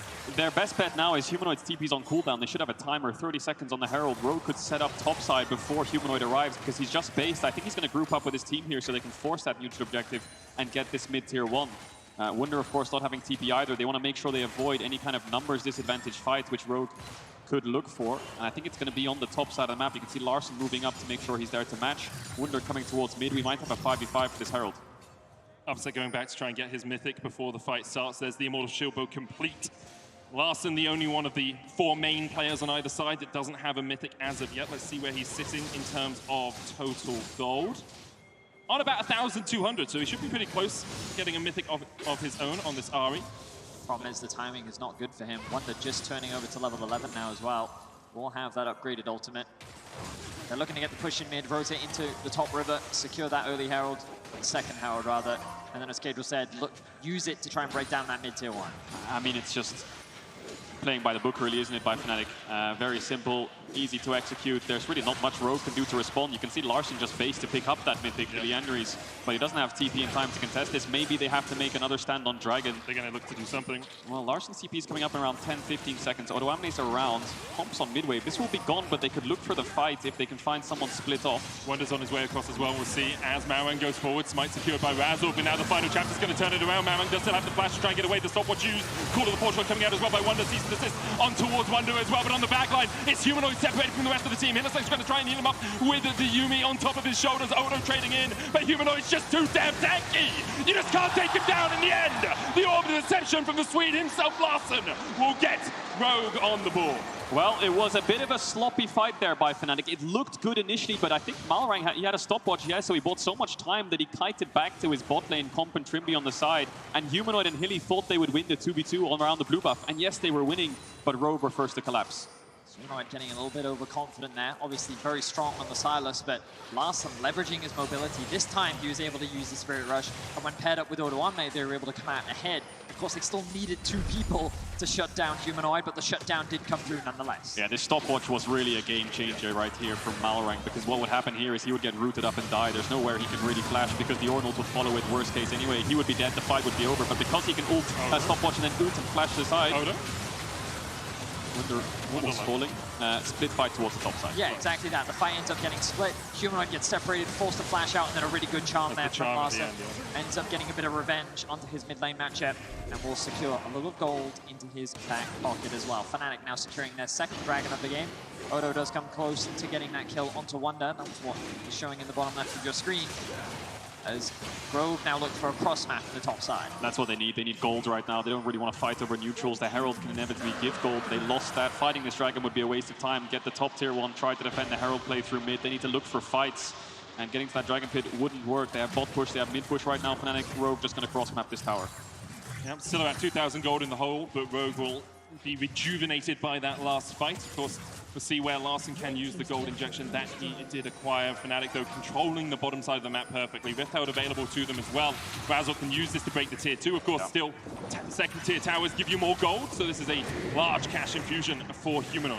Yeah, great play. It wasn't mid, it was bot. You're going to stay around for the local gold here, Humanoid? Yeah, okay, yeah. Good. If he walked away, that local gold would have gone into the ether, but Humanoid in range to pick it up. Now it's Fnatic who have so much pressure, don't they? Humanoid just constantly having bot push. Now Odo has to go back and match top. Upset's just coming out of base, building towards that second item, but Fnatic, despite that shutdown, still in the driver's seat. Yeah. And again, a lot of it comes down to how well Fnatic continue to play their early game. Not as dominant as what we've seen in the past from them, but it's good enough for the composition that they're playing. They know exactly what Rogue wanted to do. They've done a great job of being able to mitigate that. We can see the comp is further behind the Zeri. We can see the mid lane matchup, the jungle matchup. The only advantage the Rogue has is in that top side of the map. And I wonder how much pressure Odoamne can really throw down when you're playing into things like the Silas and the Zeri with such a powerful front line with which Fnatic is running. Rogue are running out of time, though. They're up against a comp of Fnatic with Ornn, Zeri, Yuumi. Yeah. So much scaling when it comes to these team fights. This next dragon has to be contested by Rogue, and they have to win it if they want to stay in this game. Alright, looking for Humanoid. Final chapter coming out. There's a cease and desist. Stopwatch going to stop them for the moment. Zonya's coming out the charm as well. Cullen going in, but Fnatic now looking for the fight. Razzle on the front line with Odo1. They're trying to trade blows. Call of the Portugal's going to hit onto Malrang. The knockup coming in as well. Wonder with a perfectly placed knockup there will get one, and that's the second for Fnatic. They find 2, and Rogue get nothing. Razzle still looking for the chase, but can't find any more, as Rogue are forced to walk away. There's no big objective on the map, but Fnatic can look to secure this mid-tier 1. Another big fight from Fnatic, and a great stopwatch comes out from Humanoid to buy time for the rest of his team to turn the fight in their favor. Fnatic once again coming out on top. And their reward will be this mid-tier 1. Malrang thought he could find that pick onto Humanoid, but it's a stopwatch that changes the entirety of the fight, and Wunder just really great follow-up and follow-through alongside Razork. There's really no damage for Rogue left when they're so split. Upset. It's in with the ultra shot. Flash forward, zap him to death. Upset looking for 2 under the tower, the double for him. And Fnatic are wiping Rogue off the rift. Fnatic feel at home in this environment. The plays, the confidence, they are just dominating their opposition. 5Ks, the gold lead right now as Upset picks up a double. He does indeed, and we're going to look back at the fight just prior to that as Malrang thought he had a pick. The stopwatch was great. The idea there is knock up into Charm, get the pick, and then Rogue split up and Fnatic stayed together as a ball. Wunder calls Razork to his side as Odo tries his best to fight against Fnatic. Humanoid jumping on top of him, Razork, but it's Wunder on the backline alongside Razork that just splits up Rogue to the point where they can't contest. And you can just see, this is a perfect example of the front to back that Fnatic want to leverage. Wunder and Razork on the front line with their damage dealers, picking their moments to come in and actually choose to fight. Fnatic feel very comfortable, their composition is fully online, and they're looking to dominate game one here. And you have to remember the difference in terms of competitive stage games in an arena between these two teams. Larssen, this is the first time he's been in an arena this big. Marang, the same. Comp, similar. Trimby, the same. On the other side, Humanoid's been at Worlds in 2019. Upset's been in arenas this big in the past. Wunder's been at MSI Finals and won the damn thing. Hylissang too. And now, Fnatic are looking for a little bit more up towards this top side. Razork thought he was caught, but he's just not. They can't take anyone down. Charm coming out, though. Beautiful play it here. Onto Upset, he'll be shut down. Hylissang able to dash away to Humanoid, but importantly, the shutdown goes to Trimby. Small blunder there by Upset. Didn't have Cleanse, doesn't have Mikhail's either. As he dashes over the wall, the Charm connects, chain CC, and he's dead. Needs to be very careful on his positioning. Fantastic double kill in mid earlier, but not having that flash means they're quite vulnerable. Can't afford to play so far up there. I think with Malrang dying, Fnatic had an angle towards the Baron, but Upset falls, and the map goes back into a calm state. We have seen this from Upset. He has felt very confident throughout playoffs, but sometimes he does make that small overstep with which teams are very quick to punish. And I think that Rogue saw a window where they could turn around here. That's why Malrang chooses to commit the ultimate. Either he's buying time for his team, or he's actually saying, hey, maybe we can fight this. But the second the Humanoid arrives, they realize they need to disengage. Then a good charm lands from Larssen to secure a return kill. Trimby getting the shutdown, obviously not ideal, but for Fnatic, they'll be happy that goal didn't go into comp. Upset knows, yeah, maybe I overstepped a little bit there. Just a little bit too eager to clean up Rogue. 15 seconds. This Dragon fight will almost decide the game, really, because if Rogue can win it and deny it, then they can buy more time to go towards Baron and start forcing that, depending on how many kills they can get. But if Fnatic get this Dragon, they're just going to run away with it. I think Rogue have to contest this. They have to find a fight. Maybe Odoamne can look for a flank. Malrang can look for a pick. Humanoid still has that Wild. Decent assist going in. Hylissang there as well, and Larssen just doesn't get an opportunity to move. He is locked down and sent back to the fountain, and Fnatic will get their third Drake of the game. Incredibly clean from Humanoid. We've really seen so few mistakes from this man today. He finds a solo kill, he's found the outplays, and once again he shuts down his lane counterpart in Larssen. He's looking to bring the score 19-19, and he's looking to shut down his rival once more. I mean, this Sylas is going to be a very big problem for Rogue moving forwards in this series, something you need to think about. I mean, even both carries of Fnatic stepping up right now and showing up in this game one. Wunder might be in trouble here. Odoamne with the Black Cleaver with the side lane. There's the TP though. Odoamne's going to pop the World Ender to try and get away from this one. Can dash across the wall. Can't see the timer on that as he flashes. Humanoid though still looking for the chase here. Counter TP, but look at how deep that is. Larssen is so far away from the rest of the team. Final chapter up towards the top side of the fight. Meanwhile, down towards the bottom side, Odoamne facing off against two members of Fnatic. Humanoid and Wunder trying to stare him down, trying to take him down before help can arrive. Odo still survives though. Marang taking an upset. Humanoid diving in. We'll get him with the Kingslayer, but Fnatic have lost two. It's 2 for 2 on the top side, and now Rogue are trying to close in. Can they find the kills? They're trying to base here, I think. They're going to get the recalls off. Can Larssen stop them? Flash! Charm! Wide! Humanoid misses the abscond and ducked as well, but Humanoid dives onto Trimby. That's one! He's looking to make it three. Can he make the outplay to win the game? That's two! Humanoid! You absolute monster! Humanoid goes and does it! 1 versus 3. He shuts down Rogue. Fnatic will secure the ace, and they call him Humanoid for a reason. Take a bow. He just almost saved the game there for Fnatic. There was so many picks happening. Rogue getting shutdowns. He tried to get his base off, but he knew the charm would cancel him. I can't wait to watch that replay again. Good presence of mind from Rogue. Larssen just ditching Odoamne, saying, I'll collapse with the rest of my team to shut down Upset. And Razork, Odoamne bought so much time. It looked like Rogue had found an avenue, the light at the end of the tunnel, a way back into this game. But Humanoid slams it shut, and now they're on the Baron. Such a beautiful play from Humanoid, of course.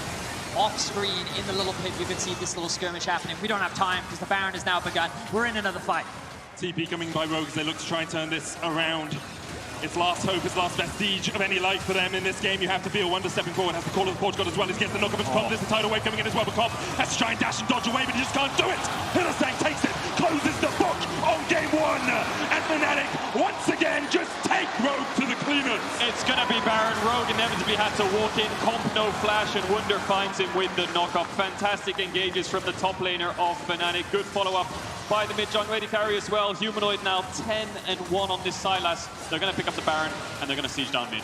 An unbelievable performance from Humanoid. He has been ramping up in playoffs, but a performance like this, Medic, you talked about it earlier, over the last 7 years, only 3 mid laners have stood atop Europe. Their names are Perks, Caps, and Humanoid. And this man is looking to do it once more. Larson forced to disengage.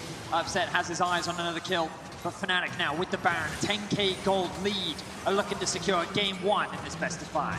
Fnatic playing on 2 lanes right now. Odoamne down towards that bottom side, trying to get the wave pushed in, but he's not even going to be able to take the tower. Doesn't have the TP, so he's got to dash back and join his friends and try and defend the Nexus and the inhibitor towers. Massive gold lead now for Fnatic there. Their best bet now that they got these towers is just to base, recuperate. 11,000 is pretty big. Yeah, it's pretty big, isn't it? So this must be, this is the Baron replay. So Wunder actually just tosses his Q out here and steps a bit too far forward, gets hit by the knock-up, and then the ult follows shortly afterwards. And Humanoid with the Vi ult has so much lockdown, even if he had flash here, he was as good as dead. It's the solo laners of Fnatic just stepping up. Just an easy fight for Fnatic. The turnaround is good, the engage is good, and Fnatic's team fighting throughout this game have been clean. It's a perfect example of how to play that typical front-to-back style. And Rogue, they have to be thinking about next game already, because being able to shut this Humanoid down, level 16 on the Sylas right now.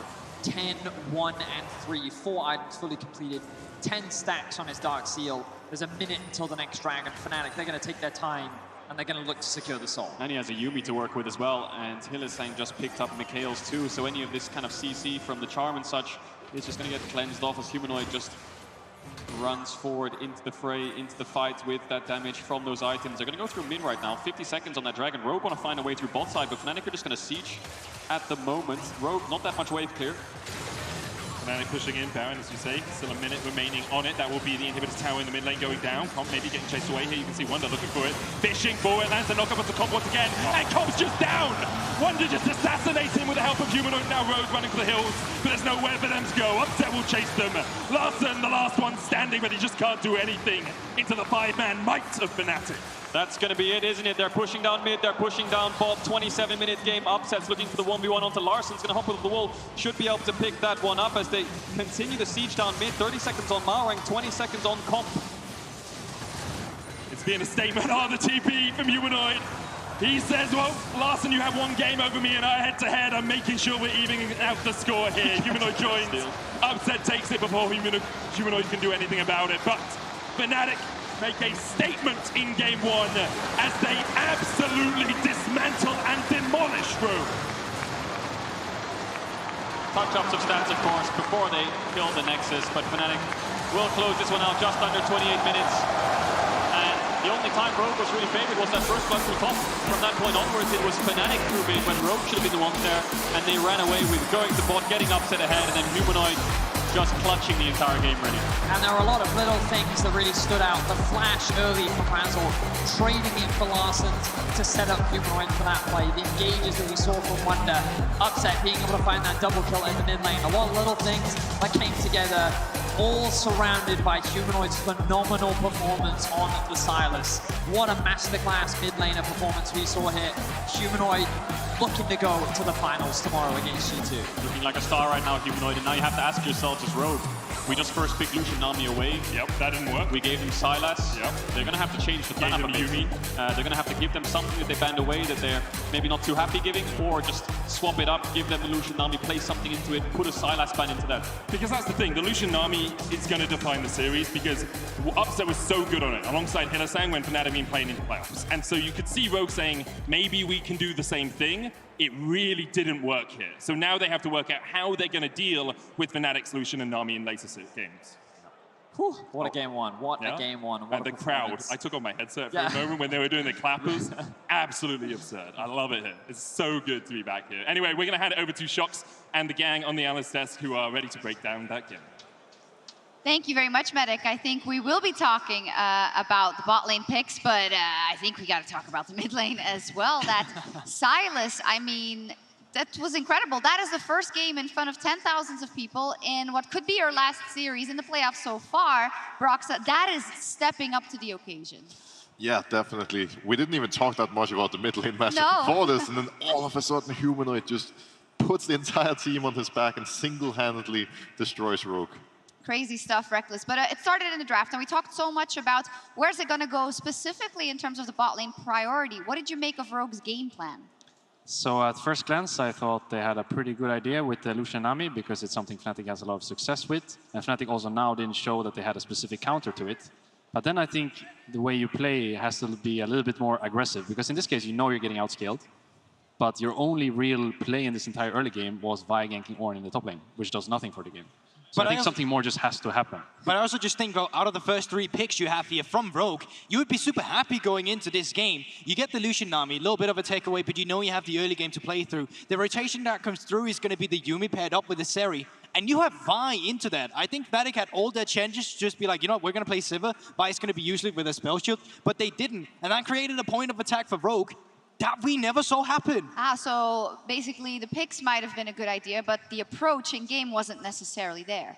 Yeah, so I think they just looked like Rogue always does, slow and methodical. And then I think a draft like this isn't really playing into your favor. Then I would much rather go for a scaling comp myself. So at least you feel like in the game, there's no stress or anything. Because in this case, I think the second Humanoid solo kills Larsen in the mid lane, everything falls apart and you're having this factor of we're getting outscaled. So I think removing that would be the first step to having a chance in this series. And part of what was so huge about the solo kill was that it led to them getting Herald. Normally Fnatic, they never really prioritized Herald at all, but now they got it. They used Humanoid's lead to help out bot lane, which was a big part of why this Lucian Nami never got rolling and they just quickly got to snowball. But also just coming through with a solo kill in the first game, and with Humanoid versus Larsen specifically, there's always been questions about this. So should this happen like that in the Ahri Sylas matchup? I mean, it can happen. It's why you see the Sylas be picked into the Ahri so many times. Should it have happened in this instance? I don't actually think so.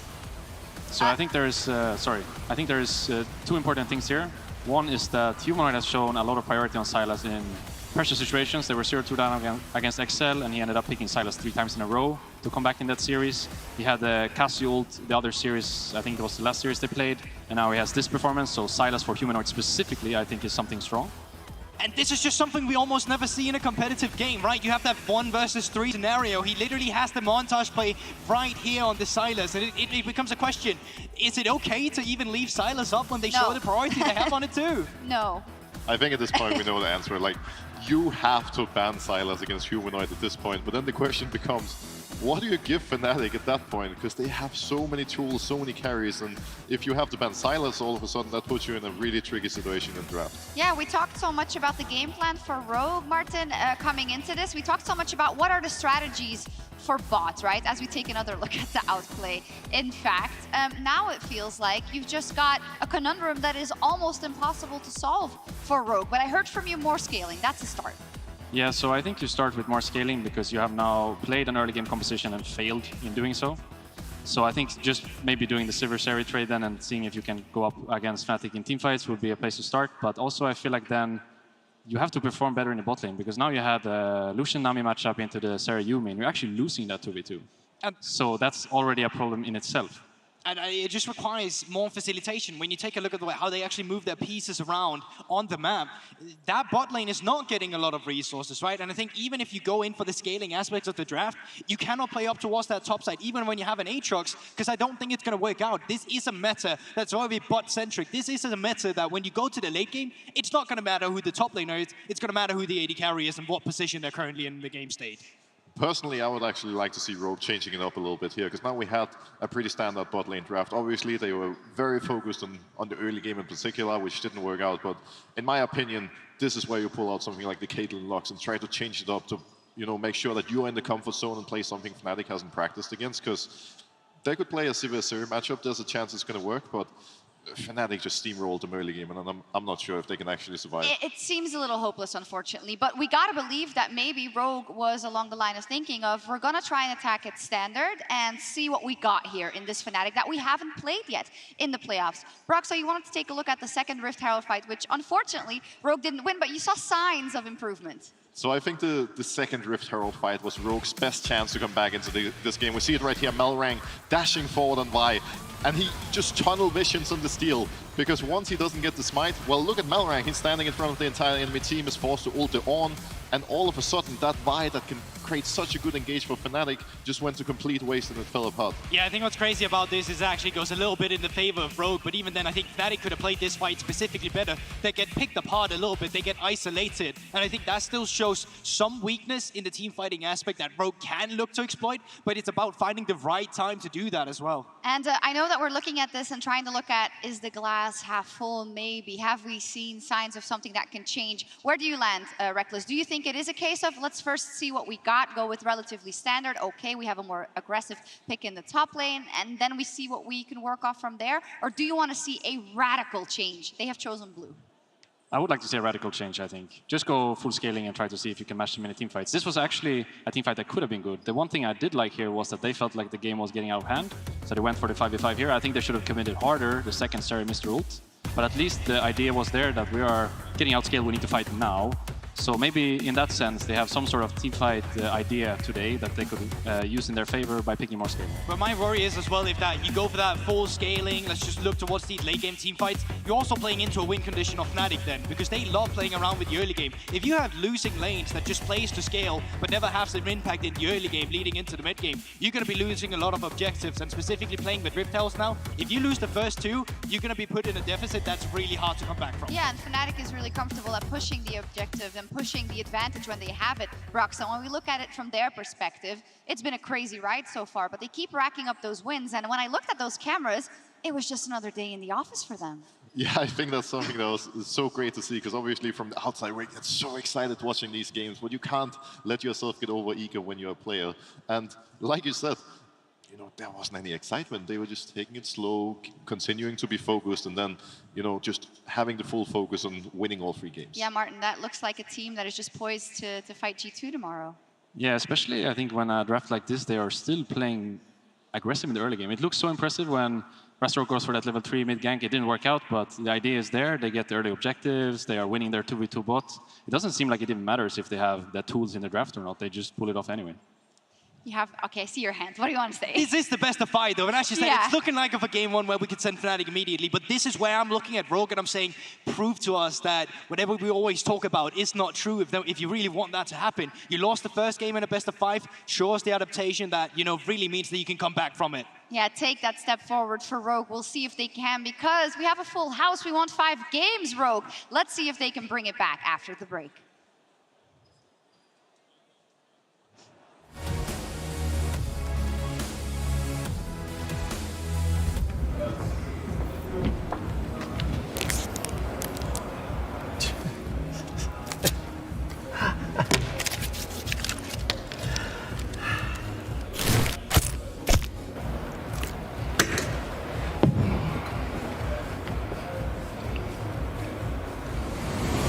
Even the biggest champ needs a break.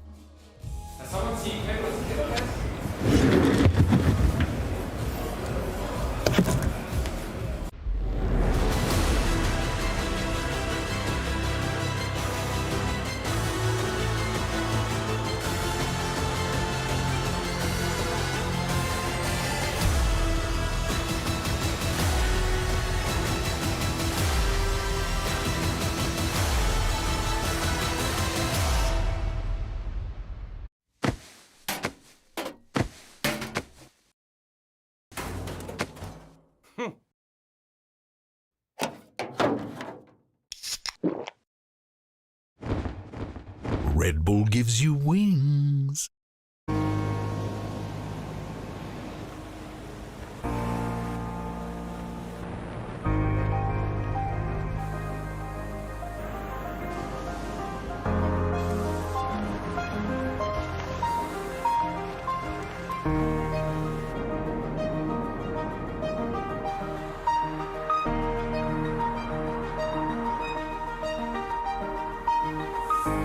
Kia, movement that inspires.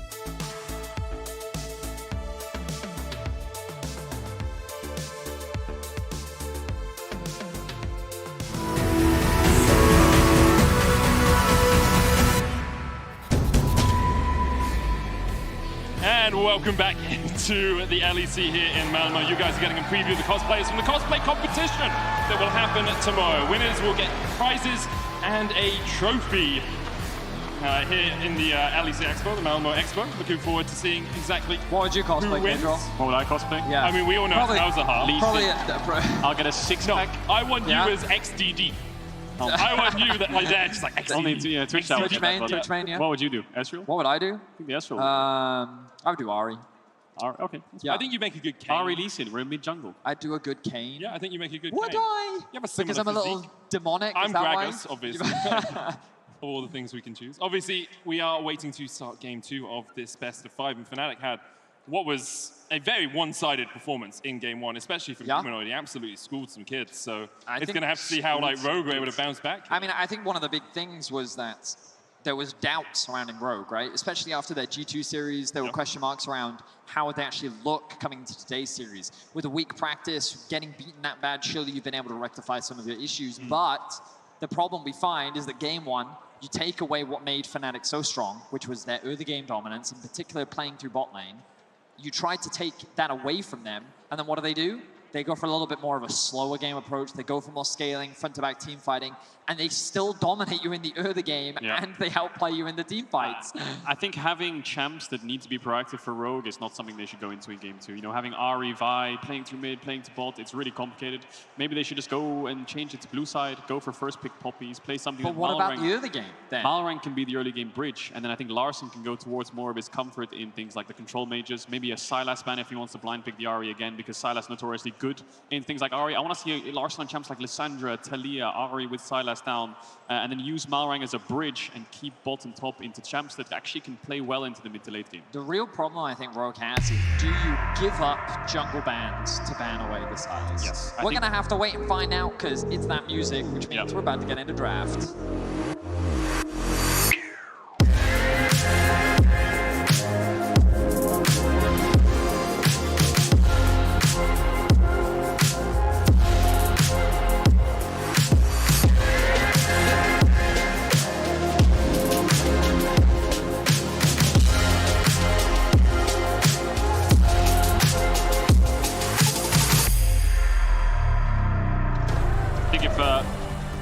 If I was Rogue here, I would actually just drop the Poppy ban, swap it to a Sylas, and then change. Well, the Sylas is already banned away, so we'll see if they go for those jungle bans. But I think Trundle is a no-brainer. Look for a first pick Poppy. We'll see if they do that. The question is how much pressure, how much prio they have on Lushinami. Is this a die on the sword must pick for Rogue? Because I think they can have options to play against it. Okay, so bans are going to be very different. Yeah. Silas removed, Yumi removed, and you have to wonder now, is it a Trundle first bet? Could be. Their last ban will tell everything, whether they want to force a ban out of Fnatic. Their Jarvan's still up as well, right? So I think there's a plethora of jungles available, despite there being 2 bans. I mean, if you ban something like the Trundle here, is it in Fnatic's best interest to ban Poppy? I think it is if they have to play Jarvan into it, but Sejuani's up as well, so a lot of jungle champs available. Does mean that Draven's like to get through the draft as well if we do see that Trundle for Poppy change. There is Draven removed. We'll see if Fnatic decide to leave both the Poppy and the Trundle up here. And if they stick with a more conventional like Jarvan ban that they had in game 1. I wonder if it's just going to be a Lucian first pick for Rogue, trade junglers of Trundle Poppy. Yeah, I think it might be, and Fnatic I think are pretty happy with that. They'll just play some kind of Lulu lane, but I think Rogue might have Jarvan up their sleeve depending on what happens here. Fnatic pretty happy taking away things like Poppy, Zeri, Lulu on 3, I think. Yeah, I agree with you. I think they'll just do Lulu Trundle right now, or they'll do Zeri Trundle. That's my expectation. Razork is so confident on that champion that he's quite happy to play, well, both sides of the matchup, whether it be the Poppy into the Trundle, whether it be the Trundle into the Poppy. But it's pretty much all he's played throughout playoffs, right? Yeah. Like, it is his Poppy and his Trundle, and of course it's the meta. But we had question marks around his narrow champ pool, quote-unquote. They tried to attack it last game. He didn't care. He brought out the Xin, and now he's going to get his hands back on again with the Poppy. There it is. Zeri, Poppy, Lulu on 3, Lucian, Trundle, Nami. I guess it's just going to be the first rotation unless Fnatic want to swap it up. I don't really think you need to. There's no urgency in doing so unless you want to pick Ahri here and ban 2 mids, or LeBlanc here with the pre-Talia ban. No, they're going to go for Lulu. I would be very scared as Rogue now for LeBlanc because you're playing Lucian, Nami, Trundle, not a lot of lockdown, nothing like a Nautilus that can actually stop that champ. And if Fnatic ban away things like the Lissandra or Ahri, they might be giving it away, but mid on 4 here is probably what they'll look for unless they ban away things like the Aatrox or the Ornn, and top lane raised in priority with things like Renekton and Gwen. I do like taking away the Ornn here because obviously some of that hard engage, that lockdown potential from Rogue would have come from top lane. Removing Ornn removes a way for Rogue to do that and have to find different avenues to approach these fights. Rogue now can look towards some of those mid lane bans if they want to try and pinch out Humanoid a little bit more. Can of course still look towards taking something away from one end of the top side. There's the Ahri removed by Rogue, so now respecting the fact that, you know, Humanoid went 11-1-6 in game 1 and they want to try and pinch his pool a little bit. I wonder if, do you think it's Rogue's best bet to ban away things like the LeBlanc now and play Control Mage versus Control Mage, Victor or Orianna? Yeah, I think they could. That's where Larson thrives as well. He loves his Control Mage. Because you were talking about that, I was thinking about the other side, which is top lane. And I'm wondering, like, is Gragas a problem that Rogue also needs to be worried about? Because when you kind of look at Fnatic's comp, you've got Poppy disengage, you have a Lulu, and then if you put a Gragas into a Trundle Lucian, who are both super short range, how does Rogue ever play the game? Especially with Ornn removed, Sejuani is the only other pick that I think is, like, really important here. But if you blind pick Sej, I feel like that people are going to have answers to it. So I'm worried for Rogue right now. That's why I'm worried for Rogue right now. Well, there's the LeBlanc ban, so they do want to do a Control Mage face-off depending on what Humanoid has. We're expecting now Victor, Orianna, Corki. This is the pool that we're looking at unless there is all other mobile mids that they want to lean into. I'm really curious what Fnatic's top laner is. I was thinking Aatrox, but the Ornn ban confused me a bit, but they're going to go for the Aatrox blind. Now, Odo Amne, what does he match it with? Does he want to pick things like Camille or Fiora or Jax? Is that in his wheelhouse? I don't think so. I think Renekton is more of the, Renekton's more of the wheelhouse that Odo Amne would deep dive into, and then have a Control Mage mid, so you have the top side as a bridge, the bot lane as a mid game, and the mid lane as a late game. My issue though then becomes you're engaged, like you're playing into Zeri Lulu. Yeah. Which champ gets onto Zeri Lulu? I feel like this is an issue that they had last week as well. Sure, Rogue's comp is very solid in terms of a front to back, and I think that if you have the opportunity to play that, then you're in a comfortable position. It all depends on how Humanoid chooses to round out this draft. It looks like he will go for the Orianna as predicted, Cadril. We are going to see a pretty typical front to back comp, arguably with Fnatic having better scaling because of the Aatrox and the Zeri that they'll have in the late game. Yeah, definitely have, and they have more kind of range, I feel like, than Rogue. Barring the Culling and the Chaos Storm, I really feel like the Orianna Ball is such a big threat that you have to walk into. Zeri, Lulu, poke. I think Rogue have tools though. You know, they've matched Mage mid, I think they're pretty happy with that. They've matched early game jungle, they're probably really happy with that. The problem is they're facing a little bit of a scaling deficit right now, which hopefully the Victor can pick up in their eyes. The only issue I have with Fnatic's draft is the lack of front line in a way, right? The Poppy will be a good front line, but the Aatrox can't really merit himself as a front line. Both top laners want to do same things in finding backlines, right? The only benefit Fnatic have, of course, is Poppy ults can knock away the Renekton, can knock away the Trundle, and then your backline is so vulnerable. I was just about to say the same thing. That's the added advantage of this Poppy, and we know the Razork is incredibly comfortable on it. So again, of course, our perspective is very much that Rogue are coming in as the underdogs into this matchup, especially with Fnatic's epic rise through the lower bracket. They're looking to do the same thing that they did last year, make it to the finals. We'll see if they can do it. Rogue already falling short in game 1. They're going to have to bounce back here in game 2. They have more options, but the pressure only continues to mount. Definitely does. This is the game they need to break Fnatic. They need to tie it up as 1-1. Well, let's get on into it then. Fnatic versus Rogue up next. Game 2. Let's see if Rogue can bounce back.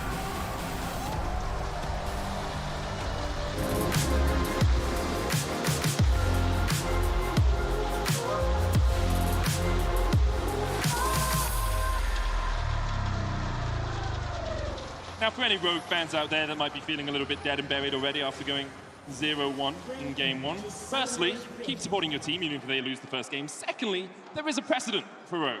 When they played Fnatic in spring, they were 2-0 down and they managed to reverse sweep to make it into the finals. Here, of course, a little bit more weight on their shoulders. Larson in front of his home crowd. A lot of these players playing for the first time in an arena this size. And I will say the arena has been quite loud and will be playing on their minds. The last split, while it did go Rogue's way last year, it went Fnatic's way, right? And what we think is interesting about Fnatic's run is it actually emulates basically what we saw last year, pretty much to the T. And like we were making a bit of a joke, you know, like, okay, so you've gone through the first one, right? This is done. They finished 5th. They won the first round. They won the second round. Then they won the next round. And now you're here. This is exactly where you are. And last year, it was a 3-0. It was. Of course, we talked about it, but the change there was what then happened at last split, which was the reverse sweep. So it could go either way. Either it's a reverse sweep or it's a 3-0. Yep. You'll have to watch and find out. It can be 1-on-1 as well. No, that wouldn't fit the narrative. Okay. So what just happened on screen there was it looks like Razork started a pink and put it in a bot lane brush that Rogue have now killed. So they've denied a little bit of vision from Razork, whereas Malrang has kept his pink ward. Both junglers starting on the red buff. Maybe going to path to opposite sides. We'll have to keep track of what they do. No late invades. I think Rogue were posturing on level 1. Humanoid was marking very well with his Orianna ball. But mid lane matchup will be quite quiet. I think bot lane will be a lot of farming. Top lane is where I think both junglers need to look and keep their eyes on. So far, nothing too chaotic in the early game. And our expectations were that, especially in game 1, normally you can have a little bit of a slower start. Playing in arena can be very stressful. The pressure can be very scary.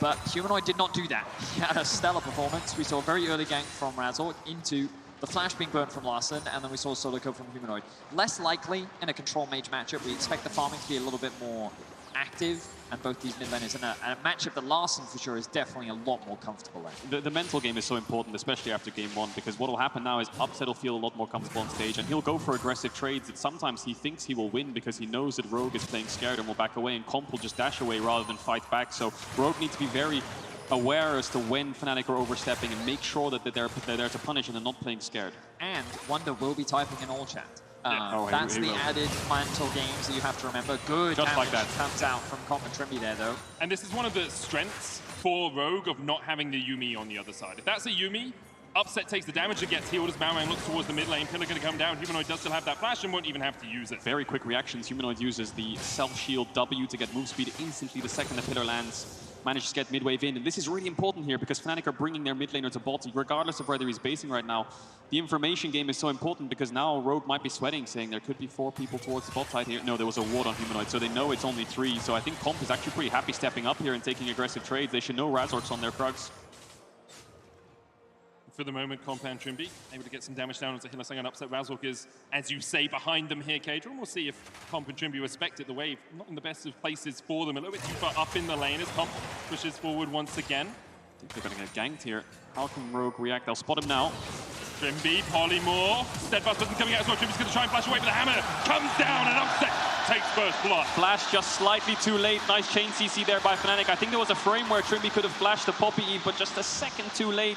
And I think Rogue should know that Poppy was bot side because both junglers cross-mapped each other and they went to opposite sides. Malrang does get up double crab for this, and he has been hovering around mid of most of the time, but it's classic Fnatic level 3 gank bot. You hit the Hilly Flash Polymorph. What a gank setup to allow for Razork to close the gap. And and get that lockdown onto Trimby. 2 flashes were committed, both Hilly's and Razork's, but first blood secured for the bot lane of Fnatic, and already they're off to a great start. I mean, if that's not the most quintessentially Hilly thing I've ever seen, it's like, oh, I'm playing an Enchanter, what should I do? Flash forward. Yeah, that sounds about right. Flashes up, Hilly's doing something wrong. Good trade there from Odoamne. He's going to spend all his cooldowns, disengage, and look at Razork once again. Steals away the Krogs. Now, on perfect timing for the Gromp spawn here on the top side of the map. He is reading Malrang like a book right now, and he is getting all these advantages in the early game. He hasn't even based yet. The man does a clear towards bot, gets a kill, runs through mid back to top side, gets double crab, doesn't care. He's just keeping the pace of the game up. I think he knew that Malrang did Red Raptors into Gromp or something along those lines to get level 3, so he's there to time it very well because of the mid gank. He knew the CS, and he just punishes it. There's a Gromp level 2 gone, and now he'll just base. Doesn't have a ward to drop, it looks like, but Odoamne having the PTA wants to opt into shorter trades. We saw Odoamne coming out on the top of a little bit of a trade up towards this top side. He did get a lead in game 1 as well, obviously on that Aatrox. The Infernal Chains come down from Wonder, but Slice and Dice from Odoamne will get him out of that. And I mean, credit to Odoamne, I still think he had a great game 1. It was kind of overshadowed by Humanoid's performance, but we saw him with his Aatrox being able to buy time in 2v1s, being able to interrupt a lot of the skills, like stopping Humanoid from even getting involved in a few fights. We'll get 6 here. Thought he was going to go for an aggressive all-in. Does he have flash? He should do. Wonder, 1 minion for 6. World Ender can come out from Wonder, but he hasn't leveled it up as of yet. Uses it to try and get away, and will escape. No summoners burnt on either side. A lot of pressure though. Wonder wants to catch this wave. He doesn't want to base in TP just yet. He's ready to dive though, so he needs to back away. Humanoid's basing now because he knows he needs to be in range to TP in case a dive kicks off, so Rogue needs to be very aware of the Fnatic mid laner and when he can TP in. They have a small window to pull this off. I mean, diving Wonder's never the best of ideas as he does flash away, and Malrang calls off the play. Summoner burnt for the Fnatic top laner. Meanwhile, down towards the bottom side, Comp slowed a little bit. Trimby forced away as well. The bubble's going to go down into Hillsang. He pops the heal to keep himself healthy. Razork looking for the flank position here. No heal, remember, on the Rogue bot lane. They've got the cleanse and the ignite. Odo does have TP to try and join this. Trimby too far away from the wall. Locked up, and Razork has to run for the heal. No flash, Upset. The TP's coming out. Upset with no flash. Nowhere for him to go. He flashed forward, dashes away though. Larson's still on the chase. Upset trying to get away from this one. Doesn't have a way to get over any more walls. As Hillsang doesn't land a slow either. A great ultra shock laser coming out from Upset, but he will be chased down by Comp. But the heals and the shields and the barrier is enough to keep Upset alive. Chaos Storm towards the top side, chases Razork away, but with a smite on the dragon, he survives as well. Razork, bow down to the Jungle King. He bought so much time. Upset would have died there if Larson could gap close in. Razork didn't have enough flash. Wonder's fighting Malrang. Yeah, he's just a little bit overstepped here, a little bit overstayed. No flash on him, and Malrang will hit him over the head with the bats and take the first kill of the game for Rogue. Oh, I can't wait to see that replay on bot because Razork dashed onto Larson to stun him when he had like 20% HP, and then he ran away with no flash, baited Larson in, smited the dragon, and managed to escape. I think it was with the Nimbus Cloak from using the spite, but if he was able to gap close to Upset, he would have picked up that kill. I mean, Odoamne fumbled his flash. He tried to go over the wall, and he went straight into it. We'll have a look back at this play. The setup looks good initially from Fnatic, but Kadro, you were highlighting it during the fight. The TP was available for Odo, so he was primed and ready. He just goes back to base. The timing is good for Rogue, and they're able to respond to this initial dive. Razork overcommits to the play, and just keep your eyes on Odo here, because they recognize the Upset. He has no flash. The call is good. Upset's going to dash from the wall straight into the wall. He isn't able to get over. If he could land that stun, that's a kill. Now watch Razork here. Larson will kill Upset, stuns him, gets the passive, runs away. Upset doesn't die to comp, and then Razork looks like he's going to die, smites the dragon, gets Nimbus Cloak, runs away. I don't know if he has Ward or anything like that as well, but he had a lot of movement speed to escape, so blunder by Odo to not flash over the wall and get the kill. And really good play there by Razork to shut down Larson. Now Razork's back up towards his top side. Pink Ward down, so they'll spot out the jungler of Fnatic. Rogue will back away as Upset steps forwards. No flash, of course, on Upset now. Still about half a cooldown left on that. Rift held the key point of focus for these two teams, which is why they're playing on the top side right now, why that reset has happened. Razork, though, continues to prod and poke into the enemy jungle, seeing if he can spot out Malrang, and obviously was able to get that kill on Wonder at the back end of the play we saw. So it's a 4v4 on the top side. Larson wants this blue buff, almost has ult. I think Rogue should contest this. Fnatic just getting away with a Herald here would be a disaster for Rogue. Hilly has flash coming up soon. Coming going down onto Hilly, trying to get away. Good movement from him, but Malrang coming in with a pillar now, but Humanoid's the first move from the mid lane. Knocked away with Keeper's Verdict. That subjugate is going to take, though. It's Hillsang able to force away. The shockwave coming out onto Larson as well as Upset dives forward, but Malrang's going to trade onto him and Upset. You got nowhere to go!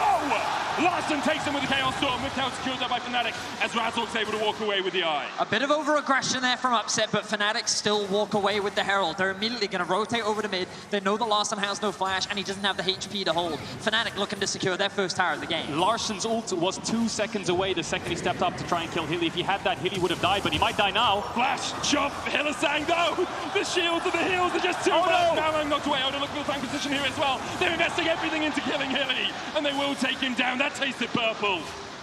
Finally get the kill onto Hilly. The movement was clean on top side. Manages to escape that one, but not the flash from Malrang. Larssen finally gets that kill that he was looking for. Wunder was counter-jungling Rogue this whole time. He took away Red, he took away Krugs. He had so much bot push that he's going to force Odoamne away for now. So a lot of action in this early game so far. Yeah, and it's Rogue coming ahead in the kills, but the gold is still dead even off the back of that Herald. And the biggest difference is Larssen is ahead. So let's have a look at this. Hylissang holding off Comp, and then Comp realizes, hang on, you're a Lulu, you don't get to do anything. Malrang then collapses in, but a good ultimate from Razork disengages. Now Fnatic think they can focus, then look at the damage here from Larssen. His ultimate wasn't quite up in time, as Kedril was highlighting earlier, but then Upset overcommits for the kill, tries to dodge from the gravity field, and ends up losing his life as a result. That kill also goes over to Larssen, setting him up for the next few minutes. It's a deja vu from game one, really, isn't it? Rogue get a kill, Fnatic get a Herald, and Fnatic got a Dragon as well. Upset a bit confused as to what happened there in the fight. They will get this Dragon now back to life. Trippy, almost gets it with the bubble, but 2 neutrals for Fnatic already. They still managed to crack that mid-tier one as well, so gold in their favor for now. And although Humanoid hasn't been the key focus for Fnatic, even though they only have 1 kill, they are about 600 gold ahead. Of course, getting Humanoid in a good position is important for Fnatic in this game. Orianna can do so much as the game goes on, but she scales well even without these early kills. I think it's important to remember as well, when we looked at these two comps, very similar in terms of execution, front to back, typical teamfight comp. Expectations were, though, that Rogue would have a little bit more early game agency with the Renekton in the top, and then the Lucian Nami in the bot side of the map. They would have a little bit more control and ability to play through the early game. And honestly, I feel like that it's been Rogue reacting to a lot of the aggression that we've been seeing from Fnatic. Good use of TPs. We saw one attempt at a dive top lane that didn't really go in Rogue's favor. But Fnatic is still continuing to scale up. They're in a comfortable position as Odoamne looks for another trade on the one. If Erdochen's going to pull Odoamne back, and he can just, slice his way away from that one, so nothing really happening up towards the top side. And you can see that in mid, can't you? I mean, it's a 10 CS lead for Humanoid, 2 kills to Larssen, but the gold's dead even. The power of Herald, the power of getting mid tower. Humanoid has flash, he might have to use it here. Does indeed to get over the pillar. Was a bit scared of the follow-up from Malrang. What I will say, though, is Larssen is very accelerated right now. Yeah. The thing about Victor is he gets those stacks by killing minions, but if he gets a kill or assist, it will contribute 25 additional stacks. The fact that he's already got his upgraded laser working towards the upgraded Q as well, is that this Victor's going to come online much earlier than he typically does. And as much as we talk about Larssen, he kind of is a bit frustrated around the control mage meme, the only play control mages. I'll hold my breath for a second as Razork is around bot. Jimmy does still have the flash here. Razork looking to chase the keeper's verdict. Trim's going to pop the flash. That's the tidal wave on the back swing, but not going to find anyone. Up towards the top side, Odoamne able to slice away from this one. Malrang coming down towards the bottom side, but Wunder trading in here. Dominus pop, World Ender coming out as well. Who wins it out? Wunder forces the flash out of Odo. Wunder with the poker face. He knew he would go flash there, but Larsen's here. Wunder still has flash. Humanoid's on the chase. So Humanoid spots him. Wunder can get underneath the tower. The Siphon Power into a Chaos Storm can do a lot of work. There's the Death Ray coming out. There's the Chaos Storm. Wunder shut down. Couldn't get away. And just going back to my point, yes, Larssen is always playing the control mage. We talk about him being a control mage only player, but he plays it so well, and that's why we do it. So I think this is the comfort we want to see on Larssen. Not Ari into Sylas. Go back to comfort, and he's showing up already 3-0-0 on the Victor. And the head-to-head between Humanoid and Larssen right now is 19-19. Who will be the first to hit 20 right now? Larssen is in a prime position to do just that. 3-0-0 is the scoreline. He's working towards that Leandries, and looks like he's going to have enough gold to get it. No, he's going to move back out of base. Larssen looking strong this game. And you just saw Trimmy on the player cam, just took his hands off the keyboard as he's running to base. He stretched him behind his chair, just trying to relax. I think he knows now that in game 2 they're in a much more comfortable position where they're in a very good state to contest the second Drake when it spawns. Larssen will have his mythic before that. Herald's gone and they don't have to worry about that. Yes, your mid-tier one's down, but I think Rogue have sufficient bottom mid push to keep vision around this bot side river to stop Fnatic from looking for these plays. This is why they deny the Lucian Nami. If Hylissang upset here on the Lucian Nami, they can really threaten Larssen on these mid waves. But that's the power of having this mid push, the power of having the mage, and the reason that they chose to deny it as they play towards the bot side of the map. And perhaps we did see some of that adrenaline in game 1, some of that tentativeness, some of that nervousness from Rogue, and you can't really blame them, because if you look over the last 4 splits, they have struggled to really make it count when it comes to the biggest stage in the LEC. Third, second, maybe third again. Summer seems to be their third position season.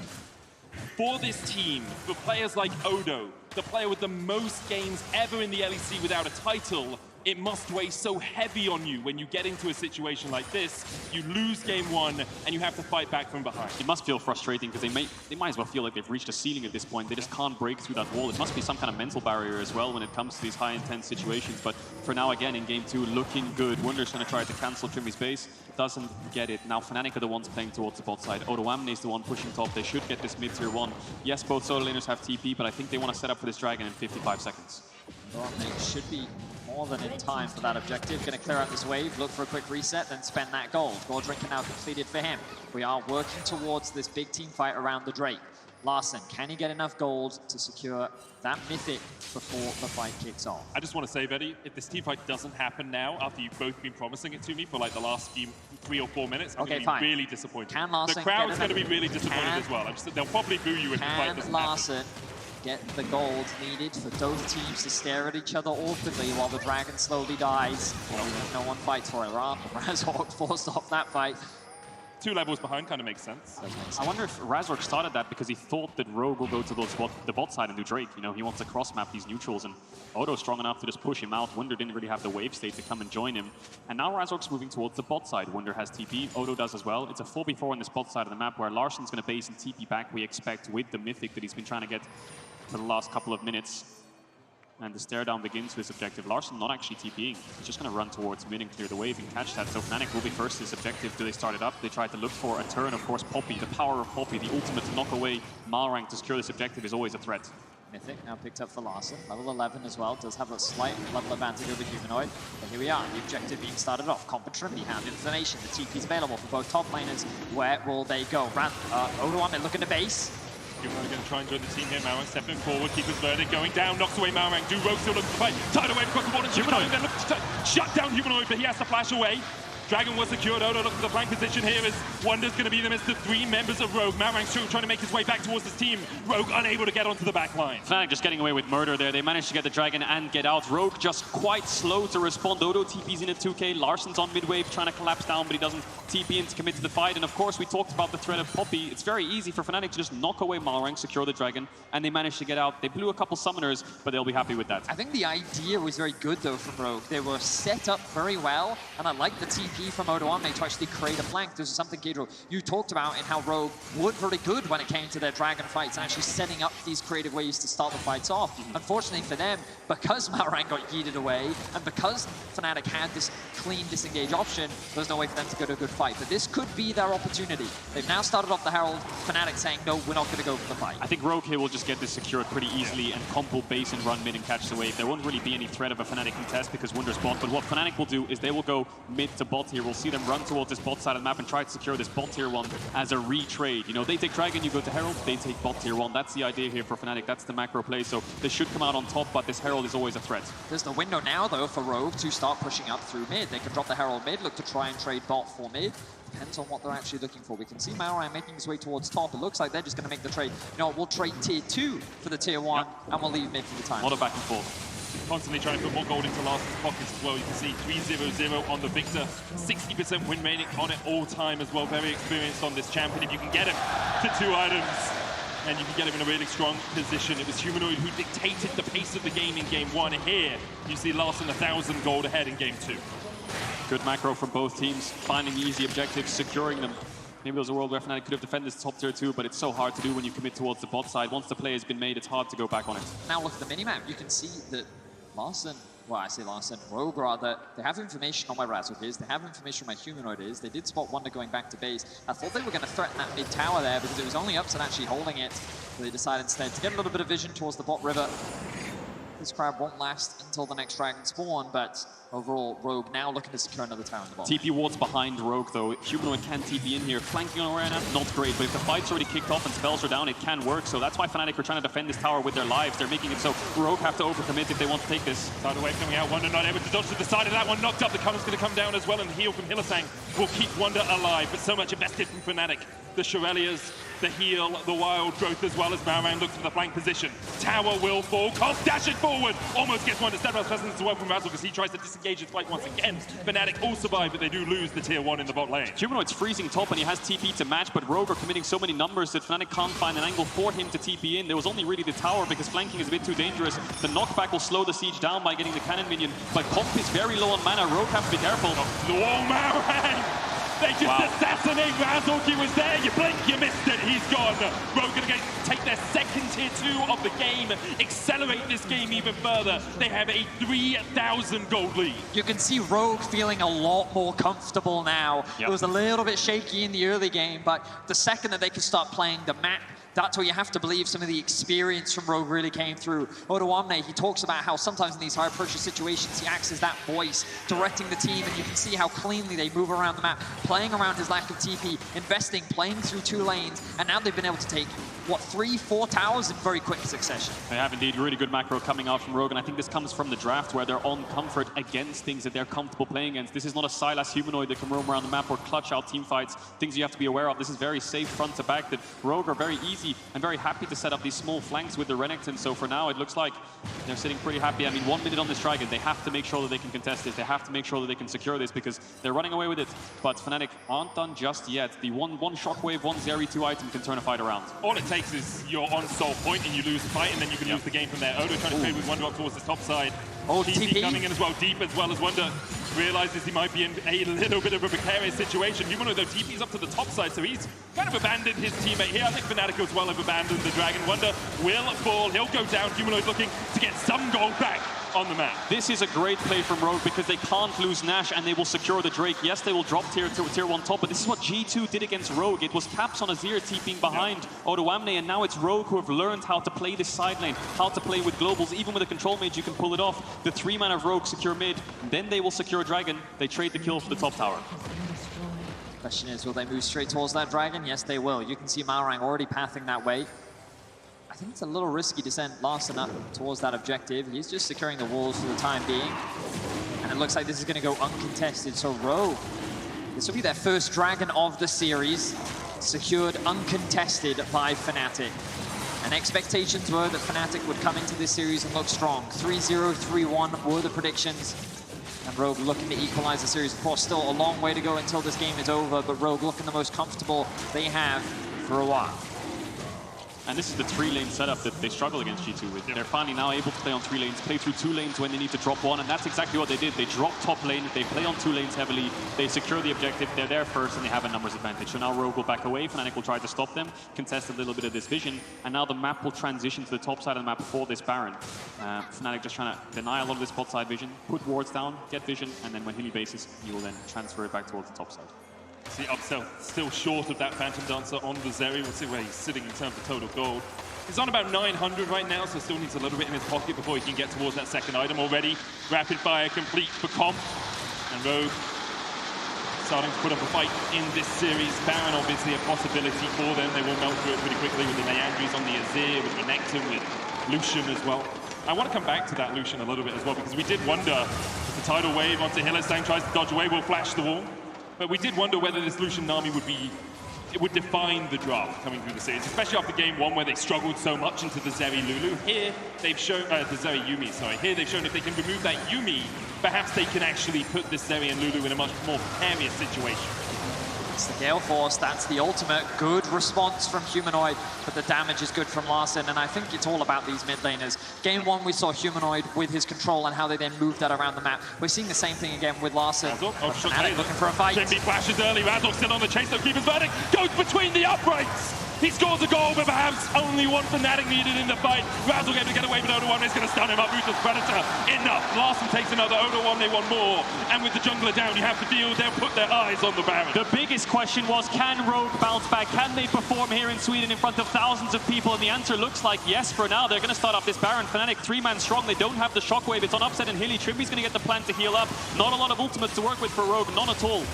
Ultra Shock Blades are coming out, but it only tickles Marang in the pit. Upset trying to step forward. The Lightning Crash gets that movement speed.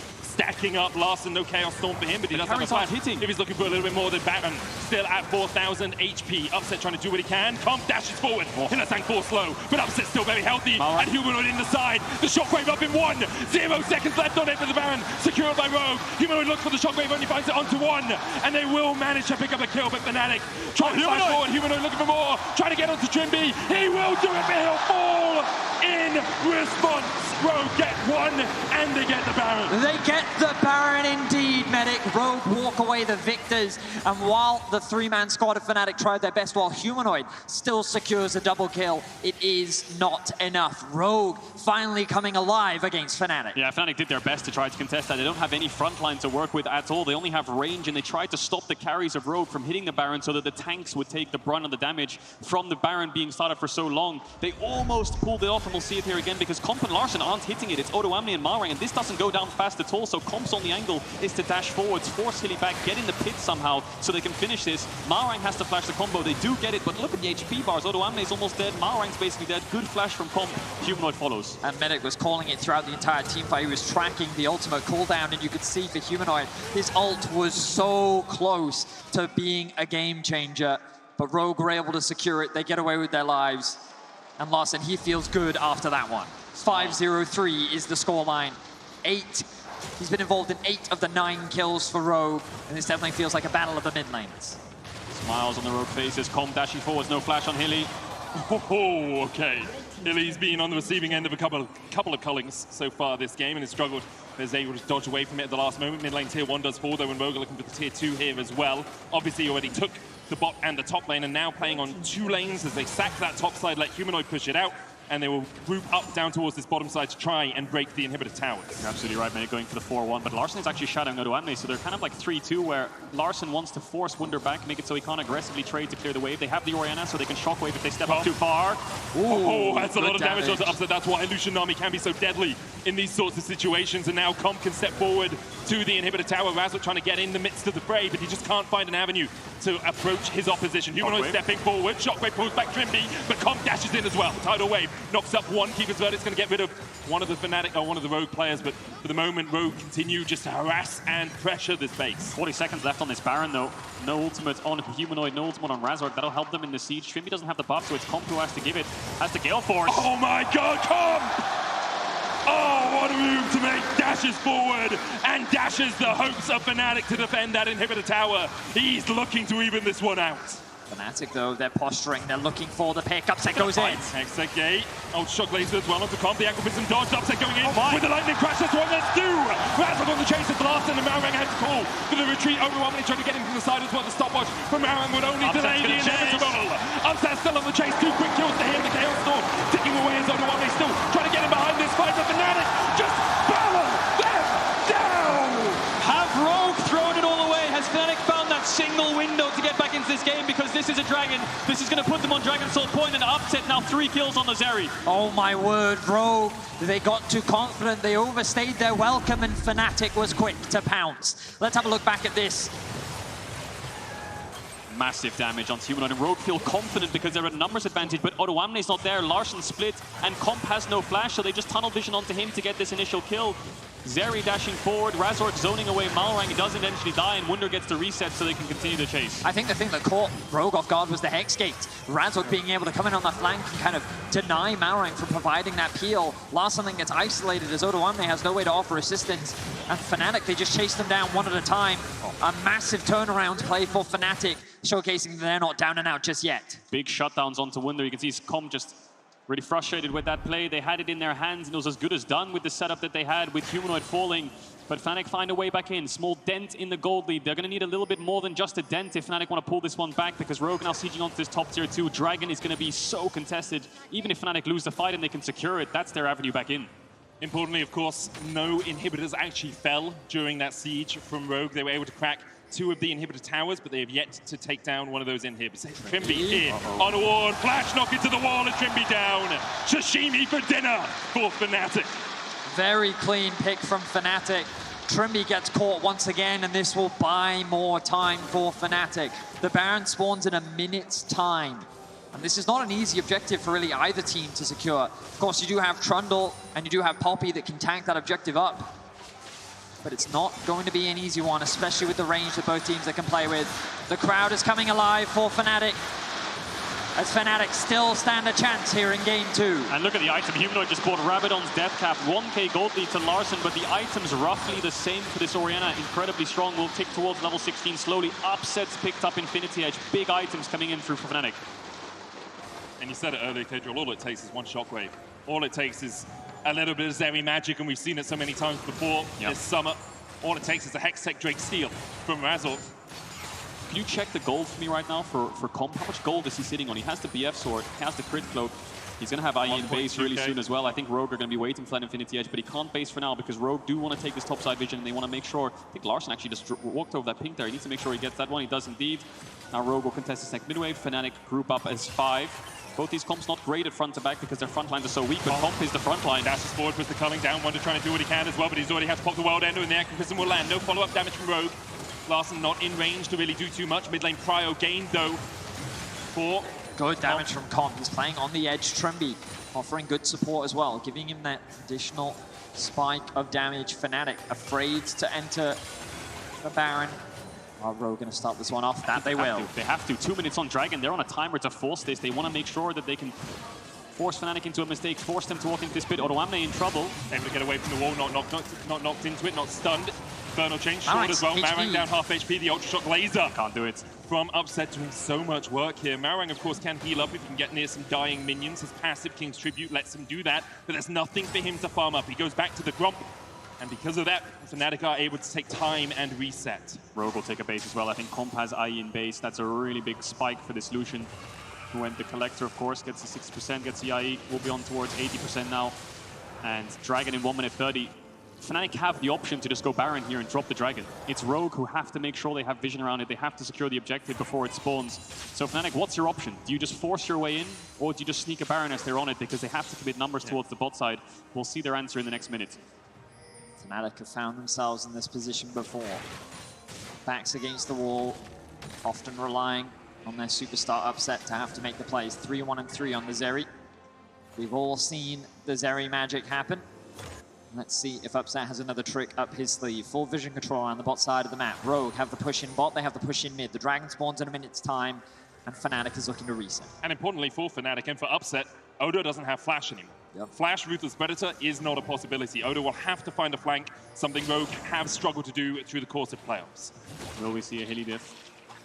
They're going to force their way into this bot side of the jungle. Rogue have the setup, and it looks like the way Fnatic's posturing, they're not going to go towards Baron. They're going to contest this next midwave. They have a couple wards on it. Maybe for Larsen's flash here, if they could dash forward here with the Poppy, but Banshees is just stopping them. Comp. Pillar goes down, Keeper's Verdict used as well. Razork cancels it. Has to go the long way around. They're going to go for Baron, it looks like. Razork's on the top side of the map, 20 seconds on the Dragon. Humanoid's making his way down towards mid as well. Rogue needs to stop them from getting towards this Baron pit because they can't trade these objectives. They need to secure it and deny Fnatic from being able to get into this Baron pit. I mean, the control wall behind Razork means that Rogue know that it hasn't been started yet. No one from Fnatic has actually walked into the Baron area. They're going to try and contest this mid lane prio. Dragon up in 7 seconds time.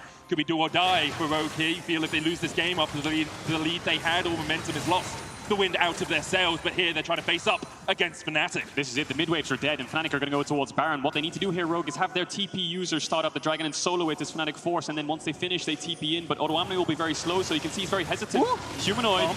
The damage going is good. out, Wonder looking for it, though Comp healed up once again. Stopwatch spot by Wonder. TP coming in from Larssen and Rogue, yet to start up that Dragon. They're looking for a little bit more. They can't find it. Wonder chipped away out once again. The solution Nami, just a thorn in the side of Fnatic. Humanoid has TP, the dance continues. They see Upset up towards the mid-tier 2. That's more time for them to go towards this Dragon. Comp dashing forward. The blue orb on the Baron gives them vision. They need to stop Fnatic from getting towards this Baron. They can't afford to trade. Larsen's going to go to start up this Dragon now. I think they think they've pushed Fnatic back far enough to be able to secure this Dragon with both the solo laners. Odoamne will have TP, but this is Fnatic's chance to go for the Baron start. How fast does this Dragon go down, and how fast does Fnatic react to the start? They're going to go for it. Does Odoamne TP on this top wave? Odo can also to the control ward there, by the blue buff. Odo takes the Dragon, Keeper's Verdict goes wide there. Marang has flash, he's got smite. Comp's got some damage as well as Wonder goes in, but the tidal wave's going to stop him in his tracks. Look at Odo, look at Odo! Forward and the Dragon has been reset. Odo waiting in the bush, waiting in the darkness, and he gobbles up Fnatic. Hylissang already down. The Baron not yet fully reset, some 1,000 HP on it. Upset trying to do what he can across the wall. Humanoid, good look. for the behind the back door Shockwave, but he's already used his ultimate, so he can't find that. Shockwave's down, Upset very low on mana. It's only Razork who can steal it, but Rogue, they've got the Dragon. They don't have to overforce this. They don't have to rush the play. They've bought themselves 5 minutes of time. They've stopped the Soul. They don't want to risk a Baron flip. We were talking about Rogue's flanks. Odoamne seals the deal. Really good TP there from Odoamne. He decided to just secure the kill onto Hylissang. He doesn't take any gambles, he just gets that pick. Now they move back towards the Baron. Humanoid Shockwave is back up. Odoamne on zoning business. They don't have vision quickly enough. He's looking for the command attack, but he's not there in time. Rogue secure the Baron. With it, a 7,000 gold lead, and they can taste the win right now. Yeah, Fnatic put holes in the ship of Rogue. It looked like it was slowly sinking, but they barred them up, and they're back afloat. They've got the Baron, they've stopped the Dragon Soul. They should be able to reclaim the map state as it once was before they made that blunder. The question is, can Fnatic find that angle again? And you can see that Rogue is just not panicking. They did blunder, they did make that mistake.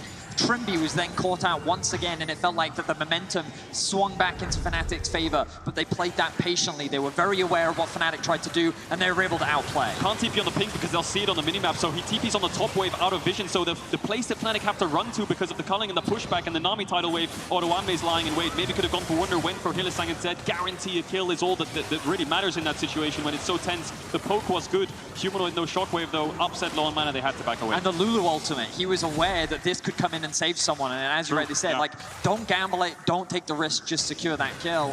Odoamne definitely locked in. I feel like he did have a solid game one.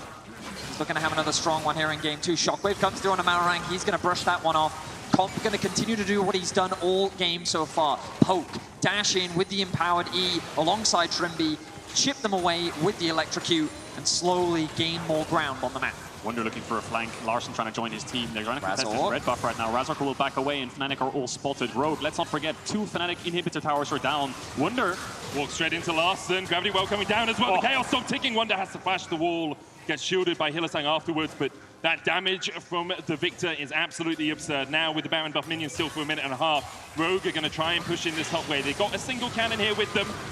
Humanoid tried to clear it out with the command dissonance. It's not quite going to be enough. Just saw Malorang's build there. Redemption on Trundle. Yep. He's not actually got any damage whatsoever. He's a full tank Trundle with Redemption, so it's on Comp, it's on Larson to find the backline damage, it's on Odoamne to find the flash Ws. Execution is pivotal in these situations. Fnatic holding the line. But for how much Shockwave, he's dead! Shut down! Razzle tries to flash forward as well, but Larson can still turn this one around. Has so much damage on the Victor, and it's all on him, you have to feel. Odoamne slicing his way away from Wonder down towards the bottom side. Upset. And Fnatic have at least delayed this, but Odo dives in! And Upset overstepped! Rogue find an archery kill on the enemy AD carry, and Wonder will fall as well. Rogue find 2, and with Baron remaining for 40 seconds, they're gonna look to crack the base. Upset's confidence has been his downfall this series as Odoamne shuts him down. Beautiful play from Rogue as they're looking to break into the base of Fnatic once more. I don't know if they can end, but they can definitely get 3 inhibitors. Hylissang so low, is he gonna die here? He might have to use a flash. Razork's gonna fall. Flash away, but the Ruthless Predator finds his man. Odo takes him out, Hylissang down. And Odo on the clock sends a message to Fnatic. Don't mess with these jaws. Malorang going forward as well as Humanoid has to flash away, but Rogue have struck back in this series with control through basically the entire game. A couple of mistakes won't fail them this one. As Humanoid dies in the end, Rogue take the ace. And Malmö, we have a series on our hands.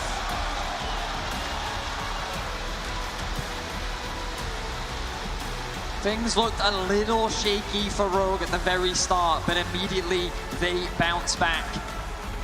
Sure, there were a couple blunders here and there, but they were able to stay calm, stay controlled, and equalize the series 1-1. We won't see a repeat of last year. We won't see a repeat of last split. Both of these teams are head-to-head as we move into game 3. Positioning is everything in these fights. You can see both AD carries going toe-to-toe. Confidence is in their blood, and as they dash forwards, they realize that's the blunder that they could make. And the blunder they did make in some of these fights. Comp caught, Upset caught. It's just a battle of mid laners at this point, really, isn't it? Larson now being the heavy hitter for Rogue on the Victor. They found a lot of comfort in this Control Mage mirror matchup, but I think Fnatic are going to choose blue side now and look to first pick things like the Ahri or the Sylas, or just shake up that mid pool and not let it get to 4-5. Oh, what an exciting game 2 we had, and we're guaranteed 2 more games between these 2 teams, and it's great to see Rogue step up because, again, there were doubts surrounding them after the 3-0 from G2. People questioned how strong this team was, but they've demonstrated today that they can go toe-to-toe with Fnatic, and we're in for more games. Hopefully 3 more, Betty. We'll see if we get there. We're going to hand it over to Shox, who's standing by with the analyst desk to break down that one. Thank you very much, guys. In fact, we were walking over from the green room to here to be on time for the end, and then we got here, and Fnatic all of a sudden had won a fight, and we thought it was all over for Rogue. And I think that does showcase, GB, how even though Rogue were so convincingly in the lead, there is always that danger. And I think that is to their credit, that they were able to hold out in this game and get that win. Definitely, because every time you're playing against Fnatic as well, you can see it. They're waiting around in bushes. They're trying to set up pockets of vision where they can at least try and get some picks. We saw it against Trimby as well. But I think for Rogue, they had the resilience, they had the patience as well. They didn't rush themselves. I think the Baron play was a really good call here, where they didn't just rush it just because one member died. They took it slow and waited for the correct play. Yeah, I do think Fnatic had some unforced errors, though, in the mid-game here, because they were behind, and they were playing against a less scaling comp, so to speak. I think Larsen solved some issues with Victor there, but they were still the ones with the scaling lead. And then they went for this mid-fight, where they lost 2 members and lost the first Nash. And then they went for some Nash contests that were a little bit weird. I think, in some sense, they should have just taken it slower. I think they could have scaled more than they did. Broxa, you even said at a time, he said, Razork is a fantastic player, but he does unfortunately sometimes have these unforced errors. Yeah, when we were sitting and watching backstage, I was thinking, Razork, why do you die on bot tier 2? Razork, why do you overforce this mid-fight? And I think, you know, he's been so great this playoffs. This was an off game for him, and that combined with Larsen stepping up massively and just going crazy on the Victor made it a rough one for Fnatic. He's allowed to make some mistakes. He's been playing so well. But let's talk about that mid lane then, because we theorized so much about the bot lane importance. Was the key to this series all along Reckless banning the Sylas? So I think the first thing for Fnatic now is finding another pick than the Sylas. I know they're going to be blue, but most likely Rogue will keep the Sylas ban. So then maybe do you drop the Azir ban yourself and play the Azir? Or do you have another pick that Humanoid can shine on? Because I didn't really feel like the Orianna was it this game, and it also opened up Larsen to be a carry because he didn't really have that pressure in the laning phase against him. And I think that's the big thing, right? You gave Larsen comfort. They took away the biggest threat, which was the Sylas, and in turn you had that scaling aspect, which you requested Reckless as well in our first game. But I think it's really cool that they still keep the Lucian around. They need something that bridged the early game into the mid to late game where Larsen then can take over. So Rogue, we asked the questions, can they come back? Are they still chokers? Well, this is a best of 5. They managed to come back in the second game. Yeah, I think even though not all of their plays went their way this game, Rogue, they still went for many of them. They were late to one of the Drakes. They did a TP bot with Renekton and didn't succeed to get any of the kills, which might as well have been 3 of them. But they were going for them. They were really trying to make some plays, and I think that's the difference from game 1 to game 2 for me, that they're really trying to be the proactive team instead of being the reactive team.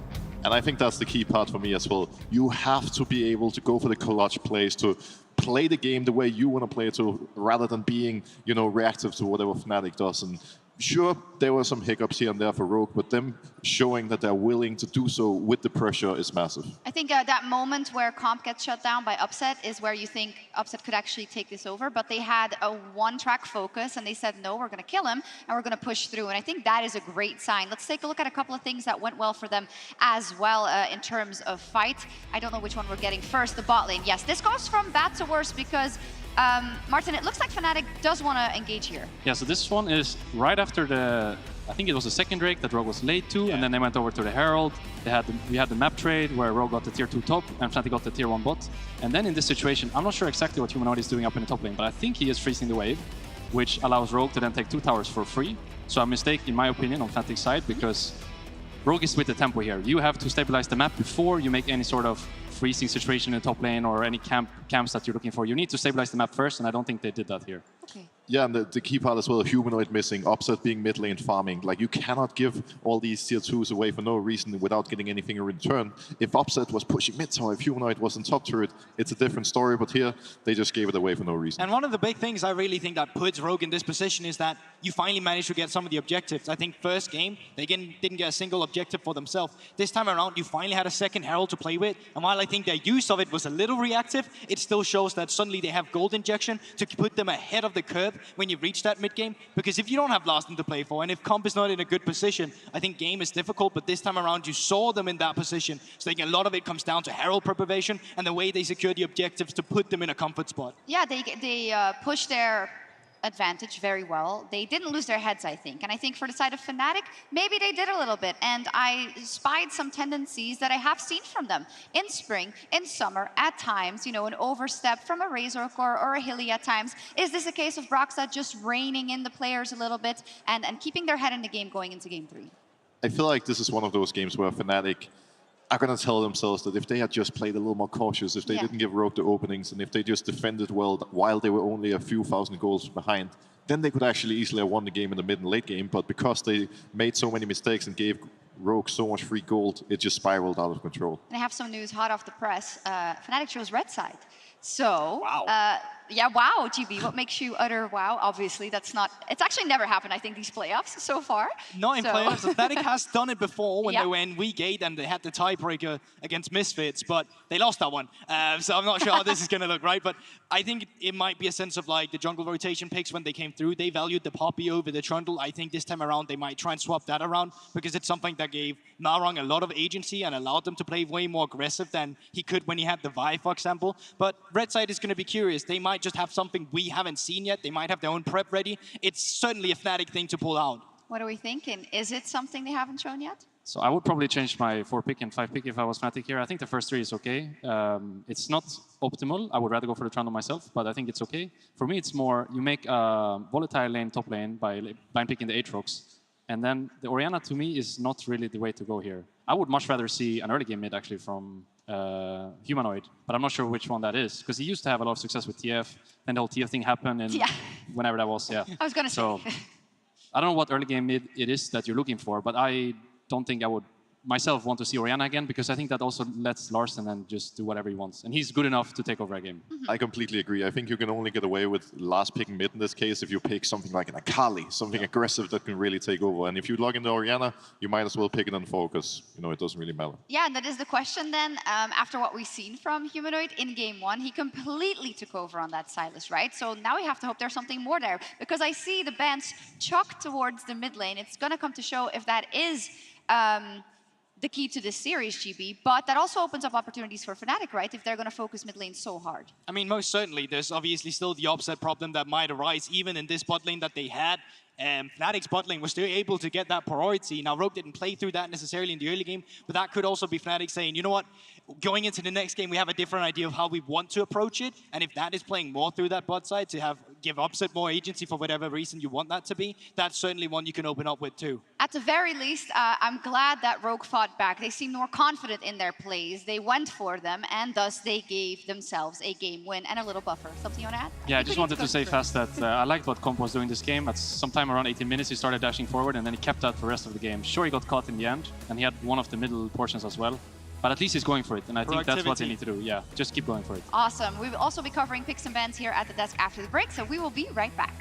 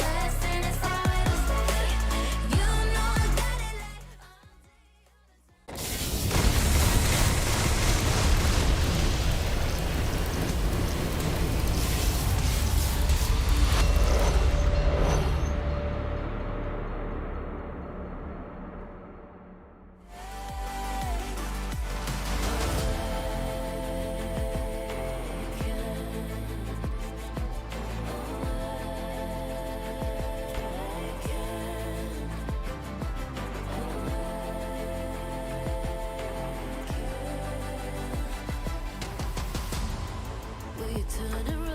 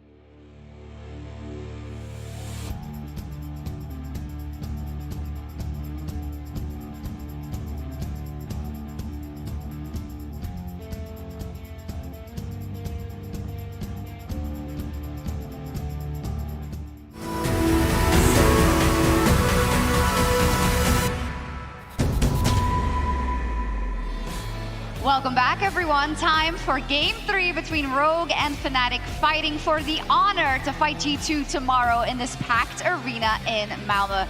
As the players are making their way back to the stage, we are going to dive into the plans, into the strategy, into the picks and bans right here at the desk. But of course, we have some time because they're not even sat yet, Broxa. So you both have been in this situation, right? That you are in a big stage. What is it like to walk through the crowd, kind of see the faces, and know you've got a big task ahead? I think it's always nice being in this position where, you know, a 1-1 is kind of like starting from scratch. You know that you can still take a gamble, you can still go for something refreshing and new, because even if it goes wrong, you can still, you know, go back to comfort later. And I think that comfort is going to be really, really nice for both teams here, being in this scenario. Do you agree? Yeah, I think it's amazing to play in a place like this, but when I've played my own series, I've always felt like I'm just so into the League of Legends aspects, I don't really get to cherish what's going on around me. But now that I'm here, it's pretty nice. Yeah. Actually, when we were watching the match history of the Tristana pentakill, your cam was just like, yeah, you're so into it. It's like a robot. Yeah, exactly. I mean, that's what all these guys are doing too. They have their eyes on the prize. So talking about the prize, let's start theorizing about picks and bans with Fnatic on the red side. Rehash it for us, Brock. So what do we think the choices are going to be? So the interesting part is that Fnatic choosing red side kind of tells me that they want to run it back, because blue side is highly prioritized by most teams right now, and I think Fnatic is pretty happy with how the draft went. Like, again, they had really good scaling. All they had to do was to slow down the game, and, you know, then eventually they could come back, but they were just a bit over-eager, and eventually Rogue got too far ahead. I do think they could make it much better, though, if they did change their 4-5. Instead of banning the Ornn, I would, for example, pick it myself, or force the enemy to pick Ornn and then pick something that's more stable in the top lane. Because I think by blind picking the Aatrox, you make it really volatile in the top lane, which makes scaling much harder. And then with the defensive mid pick, I also feel like, as I mentioned, Larssen just gets to be his best self. So I would like to put, if I was Fnatic, I would like to put much more pressure on Larssen and maybe make top lane a more stable matchup. If you're the Fnatic AD carry here, let's say you're opposite, do you think there's a chance you would want to, you know, ban the Lucian away? Yeah, so there is one idea I have, that either you ban the Lucian now, or you drop the Talia ban, because the Talia ban is a little bit strange to me. I don't really know where it even came from, because they didn't play it in game 1 and they didn't ban it in game 1, but they decided to ban it in game 2, if I'm not mistaken. Yeah. So you could replace that with a Lucian, or in my opinion, you could ban some of the mid laners from Larssen, or create a mid matchup for yourself that you can pick early. Because I think finding a third pick for Humanoid must be priority here.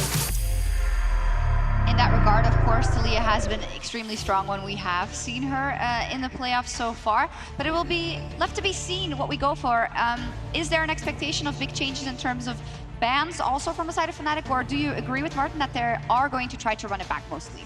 Well, so far Fnatic has banned, or at least last draft, they banned Kalista, Seer, and Talia, and I think out of those, if you want to drop one, it has to be Talia, because Kalista and Seer, they're too strong for Rogue, you can't give them away. But Talia, yeah. And also Seer is one of Larssen's picks, so then you could, for example, ban the Victor instead of the Talia, or ban the Lucian now. I personally would just run it back, because I don't think the first 3 is the problem. I think the 4-5 is where you need to change something up, and I would either go for the tank myself, let them pick the tank and pick a stable matchup into that, or somehow make bans so that Humanoid is happy. Now they go for the Lucian ban. Yeah, and I think, you know, again, we just talked about it, dropping Talia, banning Lucian to change up the bot matchup and making sure that Rogue aren't able to pressure through that bot lane, which was so important for them. Taking the Syria away, of course, makes sense. Sure, they banned Yuumi, meaning they're not going to have that, but there's enchanters available and you can still have a Shiri that's going to shine. I actually think picking Seri there is a mistake, because Yuumi is banned, so the only enchanter left that you really want to play with the Sivir-Seri matchup is the Lulu. So I think you should have first picked Lulu here, because you get the Seri or the Sivir on the 2-3. Meanwhile now, what support do you play? You know Sivir is coming on 3, what support do you play? Well, you want to pick an enchanter, but there's not really a good one. What would you want? Well, since you know the Sivir is coming, I think something like Nautilus is a mistake. You can't pick anything that is being blocked by the spell shield.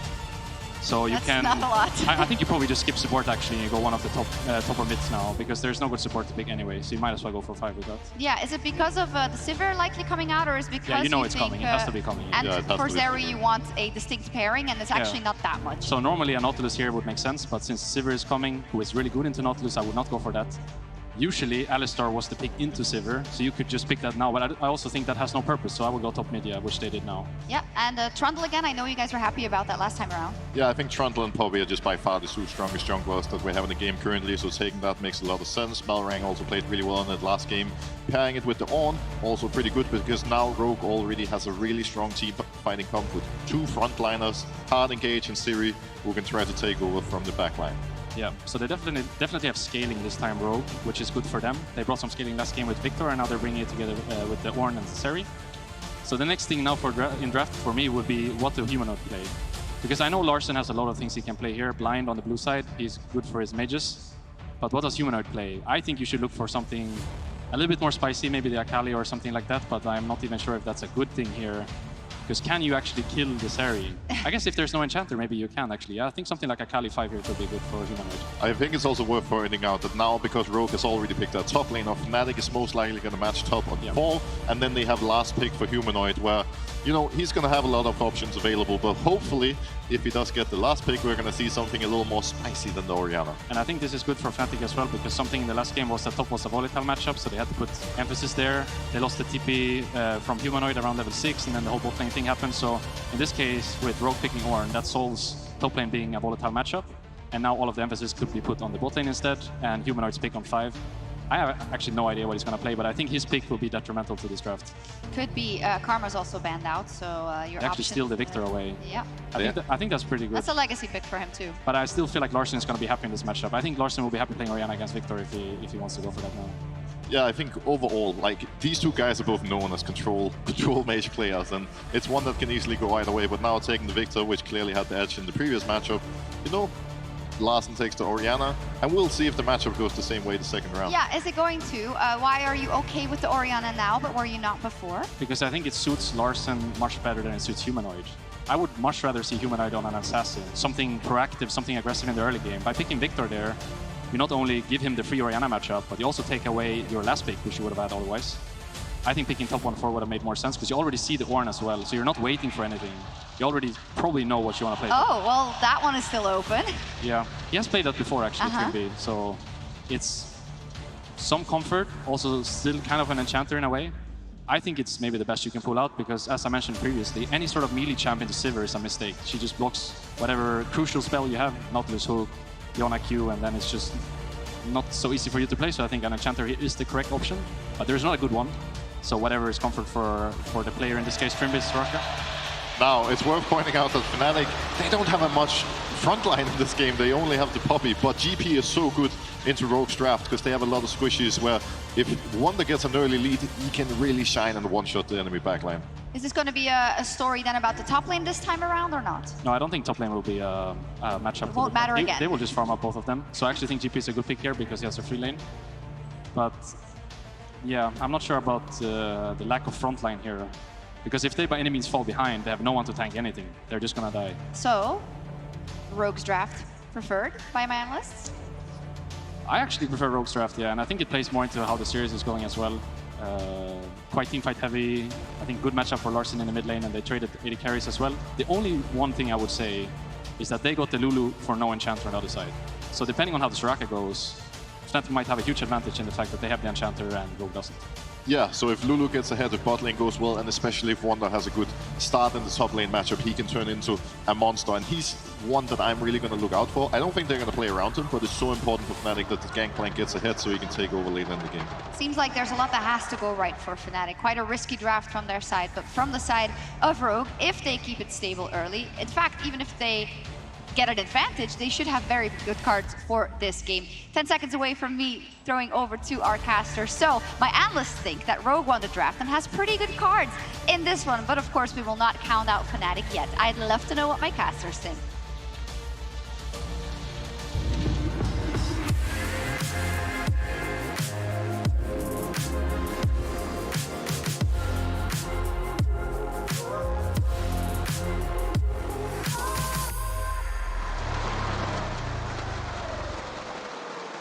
And as we dive onto Summoner's Rift, I have to echo the sentiments of Shox. I'd love to know what our casters think. Yeah, Kadra, what do you think? Well, we expected Fnatic to go for more of a playmaking mid. They've taken a Victor instead. We expected more of just a full team fight front to back comp from Fnatic if they do get pinched in mid and they are forced into the 4-5. But it's a bit of a weird one for me because they've ran back the Trundle Poppy matchup, so the early game should play out similarly. But they've gone for GP, so again, no frontline really. But I think the power of Fnatic's comp comes from the amount of zone control their ults give, right?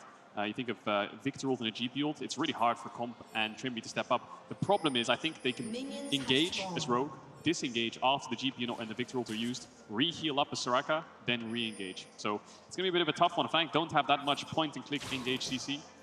We'll see how this mid matchup goes on opposite sides, but I think Rogue's comp looks very well-rounded.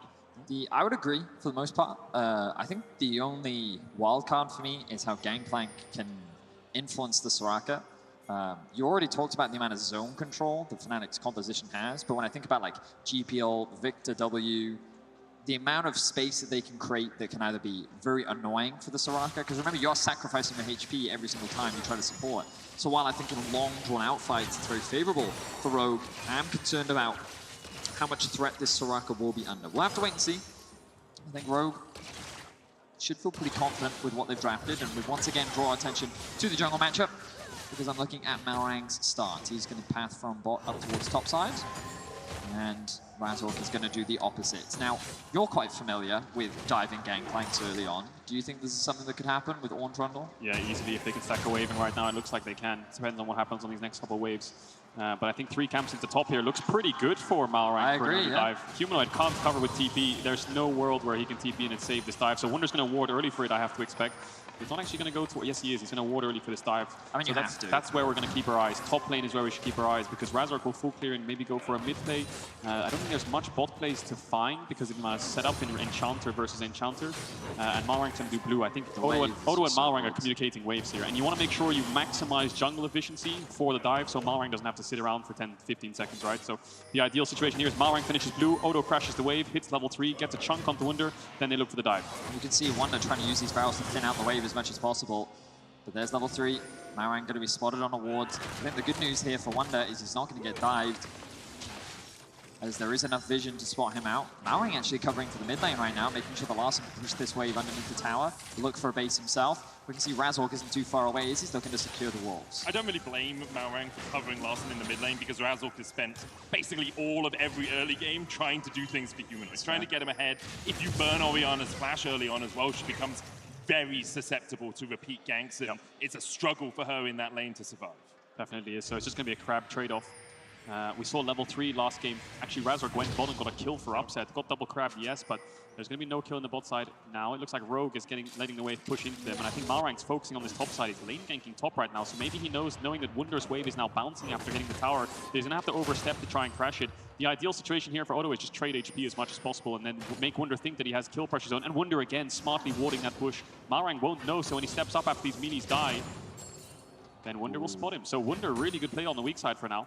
Really good awareness. Will be absolutely fine. So I think actually when this minion dies, those range minions should focus Malrang. Yeah, and so now he knows. He's like, oh, I've been here all along. The minions give it away. Malrang backs away.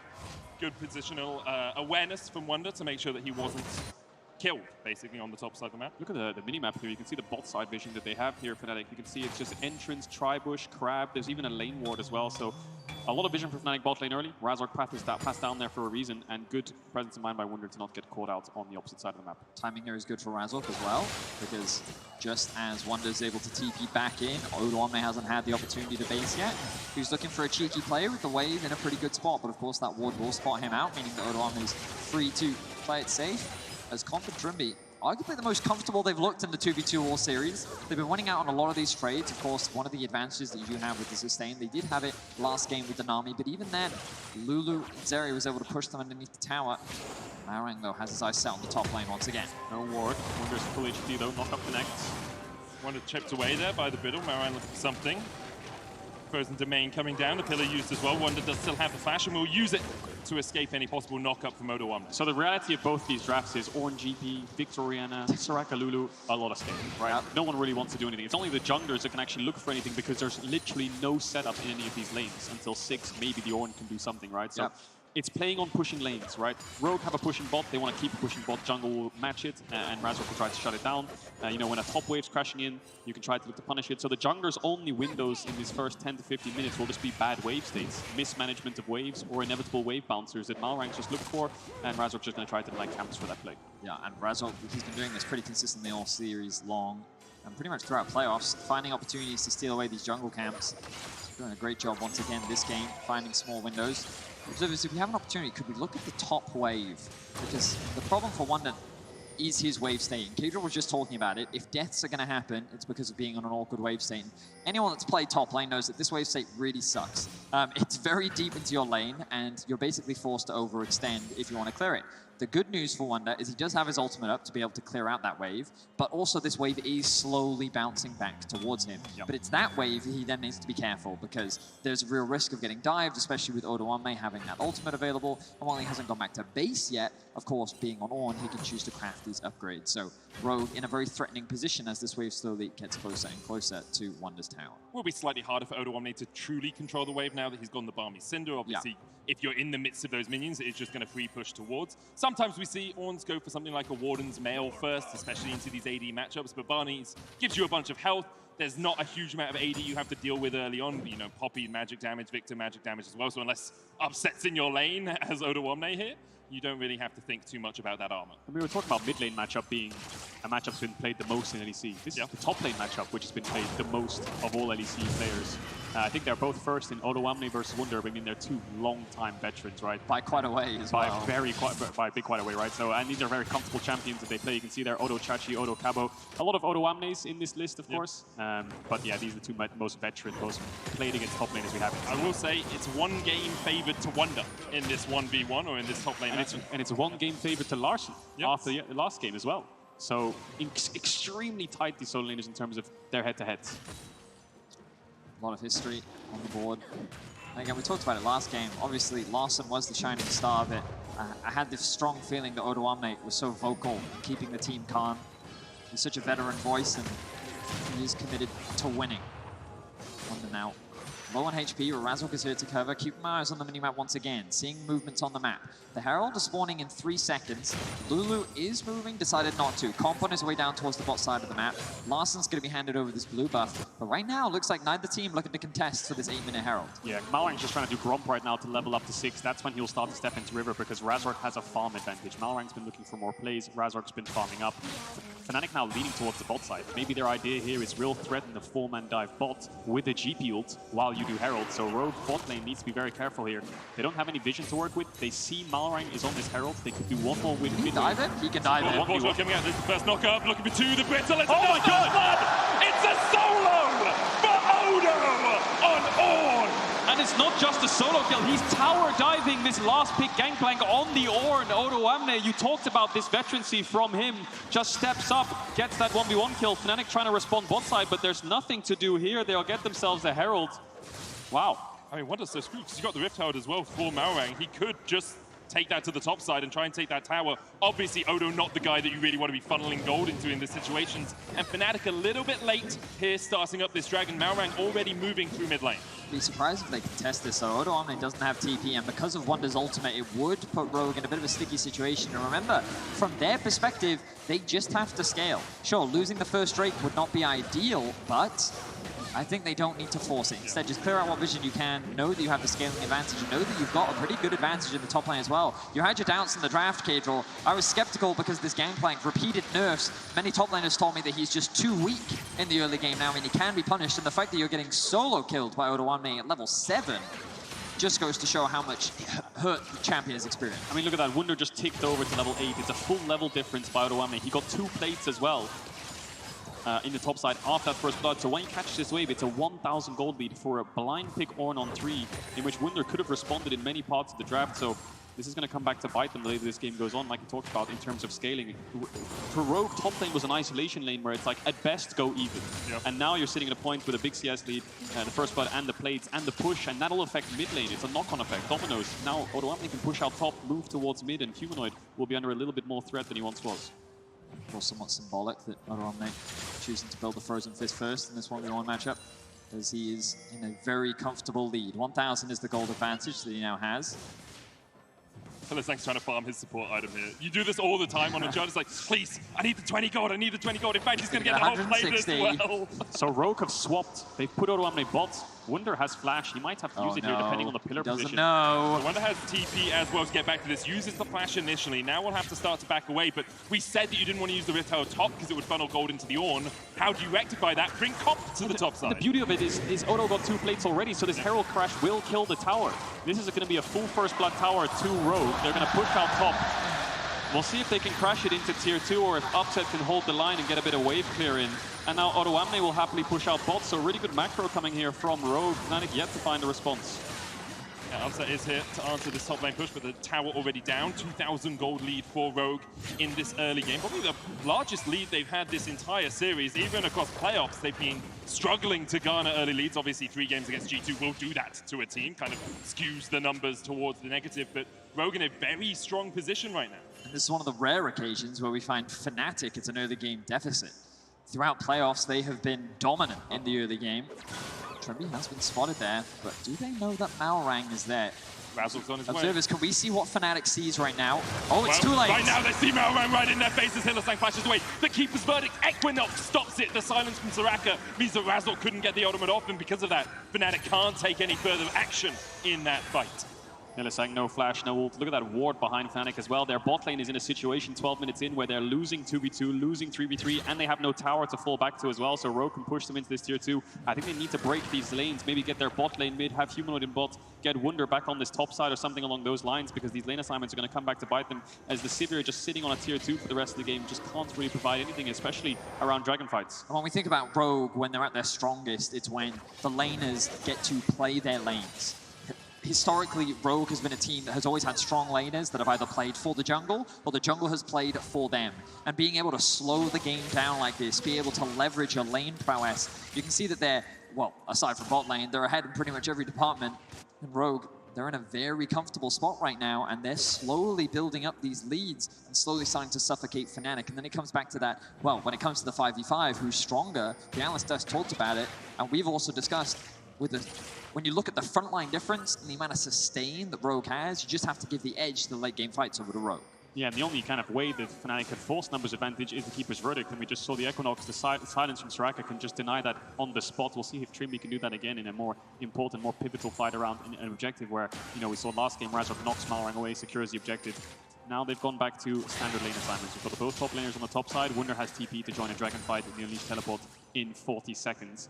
But I think Fnatic in a state like this might just have to give this dragon. I don't think there's really a reality where you can start to walk in here, especially with your Lulu not having flash. 1 TP from the one Ornal, it's going to be a bit of a tough task unless they can find a pick beforehand. Razork finds Malrang. Malrang's done a really good job of actually marking Razork and making sure he hasn't been able to get into any of these plays. The pillar comes down, Razork backs away. He was looking down towards this bottom side because Comp and Trymbi are pushing in. And so far this game has been a bit of a plate diff for Rogue. 5 in the top lane. Upset though, looking for a little bit of chaser as Comp dashes across the wall. We have 5 plates for Rogue in the top lane, a couple down towards the bottom lane, 1 in the mid lane. On the side of Fnatic, they've only picked up 1 out of a possible 15. Fnatic struggling in this early game, and a lot of credit needs to go to Odoamne. Him outplaying Wunder in the 1v1 has done wonders, no pun intended, for Rogue. The crowd, though, looking to send their energy to Fnatic. There are a lot of Fnatic fans here in Malmö, and I think that the faith is still strong. The Dragon spawning 2 seconds time, Fnatic are first on the objective. Yeah, it looks like they do want to contest. Razork's just trying to force Malrang out of this entrance, and Rogue are trying to force midwave. Chase coming in, Larson and Trymbi off towards the side as well. Razork from that Keeper's Verdict flashed away by Malrang.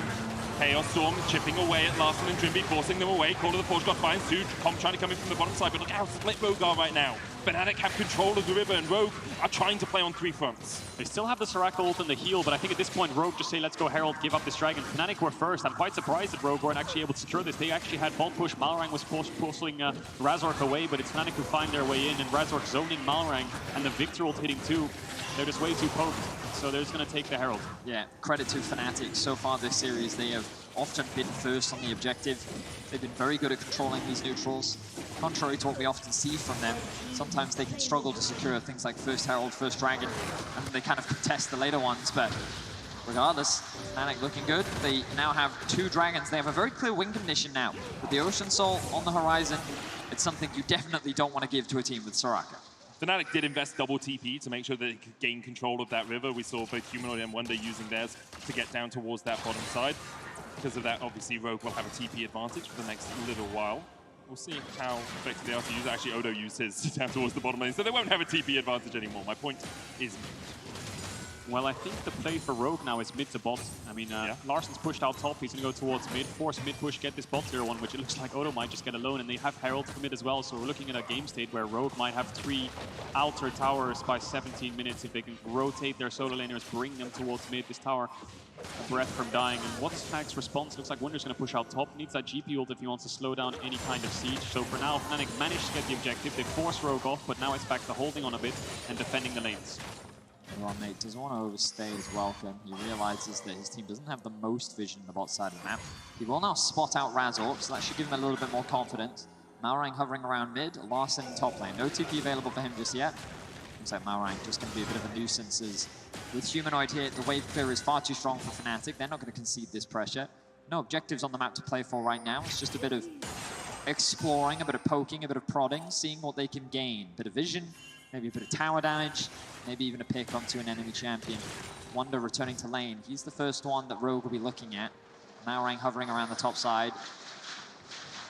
And I will say, I quite like Hylissang's itemization here as Razork looks for Malrang. We'll spot him as Malrang's shadows last enough towards the top side. But I really like Chemtrail's Purify first into a Soraka lane. I think it's a very intelligent purchase from the Lulu, especially since what else would you get? Well, a Moonstone's possibly for the healing across your team, or Shurelias, and you don't really want the Shurelias as Hylissang here because the rest of your team has so much movement speed and so much disengage and engage for you with the Cannon Barrage for those slows as well. So I like it from Hylissang. I think it works well in this composition, and we'll see how effective it can be at cutting away some of that Soraka's heal. And Malrang building a supportive build as well, might go towards that redemption as well. Force of Nature, similar kind of build we saw last game. So Odo Amne's on a tank, not on Renekton. Comp and Larsen are so important in these fights. Silence gets to flash out just in time. The Equinox was just a little bit short from the wall. Trimby low, Comp off towards the side as well as Hylissang steps forward, looking for more. Wild growth on Hylissang to flash forward, but Hylissang, what on earth was that? What?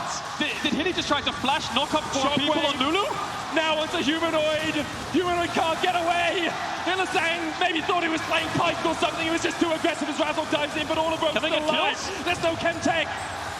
Odo, force low, Urset will take him, but Hilly was just way too deep. Well, Fnatic still have the pressure despite losing the fight. Hang on. Stop him! Boom! Wonder's gun finds its mark and keyholes Trimby. Headshot by Wonder takes down Trimby. What a messy fight. It started with Humanoid being caught, then Odo looked like he was caught. Hilly tries to flash knock up 4 people on Lulu when his team's in mid lane, and then Fnatic managed to somehow get a kill in return.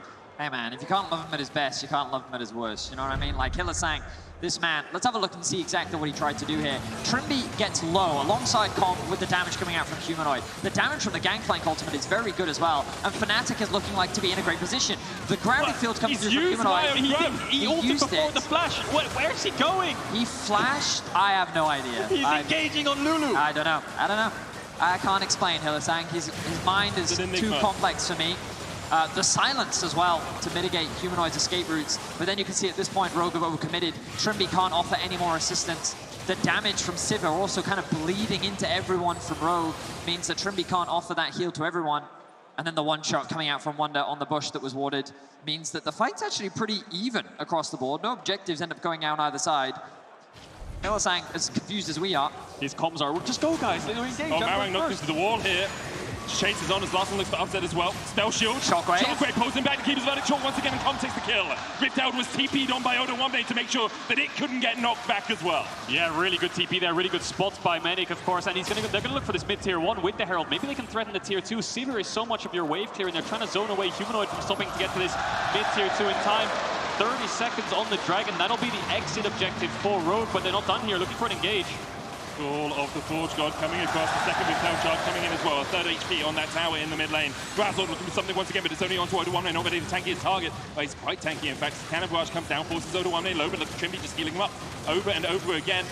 Just blesses him with a little bit of a starfall, and Odo able to walk out of that one. You can tell by player movement that Odo Amne is one calling the shots. He's the one stepping up. They might look for Hilly again here as well. No flash, of course. Comp. Nowhere for him to go. The lightning crash comes out. The polymorph not enough. Equinox with the silence. Wild growth just in time. Hylissang still alive, and Malrang slaps him over the back with a bat. And that's enough. Malrang now overstepped with the wish into the flash, gets Malrang out. The Troll King doing exactly that. for Rogue. The chase still continues. Instead, they decide to back away and make sure they get this third dragon of the game. Fnatic are just being bullied around the map as Rogue sees further control. The sustain from Trimby is just too much for Fnatic to deal with. And with only 4 members alive, Razork does take a lot of damage, but will be sent to safety. Wonder's going to be forced back as well. Look at the poke. Fnatic investing so much into trying to contest this. Razork stepping forward. Razork is here. Maybe they know that this is their only hope. Is they Hang on get a the minute. soul. He has Malrang access. now by himself in the pit. The subjugate coming down. They're going to try and kill Malrang before he can get onto the dragon. He's so low, but the heals over the wall. The astral infusion of life into Malrang. Keeper's verdict wide, and Malrang gets it.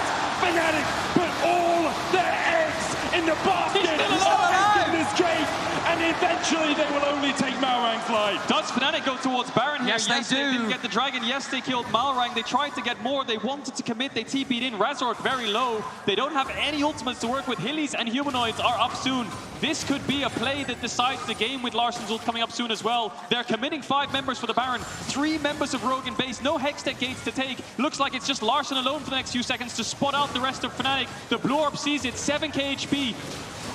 Say a prayer to the Forge God, because Odo wants a piece of this action. He steps in, the knock-up, look at the humanoid already taking one of the Baron, secured by Fnatic. Flash away by Upset, flash away by Razork. Hillisang walks to the back of the pit and then realizes he doesn't have a flash to stand on. 3 kills over the Rogue, but Razork and Upset looking to get out alive as Comp continues to chase. Trimby can heal him across the wall here, Razork stepping forward. Trimby with the heals, the shields, the Immortal Shield Bow as well. Ultra Shock Laser just wide, and has breath from taking down the jungler. The back and forth do not stop. Fnatic knew they had to go for a Hail Mary Baron. That was their only chance when Malrang was dead. It took so long to kill him with the Soraka healing. Yes, they get a Baron. 2 members will keep that buff. Rogue will get kills. Rogue will get the mid-tier 2. What can Fnatic get done with this Baron? They might lose top tier 2 as well. I mean, if nothing else, this will buy Fnatic a little bit more time, but Rogue looking confident. I mean, I'm curious if we get a replay or not. What happened to Malrang? Why they just abandoned him in the pit? I wonder if they were worried about the Fnatic flank that we saw coming through the choke point. But in any case... Trimby might TP. Be engaged on here with a GP ult. They could follow. A lot of pings. But no, I think it's too much of an overcommit. Hilly? What, Hilly? He's got flashback. He does have flashback. The question is, will we be having flashbacks to his previous flash? We'll have to wait and see. Upset. Going to clear out the wave. But it looks like we're slowing down. I'm expecting a replay to come up, but it seems that the action isn't slowing down. They have Baron, they have a top wave coming in. They're just going to look for a siege here because Rogue's tempo is in the pavement. They stayed so long to try and get that top tier 2, and they were pushed away. Comp is in base. Wunder has GP ult, but Odoamne is trying to force. He misses the knockup. Hillisang, the shockwave! Immediately, Hillisang is down. Quarter of the Portugal coming out. Odoamne just to disengage. The keeper's verdict will knock him away, but the tower will remain. Hillisang once again caught out by Rogue. Yeah, 0-4 on this Lulu. Had flash, had ult. Didn't expect that amount of damage to come in, you have to imagine. And the positioning from the Lulu right now is slightly questionable, but the reason I think he's doing this is because Fnatic lack engage and he wants to chase them down, but he can't find any target. This is the dragon fight where Rogue gets split up a bit. So it's this flank from Upset that comes in from the north that kind of scares, along with Humanoid's positioning, it kind of scares Rogue away from the fight. That gives easy access for Razork, but then Trimby makes a smart call. He goes to the back of the dragon bit and then it's heal, heal, heal. Malrang, he's confident enough to actually keep the trade going, sidesteps the knockback from Razork, full health by the time that the dragon is secured. And Trimby does what he can, but there's no way for Rogue to really get back into the pit. Good awareness from Fnatic to then immediately go towards the Baron. Yeah, trouble passive from the Dragon with the smite was that massive 950 heal as well. And because all of the members of Rogue were so low from that Fnatic, Fnatic went for the opportunity for the Baron. And it's going to wear off soon, 30 seconds left. They didn't even get that top tier 1, but it's denied from Rogue, so it slows the game down a little bit more. So let's take a moment with a slightly slower game to take a breath and reevaluate where we are. There's a 3,000 gold difference between these two teams. Fnatic have 2 dragons to 1. They took the last Baron, they got minus 600 gold out of it. So perhaps not the most effective use of their time, although they do manage to stop Rogue from taking that. Where are our expectations for the next few minutes of this game? Well, it looks like Malrang's looking for a flank, so I'll hold my breath for a second. The expectation for Rogue is this top tier 2. Mid push into top, and Razork has no flash, so they want to force Fnatic back and try to get that tower and keep the pressure on before this dragon spawns. Fnatic's idea here is just slow it down. GP, Victor, Sivir, Lulu, these are such high damage threats with the buffs they get from this supportive champ. With a slight front line of Razork, if they can get to 4 or 5 items, they will do bonkers amounts of damage that Trimby won't be able to heal through, you have to imagine, depending on how the fight goes. So as much as it's good for the game to slow down for Rogue, I think getting Infinity Edge on GP, getting Infinity Edge on things like the Sivir and the Lord Dominix, it doesn't hurt Fnatic either. And it all comes back to the draft. This one pick for Odoamne has been instrumental for Rogue. It was he who was able to tower dive, find that solo kill onto Wunder, They allowed them to secure the Rift Herald. They rotated their bot lane to top. They accelerated comp. Larson was comfortably farming in the mid lane. Like, Rogue have just had firm control consistently throughout this game, and now it's about whether or not they can close this one out, because this is Rogue's game to lose. And you can tell how much control they've had because they have yet to lose a tower in this game. Never mind tier 2s, tier 3s, they are in total control of those neutral standing objectives in the map. Only the Dragons really going over to Fnatic, and 9 seconds on the next as we see the first ornament coming out. Luden's Tempest upgraded into Luden's Hurricane, or some other name that you can make up for yourself if you want. Hurricane sounds good to me as the Dragon started by Rogue. Fnatic on the other side of the map will not contest the 4th Dragon of the game. A lot of breakpoints coming through here. Larson very close to that. Rabadon's death cap. Wunder just picked up the IE. How far is Upset from the Dominics? Humanoid's going to push in top, really far behind against Larson right now, itemization-wise, who will have the Rabadons in base very shortly. So it's going to be on this next Baron where the majority of the game is decided. Can Rogue just start it up and force Fnatic to walk in, use the Ornald, get the Ludo flash, make them have to use GP ult to check? They don't have as much side lane threat now that Larson's used his TP to catch the wave. You know, we see prior game in game 2 where they put a ward behind Wunder. If he oversteps, they TP behind. That threat doesn't exist anymore, so maybe Fnatic's confident in pushing out bot, or maybe even confident looking for a similar play of their own. Fnatic, for the time being, they're forced to play the defense. They're very far behind on itemization. You just look across the goal differences and you can see 2.4k in favor of comp. Full item ahead, and with the death cap soon being completed for Larson, he'll be in a similar position against Humanoid. Rogue, this is a team that many expected to get demolished by the rising Fnatic. They're run through the lower bracket, looking to emulate what we saw from them last year. The Rogue have been able to bounce back. They've solved the draft problem, it seems, that so many of us were concerned about. And it's Fnatic that find themselves, now it's Fnatic that find themselves in the back foot. Of course, Fnatic have been in this position before. They're no strangers to being put in the last moments. The final fight, and with the Baron spawning in 11 seconds, that could very well be it. Level 16 for Wunder. Humanoid getting closer and closer to that. It'll all likely come down to a single fight as the Baron makes its way back onto the Rift. You can see Rogue trying to get control of this top lane wave. Larson walking over ward there, won't really care too much, wants to push this out so that the rest of his, so that Fnatic have to answer on the bounce, and then they have time in the river here. That ward isn't TPable too, so although it does matter that it spots Larson, it doesn't matter so much that it could be a flank position as the, I believe, Mexican wave is going around the stadium right now. I will say 12 kills in 28 minutes. I don't blame the fans for going for a bit of a Mexican wave, but we can promise you perhaps a little bit of action in the next couple. It builds up to an explosive team fight, these scaling comps, and that one is yet to come. Fnatic trying to contest vision around this top side, trying to get mid-wave in so they can deny these pings from Rogue. Odoame pushing out the bot side. Wunder has grouped up. Fnatic have the numbers advantage. Larson's going to push out top, both side lanes, collapsing into Fnatic, who now have used their turn to look for small vision that they will now have to catch. It's on Rogue whether they want to start it up. It's on Rogue when they want to start it up. And it's on Fnatic to find their way in when that does come to happen. And now with this mid-push coming in, these wards are buying so much time for Fnatic around. Hilly actually doing a classic Hilly as well here. In the back of the pit, there is a normal ward with a control ward placed under it, which sometimes tricks teams into thinking there's only a normal ward in there. If you put a control ward in there, you see the normal ward disabled, and you don't always realize there's a control ward under it. Rogue should realize, but it has cost people in the past. As Malrang's knocked into the wall here, Wunder fighting off towards the bottom side. Malrang's still very healthy as Razzle tries to contest his red buff. Will be able to smite it away and secure it, but that means it smites down for, 10 seconds or so. And Rogue could look just to start up the Dragon. We'll see. Now, okay, they clear both wards. Yeah, cool. Good job, Rogue. I think Rogue want to start this soon. They must press tab here and see humanoid items and say they have a breakpoint coming soon on Rabadon's on a level 16 Victor. It's better for us to force now so that he has to take the fight at a disadvantage at a point where it's not so optimal for him. But it looks like they're just going to back away. The ornament's coming through level 16. Actually give it over to Tremby. And Enchanter one's really strong. It's going to upgrade the Moonstone. And, I mean, yeah, just a bit of a waiting game. I mean, Rogue, question is, will they secure this Dragon very easily? As they did on the second one, they just took themselves. I think the answer is yes. Fnatic just slowing it down a bit. 330 gold for Humanoid, rather. Wait a second, though. Comp is sitting on 2.5k right now. Yeah. He's in a pretty strong position. He's about to spend it, though. Get a Bloodthirster. Very possible for him. I think he's a little short. Oh, no, he's just got enough. There we are. So 4 items on comp. Upset sitting on only 3. Has been a battle of the AD carries.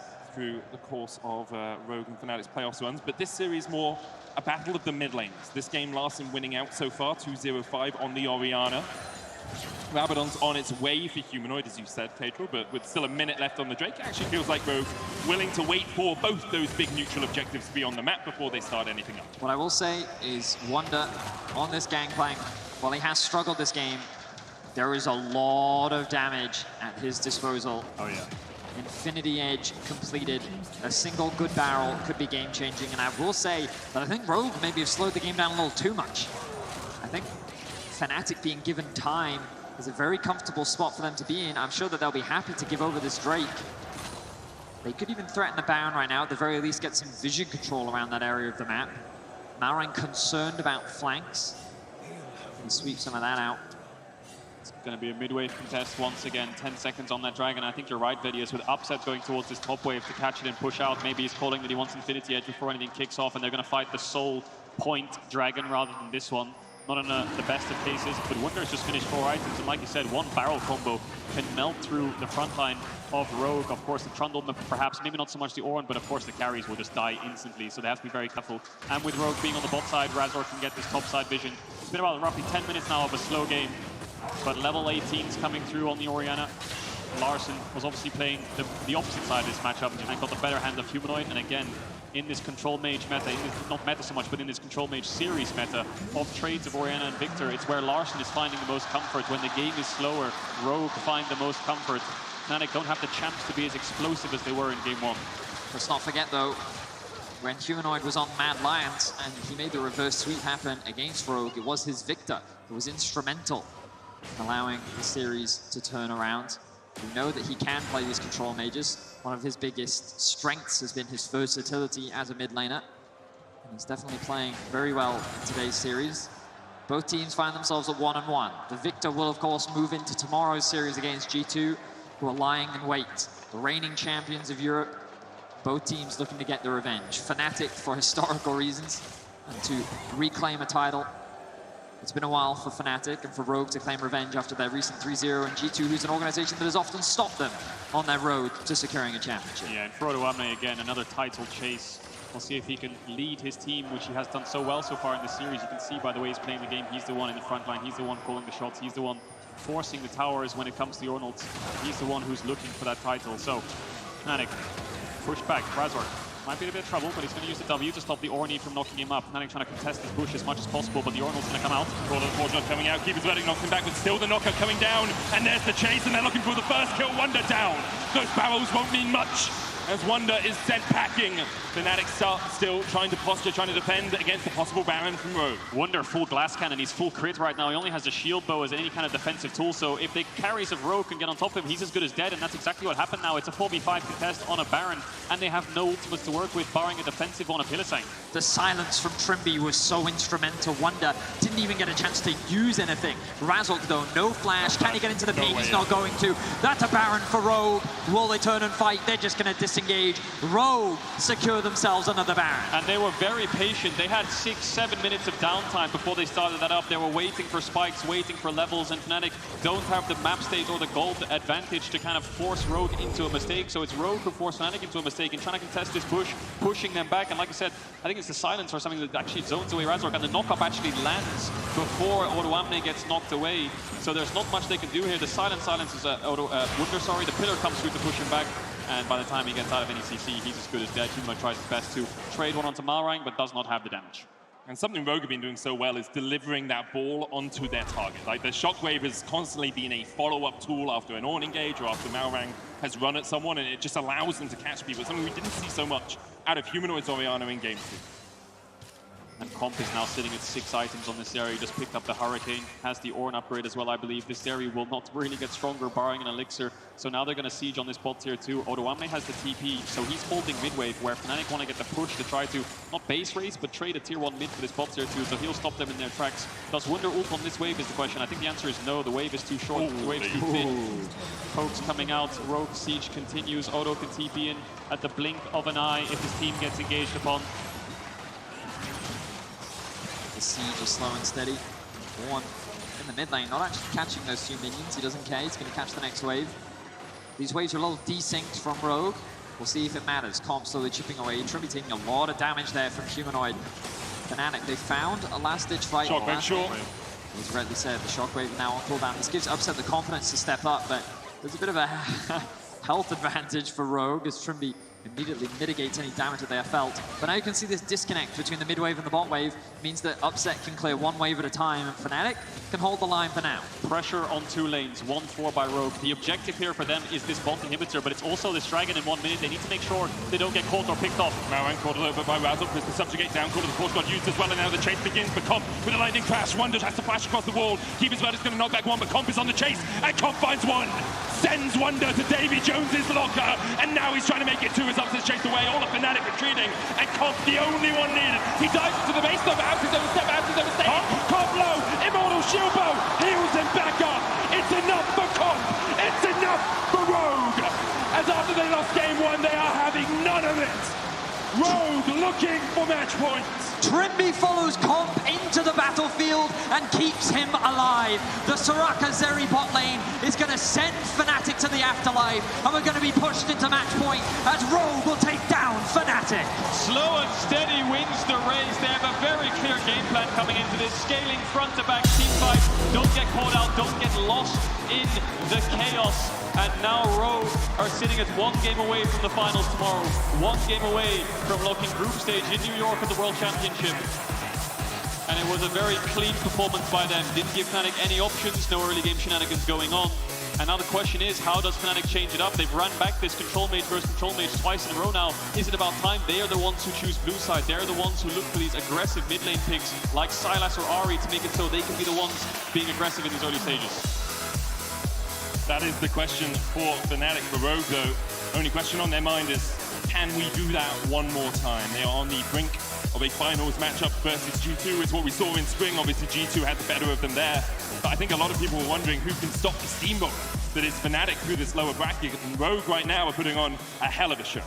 And they have a bit of a buffer now. Even if they lose the next game, there will be an opportunity for them to bounce back. They will then even get side selection if it's game 5, but Rogue seem to have found the formula. We thought it was all about the jungle bans, but Malrang is saying, you know what, I'll take this trade. If you're going to keep giving me Trundle, I'll take it into your Poppy, and then everything else is actually centered around the mid lane to make sure that Larson can have the best possible matchup. And they could also look to just go into now this 1 game away, play something like the Senna Seraphine or something very different that Fnatic haven't played against to just lock in a cheesy, like a best of 1 win to get them to the finals, or just stick to your guns. Yeah, we'll see if that's what they decide to do. We're going to hand it over to Shox, who's standing by on stage to break down that game.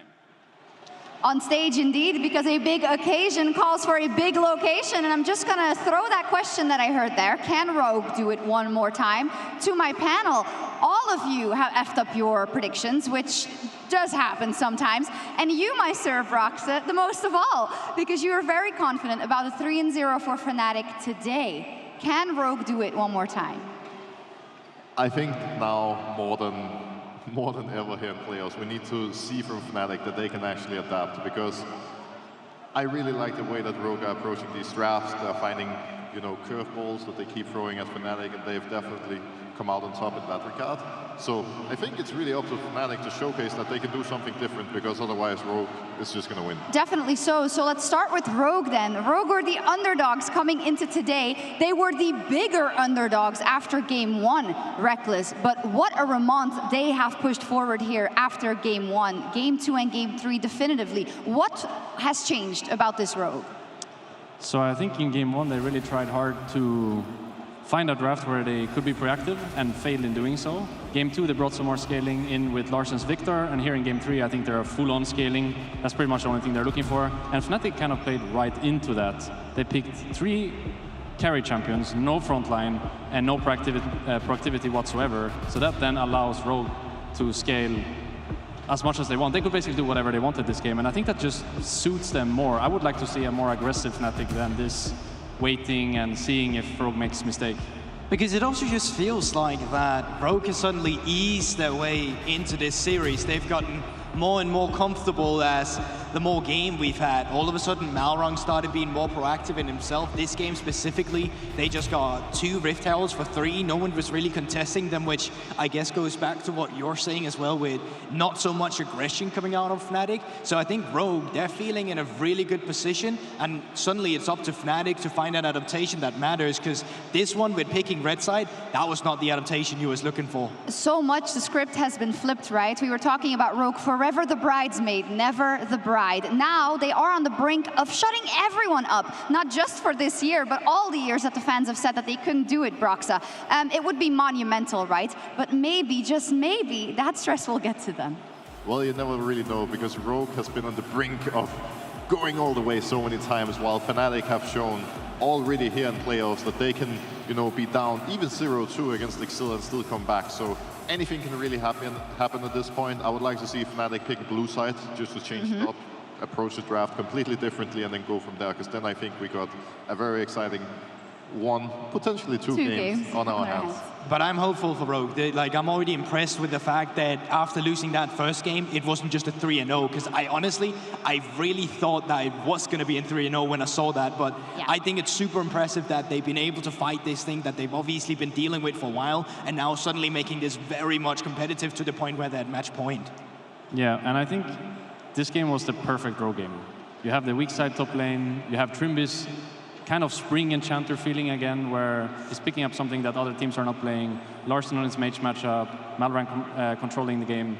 So if I was Fnatic, I would try to break this system. I don't think going for no frontline, no proactivity is the way to go. You have to put Larson in a harder situation than the one he's in now. He's playing Orianna against Victor and then Victor against Orianna, and I feel like go for the Akali, go for something more aggressive if you're humanoid, and actually try to force Larson to make mistakes, because if he's just playing his own game, he's good enough to win these games. He's happy with that Orianna. Give it to him every single day of the week. Let's then look at Fnatic and maybe things that have been lacking then so far this series outside of Game 1. Razork was all the talk coming into this.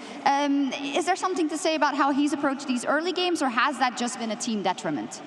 It's hard to say if it's been Razork not being able to find openings, or if it's Fnatic not setting him up for success. I think it's a bit of both, really, because the truth is that Fnatic has needed Razork to show up to be successful this split. And now that he hasn't been able to have any impact, really, in any of these games, it's been going a little downhill. But I also think it's a little awkward with the fact that it's panning out, right? It's not necessarily because he's got a lot to play for. You got the GP on top side, you got his control mage in the mid lane, you got an AD carry that's just 2 scaling aspects. So having Poppy here, I don't really think he was put in a position where whatever he did was really going to matter. Yeah, I just wanted to say, I think the Poppy here is a mistake. You play 3 scaling lanes with no playmaking whatsoever, so the Poppy is on her own, and she also is not really blocking any dashes. They were only playing the Ornn E and the Seri E, which neither is really pivotal for the game. So then it would have made much more sense to take the Trundle away, or to go for a more aggressive approach in the top lane or in the mid lane. I thought you wanted to answer. 100% agree was just what I wanted to add, but then I was like, you know what, there's no need You're for me to say that. You're allowed to agree. Why not? You don't always have to disagree on the desk. Let's talk about the bot lane as well, because it was such a big function, or a big focal point, rather, coming into this Reckless. Comp has put on quite the show, I want to say, so far. Was that expected with the picks you've seen? Because we talked before about the only way the Rogue bot lane can make a difference is if they spice it up. They have to a certain point with the Soraka, but it seems just a little bit in these last 2 games as a comp diff. Yeah, I think especially in Game 2, he picked up some steam around the 18-minute mark, and he kept on dashing throughout the game, and he kept getting good pokes, and I feel like he got kind of into it at that point, and now this game they brought out the Soraka. I think they played really well together. I'm still surprised with how many unforced errors Fnatic are making, because I feel like at some point in this game, they slowed it down, but it was way too late. They should have done that earlier. There was one play where Wunder was farming top lane, and they were going for a river fight on the bot side. Upset dies. In that scenario, I think you should earlier make the call to just farm it out, play 3 lanes, try to get economy on all of your carries, because in the end, you're playing a no-engage comp. So if you are behind, you have no control over this game. And especially while playing something like the Sivir, it's not like Upset can really do anything early on. He relies on his teammates to set him up for success and bring him to the stage of the game where he has 3 or 4 items and where he can really make a difference. But with people getting called out a lot, Huli, Razork in particular, with the comp just not giving them any agency to make any early game plays happen, you know, Upset hasn't really been given a chance to shine. And then in some of the team fights where he could have, he didn't play them too optimally. It didn't really work out. Now, I want to go back to the top of the day when we talked here about the big stories coming into this, and I have two players here who know what it's like to play on a Fnatic with the backs against the wall, and we talked about their clutch factor and the fact that they can turn things around. Now, the last time they were in this exact position was 2 weeks ago versus Excel. Martin, what do Fnatic have to do in Game 4 in order to give us silver scrapes? I think a place to start is choosing blue. Yes. And then after that, maybe playing a more aggressive bot lane or aggressive mid lane or aggressive anything. Now that you're blue, you could drop the Kalista ban, for example, and play the Kalista first pick. Ban the Draven out so that comp doesn't have a good counter. Or maybe go for a more aggressive approach in the top lane. Because I think this slow and steady approach, too slow and steady approach, is playing right into Rogue. That's where Rogue is at their best. So put some pressure in the bot lane, draft something more aggressive, try to go for an early game invade, try to get a Razork behind your tower and yeah, go for a dive or something crazy. They are on blue. That's Fnatic. perfect. But you know, it's so interesting, right? Because even though they're on blue side, with the way that the draft panned out just before, it wasn't necessarily because you were unhappy about the first 3 picks. Now you're put in a position, if you first pick Yuumi or an AD carry, on the opposite end, they are going to pick the Trundle, and then all of a sudden Ornn and Sejuani won't make as much sense as they would before. So I think for Fnatic, if they really want to make the difference, it still comes down to those 4 and 5 pick for the solo laners, because the bot lane is fine no matter what you really play, but for Humanoid specifically, I think you need agency. Like if it's slamming a Kali or LeBlanc when you get the choice just blind to really get something going from the mid, and you can pair it up with a mid jungle to get that early aggression, maybe that's the style Fnatic need, because that's what's so been successful for them. And I think now that they actually have blue side, they're going to get one of the strong picks that can make a difference, like the Yuumi, like the Sylas, like the Lucian. I think that's really going to help unlock them. So already seeing that they chose blue side, yeah. I would say this is a miracle run angle, if I've ever seen one. Is this a miracle run angle? Broxa believes in Fnatic, but it is Rogue who are on match point, looking to get that rematch final versus G2 tomorrow. We'll see if we get brought the silver scrapes from Game 4 after this.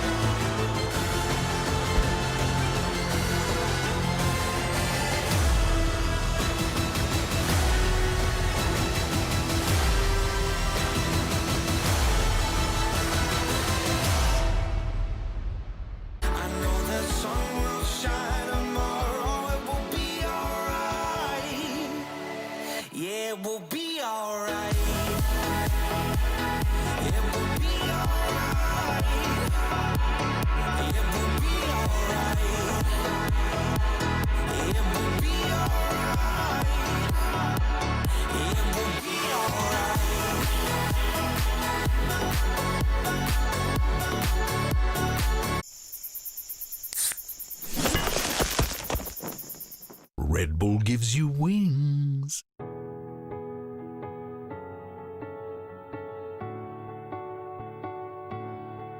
It feels like we're falling apart, just a little unstable. We're both half asleep at the wheel, yeah, we're struggling to save us.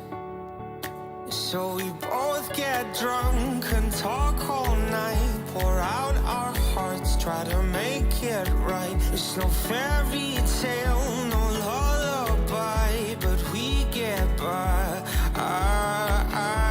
Oh, 'cause the sun will shine tomorrow, it will be alright. And I know we're far from perfect, but at least we try. Through every battle, every all-time low, you always hold my hand and lead us home. I know the sun will shine tomorrow, it will be alright.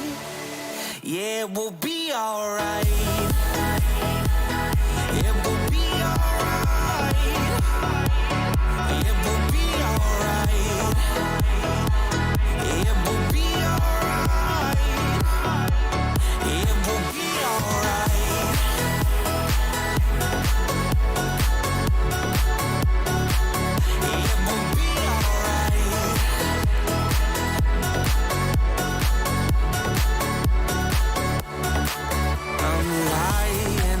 every night, wondering if we will make it. It's hard to be strong when you're weak and you're hiding your failures.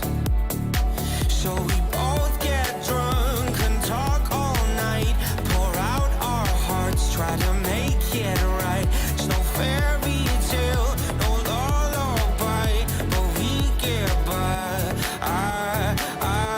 Oh, 'cause the sun will shine tomorrow, it will be alright. And I know we're far from perfect, but at least we try.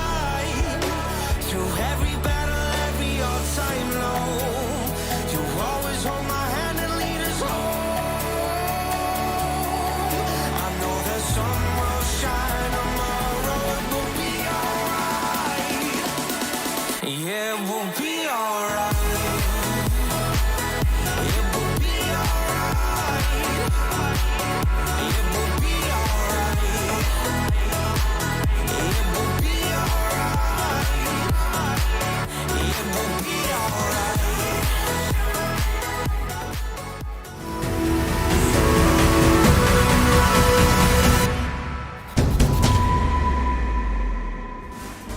Welcome back to Malmö here, where we are ready for what could be the final game of our LEC semi-finals as Rogue takes the stage 2-1 to the good against Fnatic. They have been able to prove the doubters wrong.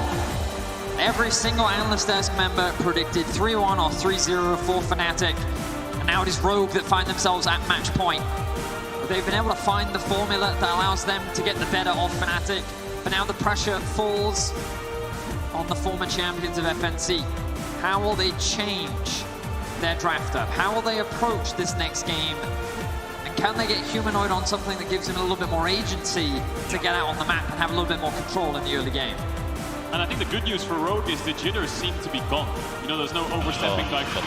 They're very slow, they're very steady, they're very methodical in the way they're approaching the game. I just need They're to... very comfortable. Yeah. In a best of 5 stage, it's just... I think we are still here. Yeah, we're fine. You can still hear us in the arena as well, okay. Okay. Cool. Okay, Excellent. well, draft starting soon. Yes. Playmaking mid, I think Vetti's hit the nail on the head there. I wonder what side Fnatic have gone for. Do you know at all what side Fnatic's chosen? We do not know yet. Well, we may have known. See, here's the thing. The audience may know, but we can't really hear the analyst test segment when we're sitting here. So if anyone in the crowd knows what side Fnatic's chosen, just shout it now.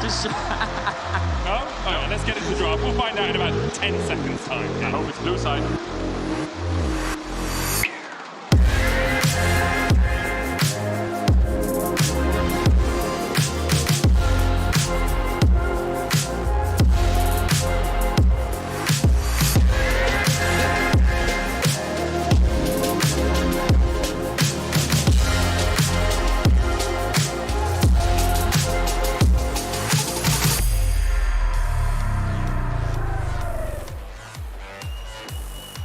Fnatic have chosen the blue side. Okay, so they're going to swap things up. Now they're the ones on the blue side. They're the ones who can force Rogue's hand in the pick ban. They're the ones who can opt into banning away things like the Trundle now, forcing a Poppy ban. But Rogue are going to stick to their guns and keep that side ass down. Is Yuumi going to pull in that boat as well, I wonder? I can't see a way in which Yuumi is not banned here. The Trundle now removed from Fnatic. They're trying to force the trade. They're trying to tell Rogue, hey, if we lock in Poppy, what are you going to do? So now how will Rogue answer? The question is, maybe they even consider leaving the Draven up here. I think they should ban Poppy, to be honest. They've gone for the Yuumi ban, but it seems crazy to me. I wonder what Malrang has into Poppy. What is his option? Is it going to be a Sejuani Renekton draft? Is it going to be a Jarvan and just bite the bullet when it comes to those team fights? Draven is still up, like you highlighted. Azir is still up. If Humanoid wants to first pick that and go for something along those lines, a bit more of a mage with playmaking.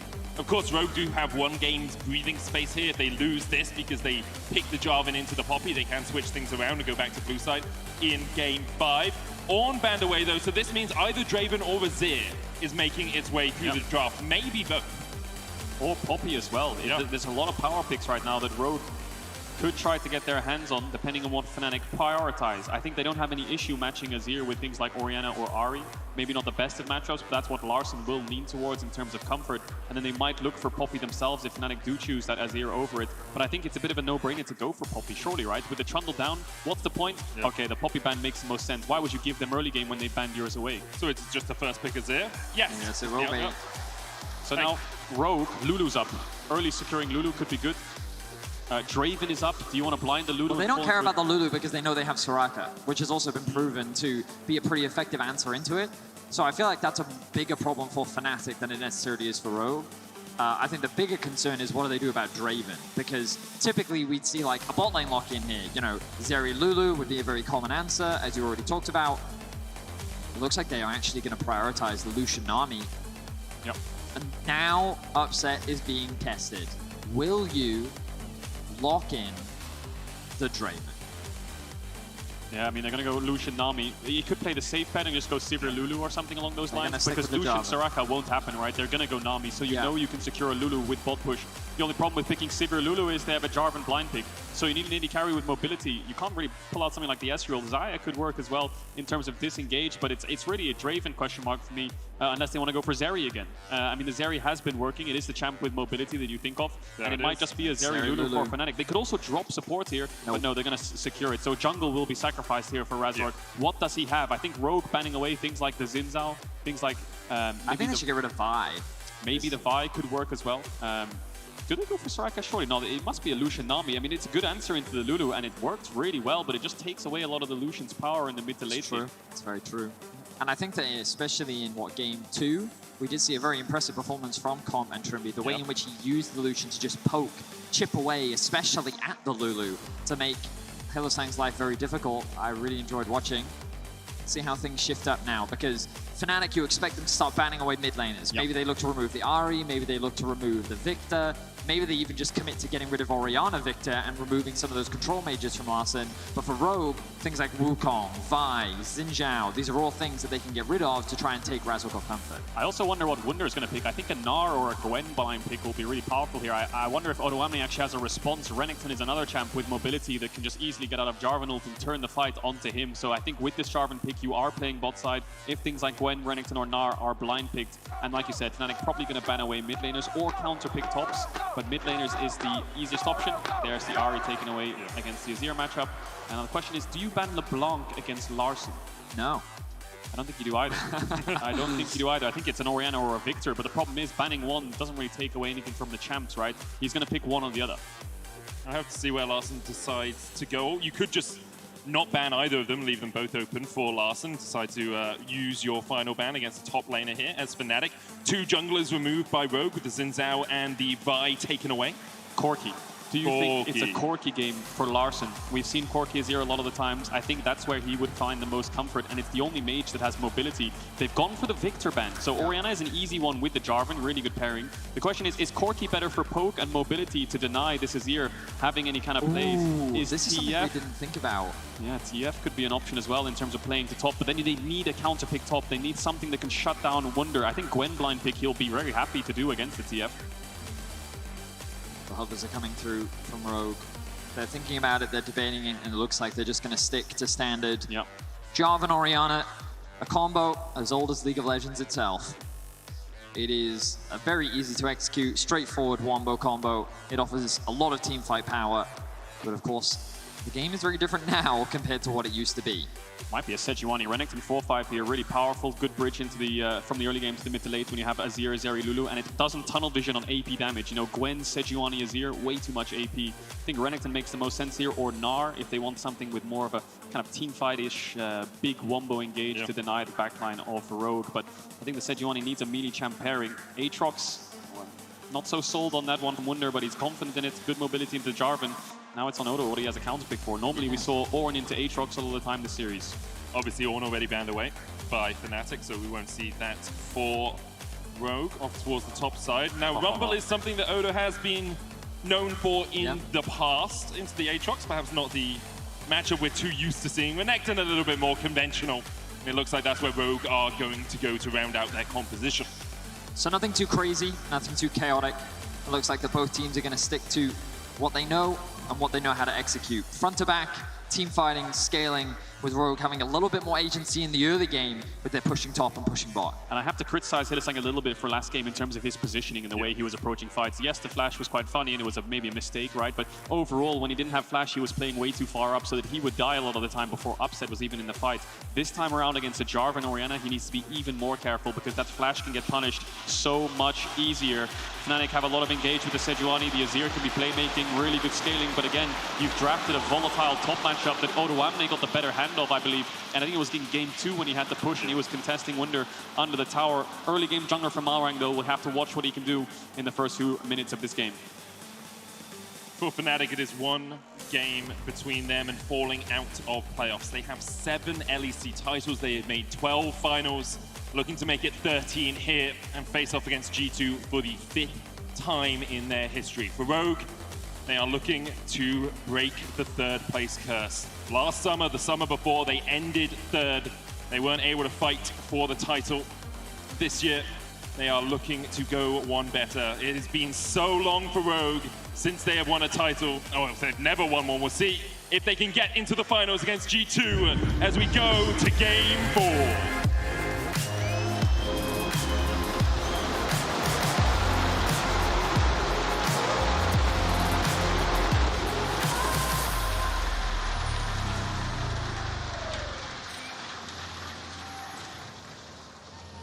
And onto the Rift.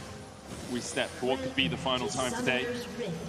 G2 waits the winner of this series in the finals tomorrow. Watching on bated breath, expectant, I am sure. And you can see the Malmo fans make their voices heard. Definitely more Fnatic than Rogue. For the last couple of games, have silenced a few of those voices in the crowd. Yeah, and so to the surprise of all of us with Rogue on match point, we expected the first stage game in front of a big crowd for 4 out of 5 of these Rogue players to be very jittery, a little bit nervous, and there was mistakes from both sides in the first few games, but Rogue seemed to have got it under wraps in gameplay and in draft. Fnatic looking for some kind of early level 1 action. Got a ward onto Malrang. They have a pink ward actually, so they're going to share XP. Both Rogue solo laners will get level 2 on the first wave. Something to track to see if maybe Odo can get some kind of all-in potential level 1 with some kind of QE start perhaps and try to force Wunder away. That's actually a lot of XP. You can see those little pink bars by the portraits of the champions. You can see a tiny bit of XP on Odo, Malrang, and Larson. I can bring this up if you want to really show how much XP they have. Ooh! 15. 15 each! That's big. 75 for Larson now. Let's see if he can... I always forget exactly how much XP you need. I'm pretty sure he should be able to get level 2 off this wave, and then he can already start getting control, which is pretty significant in the Azir matchup, because Azir at level 2, that's when he has access to his Q, and that's really where his range starts to be obnoxious. Ooh. Quick pause going to come through. Fnatic pulling out the big guns. I was going to say that. It's cheap shot, Mark, cheap shot. Obviously, we'll find out what's going on with the pause as quickly as possible, but we want the players to be in the best possible position to play the game, especially in such an important fight, in such an important game. We'll see exactly what's going on in just a moment's time. Yeah, we won't speculate on the issue. We'll just wait for more information to come through. But thank you everyone here for being such an incredible crowd. It's been a while, 3 years since our last crowd, and everyone here has been absolutely fantastic. All the fans waving hello, all the fans supporting the teams. I was hearing the Fnatic and the Go Rogue Go chants earlier. The entire arena was absolutely lit up, and it's a vibe here. It's really great to be back and just enjoy the presence of live esports once again. Yeah, the crowd can be the 6th man. We saw it with G2 at Worlds. You know, when it was in Europe, they always had the crowd behind them, and it's a very different feeling when you get a kill and the crowd can be a little bit silent, and when the enemy team gets a kill on you, they're erupting and there's roars, right? So can really play a bit of a mental game, but Rogue have seemed unfazed. 2-1 up now, despite that 6th man being against them. A lot of Fnatic fans in the crowd. And obviously still, Rogue fans scattered here and there. It's just the Fnatic voices have been louder. We've seen photos of Larson's family as well throughout the course of the event.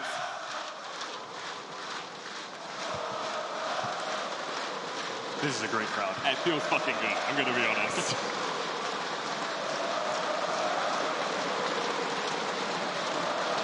Still don't know what the reason for the pause is, but we'll let you know as soon as we know.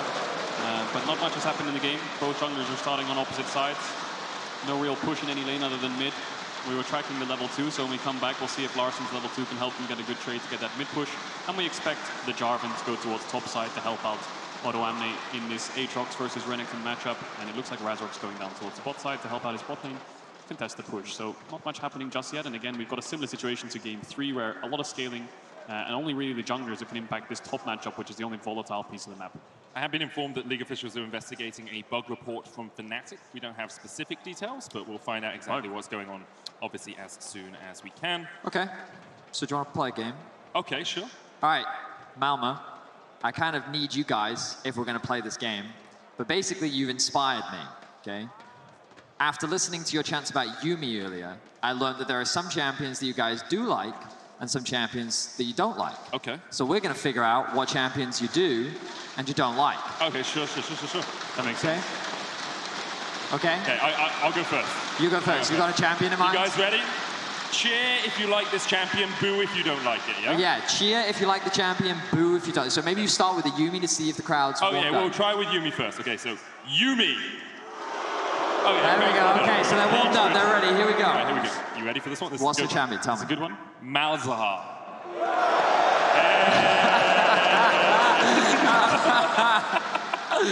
I don't like this game. The crowd loves Malzahar. It's a great champion. Okay, think of one. Think of one. What champion do you love? What champion do I love? Like, people are giving you suggestions I've right got now. one. Yeah? Zed. Zed? Any Zed enjoyers? Okay, I've got one. Maybe a contentious one. Any Corki enjoyers? Oh! That was more than I was expecting. It's a little divided, though. Yeah. Oh, I've got a really good one. Yeah. Teemo. It's how you separate the old League fans from the new League fans. Because if you guys don't know, like, Teemo was the Yuumi of his day. Like, Teemo was widely hated. It was called, like, the Satan of the Rift. He has a skin. By most people, Devil Teemo. Devil Teemo. Do you think they'll ever make a Yuumi called Miyu that's the devil version of Yuumi? Of Miyu. Yeah, that's the name. Opposite. Okay, but I have to just check one thing with the crowd. Are there any Nocturne mid enjoyers? Yes! Are there anyone that wins their games on Nocturne mid? Yeah, I thought so. Okay. You didn't even cheat. You cheated them on that one. Thank you so much, crowd. This is super fun. Once we get through the pause, we really do appreciate you, and we love having you here. Do you know any Swedish? No, I only know how to say I love you. In Swedish? Yeah. You know how to say how I love you in Swedish? Something like Jälskede or something? Jälskede? Jälskede? Okay, so who told you that? Who told you how to say I love you in Swedish? I don't know. Okay, because if it was just a fan, they could have trolled the hell out of you. Kato, I'd really like you to say I love you up there, and actually you're saying, I don't know, something very strange. No, that's the only thing I remember. I have been told that the pause is going on for a little bit longer than we're happy with, obviously, so we're going to get the analyst desk up to perhaps fill in for us in a moment. We can play another game if you have one, Betty. I'm out of games. See, most of my games involve, it's like, draw the poro on the screen. We don't have a screen to draw. Yeah, noughts and crosses, these sorts of things. Well, we have another wave going on. Should we just join in the wave? Maybe we get a camera shot on us joining in the wave. Here we go. Where is the wave? It's over there. Over there. Here we go. On the left, there it Down in comes. the corner. All right.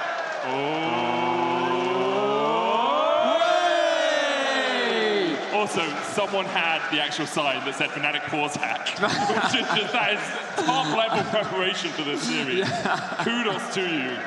Genius stuff. Oh, my word. Can we get the crowd to clap? Does everyone want to clap? You want to do the Icelandic clap? You ready? Okay. You have to stop first. Has to be. Okay. This is a feeling of power I can get used to, I'll be honest.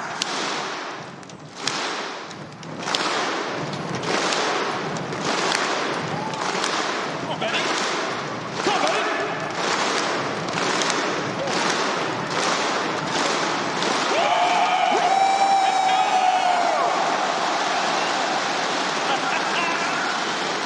I was really psyched. I was tempted to start singing there. No. We will, It's true. Enjoy some League of Legends. Safe. Obviously, we are just waiting for this pause to be rectified. For those that have just joined us, Rogue right now find themselves 2-1 up in the series. No! Get it off the screen! It's everywhere. You can't escape it. We are, of course, 2-1 up for Rogue. Fnatic, we've only just jumped in to game 4. The crowd here is electric. Everyone is having a fantastic time. Hey, we love you. Hey, hello, how are you doing? They cut away from it immediately. Don't show him, don't show him. I hope both teams have fun. Yeah. So, league officials, quickly. Okay, crowd, I love you, but I have to say something serious for a second, so we could just... Shh. Okay, it kind of worked. League officials have confirmed a bug in which the blue buff acted in an unintended manner, causing its aggro bar to reset. Officials are now working with the teams to determine if we will attempt a chrono break. So we have a replay of the bug. Let's have we have a replay. We have a replay. So I wonder if Razork had to smite the blue because it reset. Hey, it's the entirety of the Vitality fan base. You had to do him like that, didn't you? I think we can have a look at this replay. Does the aggro reset of the blue when it shouldn't? So Razork had to smite it, so his drop is slower. That's my theory, because that stops jungle speed time. Patience bar. So here it shouldn't reset. It shouldn't lose its patience. What is it doing? Oh, it aggro to the Aatrox. Towards Wonder, then comes back down, loses its patience, and then resets. That looks really weird, I mean, it's supposed to hit the closest target, right? And Aatrox doesn't have a dot or anything, so that looks very odd. That needs to be changed. Obviously, league officials will decide exactly what's going to happen alongside the teams, but it looks very sketchy. That is very sketchy. So thank you everyone for it just bearing with puts us. Sejuani like 10 seconds behind on our clear, right? So it's pretty important. It's understandable. We saw Razork raising his hands in frustration. Yeah, as a reminder, Rogue find themselves 2-1 up in the series. The crowd is keeping the energy up here in Sweden. Larsen performing extremely well in front of his home crowd.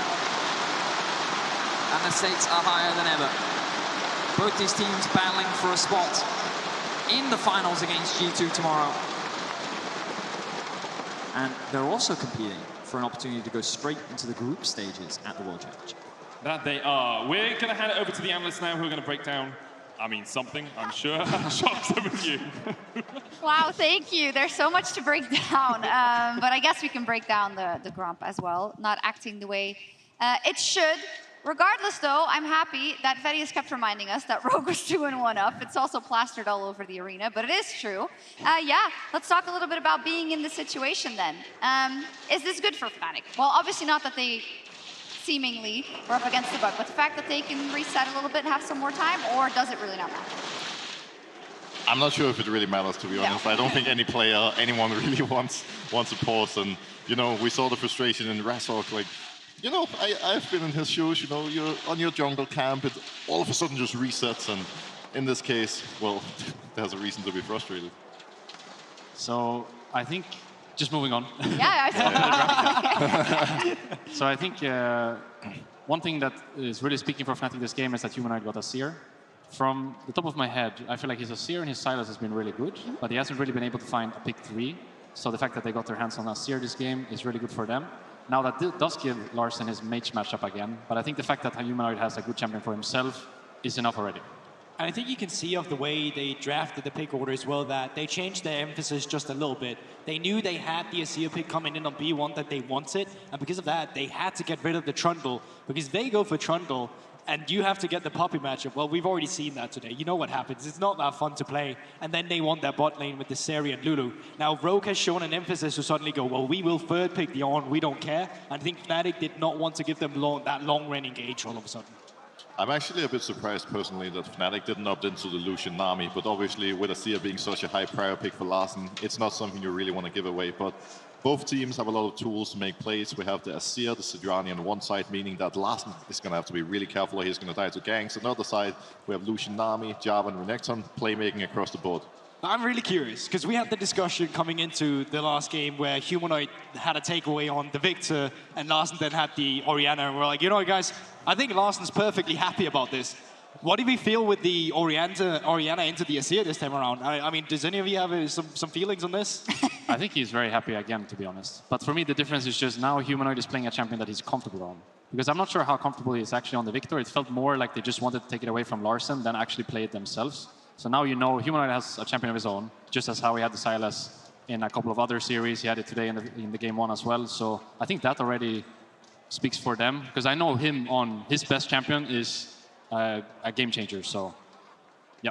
I think overall this is a draft where, everyone can be pretty happy, to be honest. Everyone's in comfort picks. Everyone has, you know, different lanes that they can play through. And if I'm a jungler on either side, I'm actually super excited to play out this early game because there's so many ways that you can approach it, so many tools, especially if you're the Jarvan. Like, you can wait for level 3, you can look for an early invade with the Lucian Nami prior.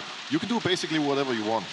If there's one thing I think Fnatic are happy about this time around, though, it's the fact that now they have solid engage option, at least. Like, Humanoid, despite playing a control mage, you have agency to find these highlight moments where you're the main source of engage. We've even seen on the Asir as well, but I think it's going to be great for Fnatic to finally have some tools to find the fights they want. Let's see, I heard that in a second I can give it back to Medic. So, an update at approximately 1:40 into the game. League officials received report from Fnatic that the blue buff acted in an unpredictable manner. We have confirmed the bug and completed the chrono break. So let's send it back to the casters for the game. We are back. Thank you so much to all the technical staff behind the scenes who made things happen so quickly. I remember the good old days when a chrono break would be like 3 hours of pause content. So great stuff by everyone behind the scenes to make this chrono break as quick as possible. And we are going to jump on into the game as soon as we can. Thank you very much for bearing with us. The crowd, once again, is fantastic. Without further ado, let's get on to the Rift. We're ready for game 4. Oh, what's your blue buff? Versus Is it going to dodge? Blue buff? Don't do it again. Don't do it. Don't do it. Okay. Oh. No, it hasn't done. Oh. Hey! The crowd erupts. Razok secures his blue buff. And so does Maury. So does Maury. And the Grump. All right, calm down. We're not going to cheer for every camp. They're cheering for every camp. No. Oh my. And the Grump. Go to the lanes, observers. No, they're not. No, they'll start cheering for every No, don't say that. All right, let's bring it back to serious mode here for a second, because Rogue got 2-1 up. We know that. Yeah. Right? And they're in a good position to win this game. The draft is pretty strong. Like, it's even right now, but in terms of draft gap, you don't see an obvious one between these two teams. Obviously, Fnatic get their hands on the Azir, the first Azir we have seen this series. So you have to think there's a lot of impetus put on Humanoid to try and win out in this mid lane matchup. Wonder, though, getting the fair share of Odoame's health bar there up towards the top side. Yeah, a bit of bad trades there by Odoame. Had to use a W to get the creep, but you're completely right there, Medic. I think when it comes to Humanoid and this Azir, he has a lot more playmaking, right? He can dash in with his ult and try to look for insects on certain players and catch them out. Malrang already level 3 on this top side. Wunder is thinking about warding, but he hasn't placed one down just yet. Odo can flash W, Malrang can land the combo. Question is, will Wunder survive it? I think they have the damage to pull it off, and they're going to go for it now. He just uses the E. Slices forward, second slice. There's the knockup with the EQ combo, and Wunder burst of blood to Odoame. Doesn't drop a ward there, Wunder. I think he used it in that lane brush on the top side to see if he could spot out Odoame to get a better trade at level 2, and granted he did, but jungle pathing towards the top side, he falls to the gank. He's going to TP back and collect this wave, but another first blood to Rogue. We are currently investigating an issue with the HUD. We're working hard to get it back, so obviously that's why the screen perhaps is slightly more sparse than you are used to here. That. Comp going for a big trade there. Cleanse away from the polymorph. Hylissang ignited as well. Trimby tried to trade in. Razok's down here as well, but Trimby down to about 300 HP. They warded the Tribush. They're scared of a dive. A lot of trading in all of these lanes. Humanoid was leading down there as well. Razork might look for this dive despite it being warded. Who can bail them out? The question remains. Odoame, I'm not sure if he has TP up. I don't think he does. Here comes the dive. Can they execute? Let's have a look-see. Flash polymorph once again. Hylissang trying to get away from this one. Dodging away from minion shots. Comes up so much. That's one. Hylissang didn't tank it up, so that's not two. But still, Trimby able to take him down and now upset underneath the tower, chased away by a very angry fish. Trimby cosplaying a little bit as a shark here with the Ultra Lasers. Turn it back around. One more Q would be enough. The Aqua Prince in the upset. Malrang's coming. Malrang is behind. Upset those sums. Can he execute? Oh, Malrang wants this. Malrang. No slow from the Aegis. I don't think Did he get it? Trimby gets it. But that will still be a 2-for-3 trade in favor of Rogue. Trading top getting as well. A number of kills on the bot side of the map. Rogue has to be feeling good. They secured a kill in top lane. They secured 3 and denied the dive in bot lane. And while Comp definitely will lose out on some CS, Rogue find themselves in a very good position near the game. Oh, Odo has kill pressure right now, but he spots Razork on the ward on Gromp, so he knows he has to play safe, has to play a little bit careful. Razork will drop the ping, but there was a moment there where Odoamne could have flashed W'd with Rage and got the kill onto Wunder with the PTA burst. I'm not sure what items he has. Of course, the HUD issues are continuing. We're trying to fix it as quick as we can, but a lot of action on screen that we can keep our eyes on. The ward spots out Malrang as he comes towards this bot side of the map, stacking wave that they want to maybe force a dive on. I think Fnatic are lacking all their summoners. We are working on getting up-to-date data on the screen for you guys. Thank you for bearing with us once again. Obviously, Chrono Break can mess up a few things in the background. Activism there onto Upset. Trimby with a level advantage. Proxy electrocute as well, and Upset loses about 200 of his HP. Marang now going to start up the Dragon as well. Looking to get in here. We'll pop that Scryer's Bloom to see that Rogue have already started up the objective, and Fnatic are going to try to respond. Malrang knows he needs to be the aggressor in this matchup, and starting off this objective, now the Cloud Drake is going to be starting to chip away at Razork. Okay, so in terms of my memory, Malrang has no flash. Hillsong and Upset have burnt theirs as well. No summoner spells in this little exchange here. The biggest problem that Rogue have is that Larson TP back into the mid wave, but it's Humanoid that actually has the prio, which means that Humanoid gets to rotate down to the objective first, cutting the bot lane off from Rogue. That means that Fnatic secure the first Drake of the game, and Upset's forced to disengage from this small skirmish. So overall, I expect the gold lead to be ever so slightly in Rogue's favor. They have the advantage in top lane, the advantage in bot, but it's Humanoid with this push on the Azir that's giving Fnatic a little bit more control than they arguably should have. We'll see what he can get done with it, because both of his side lanes are in a losing state right now. Yes, granted, Wunder has a push because Odo had to base, but both these side lanes are not going to be in a great state, and I think Humanoid's going to have to be the one to bail them out. I also think that Fnatic have gotten every dragon of the game so far, the first dragon of the game. So they're going to keep that trend going. They have the first one picked up themselves. You can't see it, but it is a Cloud Dragon. Wunder's just going to try to get this crab while he has a little bit of top push, but Malrang's on the way. He has flash up, I believe. No, he doesn't. He used it down towards the bottom side to try and catch out Upset. You can see the data on your screen now correct in terms of summoner spells and such. Neutral objective not yet tracked. So we will get working on that as soon as possible. Trimby body blocking there for Kong, mitigating the damage that can come out from Upset. Wunder is forced to farm his wolves right now because he's being zoned away from the farm. Can we quickly look at the top lane wave observers and see exactly what's happening? Odo is freezing the wave here, and Malrang is hovering around top. This basically makes it impossible for Wunder to do anything because he doesn't have flash. So Razork is committing everything he can to gain advantages on the bot side of the map. Razork caught out, doesn't have the flash, does have the smite, and lands it to secure the blue buff. Shield and the Guardian there to help him out. The good news for Fnatic here is a lot of this gold is on the Nami, right? It's not on the Lucian. I think if we look at gold, I think Upset's probably ahead. Maybe we can't just now, but I'll just take it with looking at the CS lead and the fact that he has 2 kills. Larson's being covered here by Malrang because Humanoid could look to shuffle him into the tower and get his flash, so he's just making sure he is absolutely safe. Yeah, so Upset's slightly ahead in gold, but it's the Nami that's 1k gold up, which is kind of attributing a lot of this gold lead to Rogue. But you can see the power of the Lucian Nami with Electrocute. Really good trade there for the Rogue bot lane. That's why the junglers are at all times, because they're so pivotal in these early skirmishes.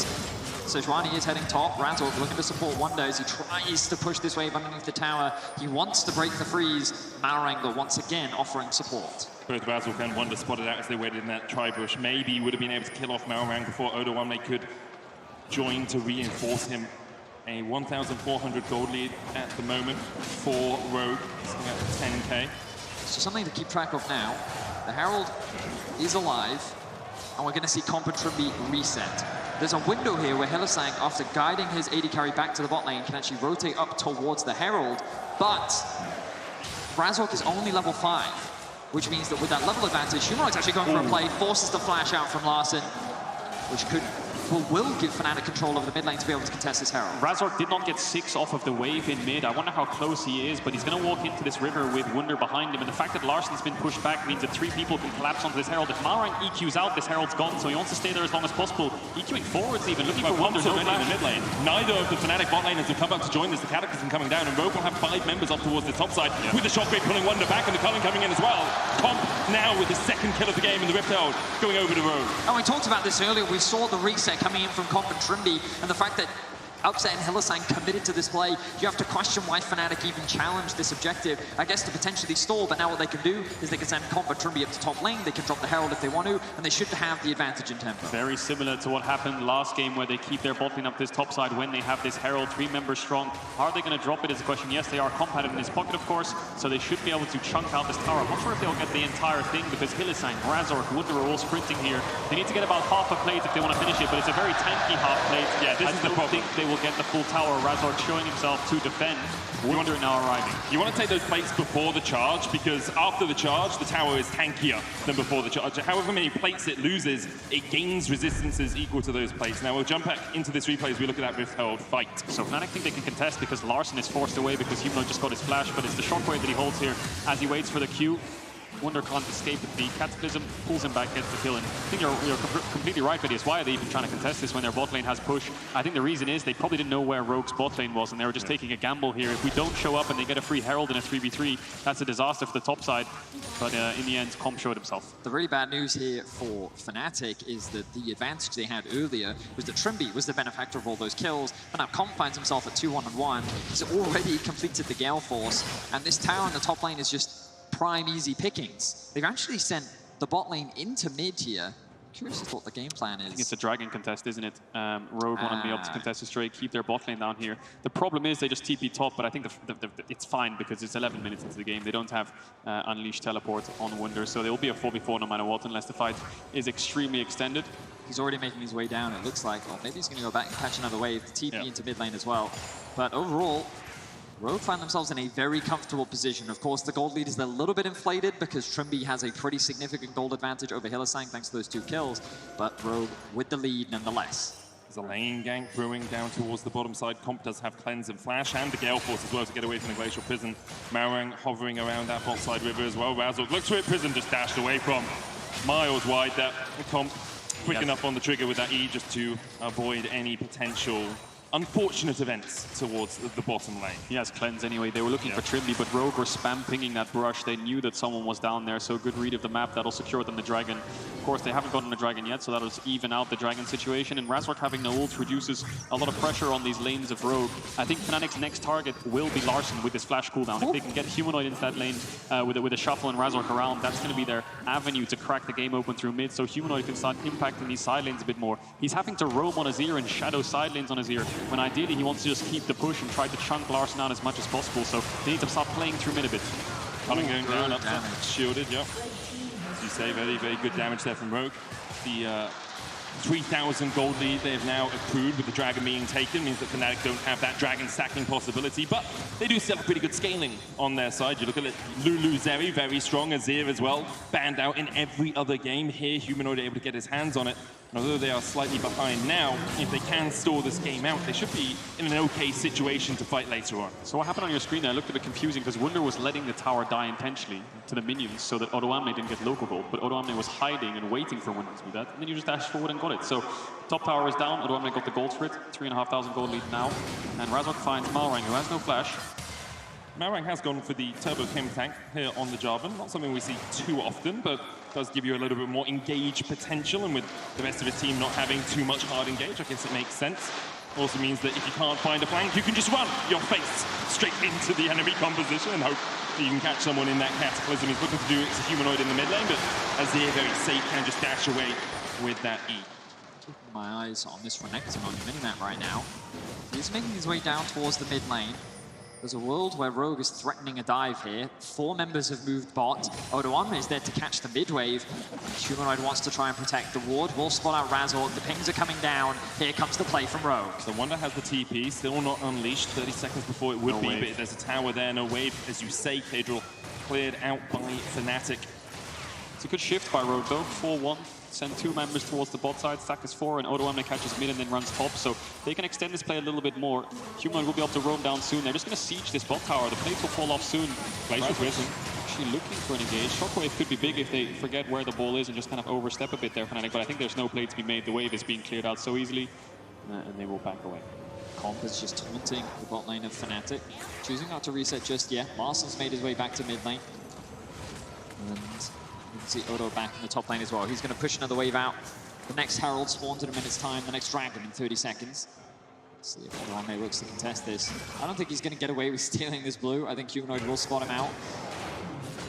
Or will he? Humanoid knows it's there, because if you check the minimap, you'll see that the icon is still there. Yeah. Exactly right. Blue buff aggro reset. Yeah, Humanoid should be able to pick this one up pretty easily. Razork won round 1 and round 2. Humanoid's going to win round 3. I will say as well, gets a chance. Just quickly, apologies that the heads-up display. Minions aren't changing and we're not seeing gold coming through. We are trying to fix it as quickly as we can. But obviously a few technical issues happening right now. So don't trust what your eyes show you on the bottom of the screen. Just trust the fact we'll guide you through the action and what could be Fnatic's last game of the LEC in 2022. Herald is up, Dragon is not. Herald just spawning now, and Rogue are posturing towards his top side. Larson, I don't think he has TP by the fact that he's running through mid right now, so Rogue want to slow this down and keep this mid wave pushed in. Wunder should have the TP in case they want to fight, but that's a 0-2-0 Aatrox with 2 long swords and... Yeah, well, the HUD's not updated, so I just got baited, so he must be a lot stronger than that. I've been baited a few times already. I was like, you know, that dragon died really quick, and there's another dragon already. Wow, that was really fast. So I think Rogue should be able to secure this Herald pretty easily, and against an Azir, that's really pivotal, because you can actually crack this mid-tier 1 open a little bit easier, and Comp and Trimby should control this mid-wave. Lucian, Nami at this point with a Gale Force. If anyone steps up, they're going to have to blow their flash. They have to stand behind their own creeps. Thinking about it. We're going to set up around here. Razzle does have the Glacial Prison about to come back off cooldown. Shockwave hits onto Hylissang. Tidal Wave being used as well. Flashes away from the culling. But that is 3 big ultimates from Rogue. Razzle still has the Prison. You've got the slide and glide in from Humanoid as well as if he wants. The HUD now updated shows us he's got the Andrews and a needlessly large rod as well. Wunder looks to chip away at this bot lane tower. Will be the first tower of the game for Fnatic, taken at the 60-minute mark. And that's what Fnatic were doing. They were trying to buy time. Unfortunately, Hilly had to blow 2 summoners, but they just wanted to poke Rogue a little bit and just slow them down on the bases when they were doing this Herald. So they kept the numbers on top side so they could secure this bot tower. We talked about Hylissang's positioning in last game and in the draft against the Jarvan Orianna. He needs to be really careful. Again, he just blunders a bit, oversteps, trying to get some vision. Now with no flash for the next 4 minutes, 30 seconds, he needs to be even more careful.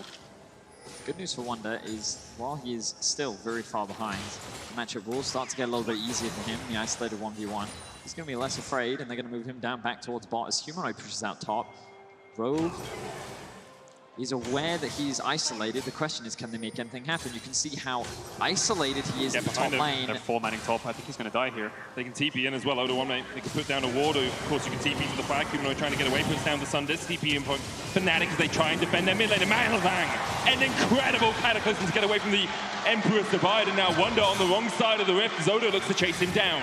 The rest are Rogue up towards this top side. Hylissang's going to try and join Wunder, maybe speed him up, has the Shurelliers, but realizes he needs to get the hell out of dodge as he dodges away from Trimby and Comp. Fnatic seem a little bit split on their decision-making. Pings towards the Dragon are coming down, but they want to keep Wunder alive. Razzle going in. Comp cleanses away from the Glacial Prison, but the chase is on and the Tidal Wave has been used. Razzle so tanky as Upset joins the fray. Wunder forced down towards the bottom side. Larson will take him out. They need to get something out of this Fnatic. They've invested so much and they do get a shutdown onto Upset. But now Upset, Razzle and Hylissang are behind enemy lines. Let's see if they can manage to get out of this one. To let the Zeri stacks fall off. Malrang with the combo!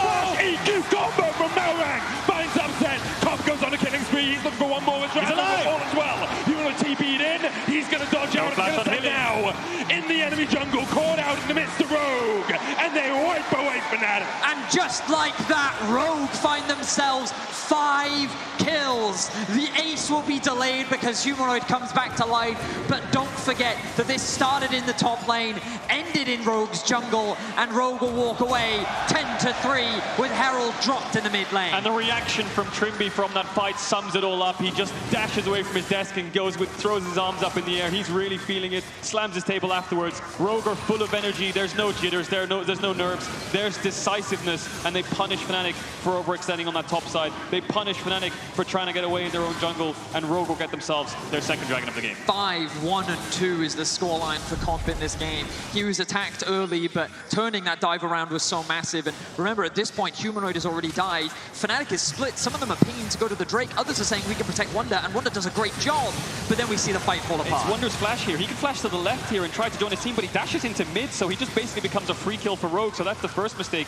Then Upset manages to get the kill on the Trimby. Comp forced to flash away. There's not really much Upset can do here. There's just an EQ flash combo into a Shockwave. Chain CC, he's basically dead. Rogue were trying to drop the Zeri stacks. TP comes in. Comp almost dies to Razork, but not enough damage. And a subtle thing there, but Odoamne's W just melted through the shield of Upset, which means that the second that shield bow procced, instantly disappeared. They take Upset off the map. Clean ace, a little bit delayed, of course, but still comes through from Rogue, and now they're in commanding position to make their way towards another final. And looking to break the Rogue Summer curse as well. Their last 2 times in Summer, 2020, 3rd place, 2021, 3rd place. Here they are looking to at least get a chance at that title and maybe claim it for the first time ever. Fnatic and G2, the most decorated teams here in the LEC, Only 2 other teams have ever hoisted the LEC trophy. Rogue trying to make it one more, make it lucky number 5 for themselves. Here they have a 6,000 gold lead. Humanoid trying to defend. This is it. Has been pretty neutered throughout this game, hasn't really been able to have an impact, but of course, as the game goes on, Fnatic will continue to scale. Rogue have a lot of pressure in this bot side. They're going to get this bot tier 1. Fnatic are all on the defense. All 5 members from both teams are in Fnatic's jungle on the bot side. Trimby no flash, has to be careful here. Wonder might have found a pick. Trimby not pulled back though with the Infernal Chains. Razzle with something as well, doesn't have the Glacial Prison, and won't be able to find anything out of that play. Fnatic, they're biting, they're trying to find some purchase on the game, but Rogue just aren't giving them an inch. Yeah, it's now a time for Fnatic to slow it down. It's a massive gold lead for Rogue. 6,500 coming towards after this midway for comp, and they have Azir, they have Zeri, they have Lulu, they have good scaling. But Rogue, again, in the drafts in these last couple of games, have scaling to match. Orianna, Lucian, Nami mid-game is so strong, and he's got the Seraphs too, so a lot of Archangel, sorry, so a lot of scaling for both these teams. And it just feels like game after game, Rogue have just felt more and more confident. In the mid lane matchup, Larssen, even though he was being pressured, was actually ahead in CS. The bot lane gets dived. What happens? They end up still getting 3 kills off the back of it. Malrang has just been everywhere on the map, making ganks work. And Rogue are in commanding position. It's going to require a massive play or a massive throw from Rogue in order for Fnatic to turn this one around. Rogue now grouping up on the top side. We saw them 5-man towards the bot. Now they're 5-man towards the top, pushing Fnatic away, denying the blue buff, getting all this vision so that Larssen can start crashing these waves into tier 2. And they can start threatening this Baron as well. They could force it and get Humanoid's TP if they want to, but it looks like they want to siege here and kill Wunder. Wunder eats a bit of the culling. Command attack as well from Larssen, sitting on those 2 items, so strong. Razzle trying to beat that tanky front line for Fnatic. Tower chipped away at, down to about a 3rd HP. Malrang has a flank position. Flash, EQ, a possibility. Cataclysm as well in his wheelhouse. So Humanoid's actually out-farming Larssen right now because Rogue are overgrouping a bit. He was isolated on bot now, but he's sharing golden XP towards the top side. So Humanoid just crashed these bot waves, and there's no one from Rogue to respond. Looks like Odoamne is going to base now, but that's an angle for Fnatic if they want to TP in with Humanoid to stop this push. There's a ward on the right-hand side of that blue buff that Humanoid could look to TP to if they want to engage this, but it's so hard. Comp has sums up, he has cleanse, and your only real form of engage is the Sejuani ult. Fnatic, at the very least, are funneling that gold into Humanoid. He did have a phenomenal game 1. He has been a little bit muted. Not to say that he's had a bad series, but being in these control matchups, it just seems to be Larsen's wheelhouse, where he's the most comfortable. Humanoid now slowly building up gold, working towards that death cap, getting ever closer. He's upset with 2 items. The dragon spawns in a minute's time. I imagine that Fnatic will look to give that one up unless they hit these major spikes. But when you look at the other side, when you look at the itemization for Rogue, they just feel too strong right now. I'd be surprised if Fnatic chose to fight. Yeah, 3 items on comp. Already got that Collector Rapid Fire Gale Force combination. Upset, of course, on the Zeri. Does have Phantom Dancer and Immortal Shieldbow, but he's just that little bit behind. Building up a quick cloak, probably Infinity Edge on its way. 2 items on the mid lane as though Humanoid going for the Rabadon second here on the Azir, looking for as much upfront damage as he can get. And the question is whether it will be enough for Fnatic. They put their hopes on this first pick Azir, and so far hasn't really had as much of an impact as he'd like. Dragon contest coming in, Fnatic first the objective. Look at Odoamne though, he's hiding in the shadows. He has a little bit of a flank if Fnatic overcommit into this river, and Hylissang knows that he's going to try to spot him out. They get the crab as well. It looks like Malrang's going to dash forwards for it and actually steals it away, and now Odoamne. Hylissang stepping into Odoamne, Humanoid there as well. Emperor's Divide going to separate them. Razzle being caught out. Wunder in the middle of the pit, does have the flash and uses it to get out. In goes Malrang, Razzle, glow the culling as well. The Cataclysm locks him up, and Malrang just too damn tanky for Fnatic to work their way through. Humanoid falls as well. And Fnatic tried to disengage, but Rogue were not having any of it. Good decisiveness from Malrang there. EQ's in, gets Humanoid's flash, doesn't hesitate. Flash ults on top of him to make sure Rogue can follow up. The culling is enough range. That's sole point for Rogue. Do they want to go Baron here? I feel like looking at Odoamne, he's in a base in TP, so Wunder's going to try to stop him. Infernal Chains going down. Odoamne flashes away from it. Upset flashes forward as well with this Predator. A possible stun here. Odoamne still pretty tanky, but he will get shut down by Upset. That stops the Baron play. Good play there by Fnatic. Now does Rogue want to chase this down? Hilly needs to be very careful. He has the flash. Malrang no flash or ult, so Hilly should be able to escape this one if he decides to flash away. But Larsen's coming down from the top side, and he has flash of his own. He has a flash QW if he wants to look for it, but is it worth to kill this Lulu? Malrang says yes. Shockwave, they go for Hylissang, and Hylissang will fall. Larssen takes the kill. Pings, look at the TP behind them on the lane. Okay. Fnatic, it's everything in this. They're doing all they can. The Sun Disc goes down, but there's no Emperor survive for Humanoid. Now he's separated from the rest of his team. He dodges away from the EQ combo from Maorang, and the Ultra Laser will clip his heels. Larson low on mana. Rogue really don't have any mana apart from Moncomb, who's going to try and turn this one around. He stands forward in the face of Fnatic. He stares down 4, and he doesn't allow Fnatic to advance. You can see the idea from Humanoid. TP behind, put a tower, they're sandwiched, they have no way to escape, but it was a little bit too late, and Rogue were just far enough up the lane that they can just drop the tower aggro quite quickly. Humanoid dashes away from the knock-up, so no chase comes through. Larson has enough speed that he doesn't have to burn the flash, and this all started with the dragon fight. The initial play, the idea was good from Fnatic, but this positioning from Odoamne after pushing in the bot wave forces the ultimate very early out from Humanoid, and now Fnatic find themselves in this choke point. Maorang finds the engage, sees the flash from Humanoid, waits for the ball to get closer to him, then uses the ultimate in, and this is what results in Humanoid's downfall. The shockwave comes through, Larson picks up a kill, Rogue converted into 2. And they have a Baron on their hands right now, because jungle and mid have such long respawn time as Odo can base and TP in there, and they can force it, and Humanoid would TP in. A lot of shenanigans would have happened, but I think Rogue were favored in that play, so good kill by Fnatic to stop that, and they managed to escape. Upset got that shutdown. He hasn't based yet to spend his gold, I believe. He was sitting on that crit cloak before the fight. He's probably building towards infinity. He has 2.4 right now sitting on. I think he does have IE in base now if he can just recall. And then it will be a Baron dance. 3 items Zeri though. And for any Fnatic fans in the audience, and I'm pretty sure there's a few of them, all you have to do is hark back to the XL series. It was Upset on Zeri and Hylissang on Lulu that won that series for you. Was able to fight back in the final moments. We'll see if they can do it again, because right now they are in a huge hole. 7,000 gold behind on Soul Point as well, and Ocean Soul a possibility as Maorang looks for a little bit more up towards the top side. Fnatic still just licking their wounds, trying to defend, trying to find some way to get back into this game, but all hope seems to be extinguished for them. It's Rogue with total control of the map. The Infinity Edge now finished for Upset. It is Rogue's Baron control for the time being. And Rogue just seemed to be in such a commanding position. There are many Fnatic fans here in Malmö today, and that energy needs to be felt if Fnatic are going to be able to turn this one around. The pressure is slowly beginning to mount. Fnatic grouping up mid, looking to contest this wave. Good damage from Comp, forces Humanoid back. There's the Cataclysm. Maorang immediately pops the stopwatch. The tidal wave coming in as well, and the shockwave just rips Fnatic apart. There is nothing you can do to react to that. 3 down for Fnatic as Rogue turn their eyes to the Baron. Maorang sets up the play. Larson lands the 3-man shockwave. Medic, we're here in Sweden, and Larson makes it work. They secure the Baron. Rogue is looking to dominate Fnatic. They are indeed, and Upset wasn't even in that fight. He was split away the second the engage came through. He didn't have flash of his own. It was him and Humanoid, or Humanoid alone, and he had to ditch his mid laner and run away. Run for the hills as Rogue are not done just yet. They get the kills, they get the Baron, and it all comes off the back of Maorang. Comp chunking out Humanoid, no flash. EQ ult gets pushed back, yes, but it's the shockwave right here. The stopwatch was so good from Maorang to set the play up. The shockwave onto 3. It's the classic wombo combo. Orianna plus the Jarvan, easy to execute, and you can see the smiles on Trimby's face. A weight lifted off of his shoulders as Rogue looking to make their way to another final. Fnatic have to make one last stand. 40 seconds on this dragon. That's soul for Rogue. If they give that up, the game's as good as done. So they're going to have to find a way in here. They have summoners to work with on their carries now. Hilly doesn't have his flash, but they need to get a little bit of vision around this dragon. Rogue trying to push them back out of their own jungle. Upset base for a Vamp Scepter. 3.5 items kind of on this Zeri. This is all they can work with. This is all they've got. This is their last chance.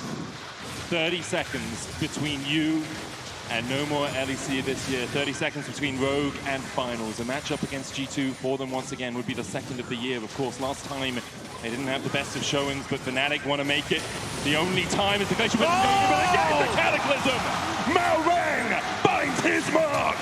And that's exactly what Rogue were looking for. Upset trying to do what he can with the lightning crash. Odo there with the Ruthless Predator, and Upset cannot get away!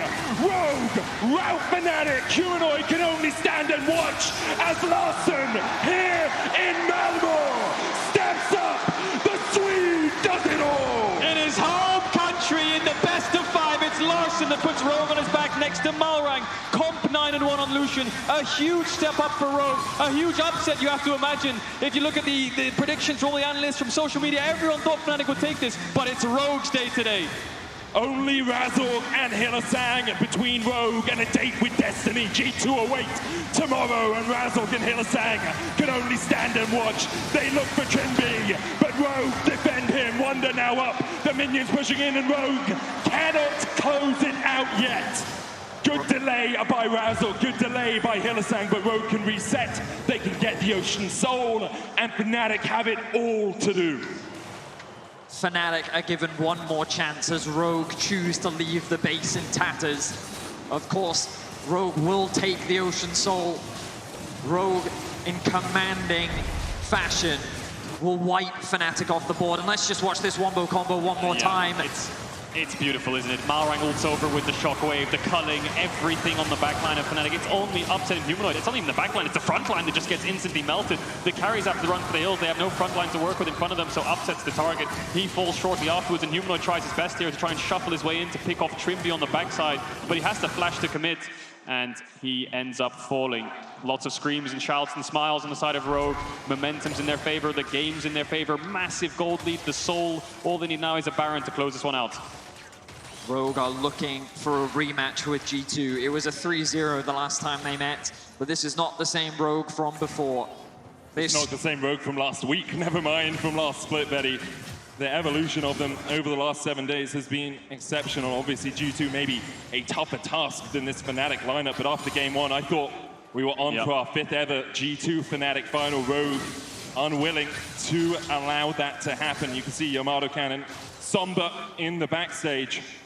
It's going to be difficult for his team to find a way back. Obviously, a perfect combo. Larson sliding onto the back line, Upset popping off in a fight. It's a possibility, but at most it's minuscule. And right now, Rogue look gargantuan. No summoner spells available on Fnatic. There's the flash and the heal from Hylissang, the barrier for Upset, but you look across the board, Rogue, the Titans, the team that has often found themselves in the top 2 or top 3 of the LEC, is looking to make it top 2. They're looking to secure a spot at New York in the World's group stages, and they are looking to rematch G2. Only a few more towers stand in their way, and Fnatic doing what they can, buying time and waiting for Rogue to make that crucial mistake. Yeah, Fnatic need the biggest miracle in League of Legends history to pull this one back, but there's always that 1% chance that they can do it. But Rogue dominating the top lane, dominating the bot lane, 2 inhibs down. The last inhib will be in mid, where Fnatic have to fight it, otherwise it's as good as done. I mean, Comp is standing solo in the enemy base, and now with the minion waves pushing into the mid lane, Upset forced away. Infernal Chain's going to go down. Wunder looking for a couple of knockups here. The Aatrox doing a little bit of damage, but Odo still back up to half HP. Razzle forced away, the 3rd inhibitor, the target for Rogue. They are doing this one by the book. They're painting by the numbers. And Humanoid stunned up with the Ruthless Predator. Malrang there for the follow-up, and the Emperor's Divide will not separate Rogue from their prize. Comp dashing forward. Hylissang low. Comp still has the GA to come back to life here, even though his pullback Comp will resurrect. That's it. And Rogue's hopes resurrected alongside him. Upset trying to get away from this one. Puts the electro shot rate laser out, but he just can't do enough. Razzle already dead. Wunder down to half. Malrang dashing in. Odo in the midst of the wall, as well as Wunder will fall. Larson takes him. The Nexus Tower's the target. And Rogue, revived after losing to G2, were not willing to give up their prize. They will battle G2 in the finals.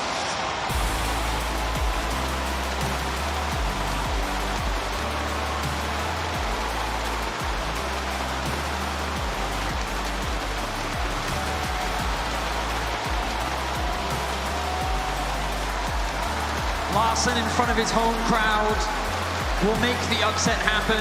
They will silence the doubters, and Rogue will have another shot at the LEC title. Tomorrow they will go up against G2, but today they can celebrate their victory over Fnatic. What an unbelievable performance from Rogue. After game one, I think all of us thought this was going to be a tough series for them. They swapped it all out, threw the plan out the window, and went for something very different. They just fell back to comfort, and they forced Fnatic into a game that Rogue wants to play. They forced Fnatic to play their own game, and Rogue came out on top. Spirits are high, Rogue revived, revitalized, and a rematch against G2. Odo still in chase of that title. And of course, credit to Fnatic, their lower bracket run was impressive. They will still be going to this year's World Championship as Europe's 3rd seed. But what an impressive run from them. But today is not about them, today is about Rogue. Rogue will find their win over Fnatic. And they take a bow before taking to the stage once again. Tomorrow you see Larson's friends and family looking on. What a feeling that must be to win a best of 5 like this.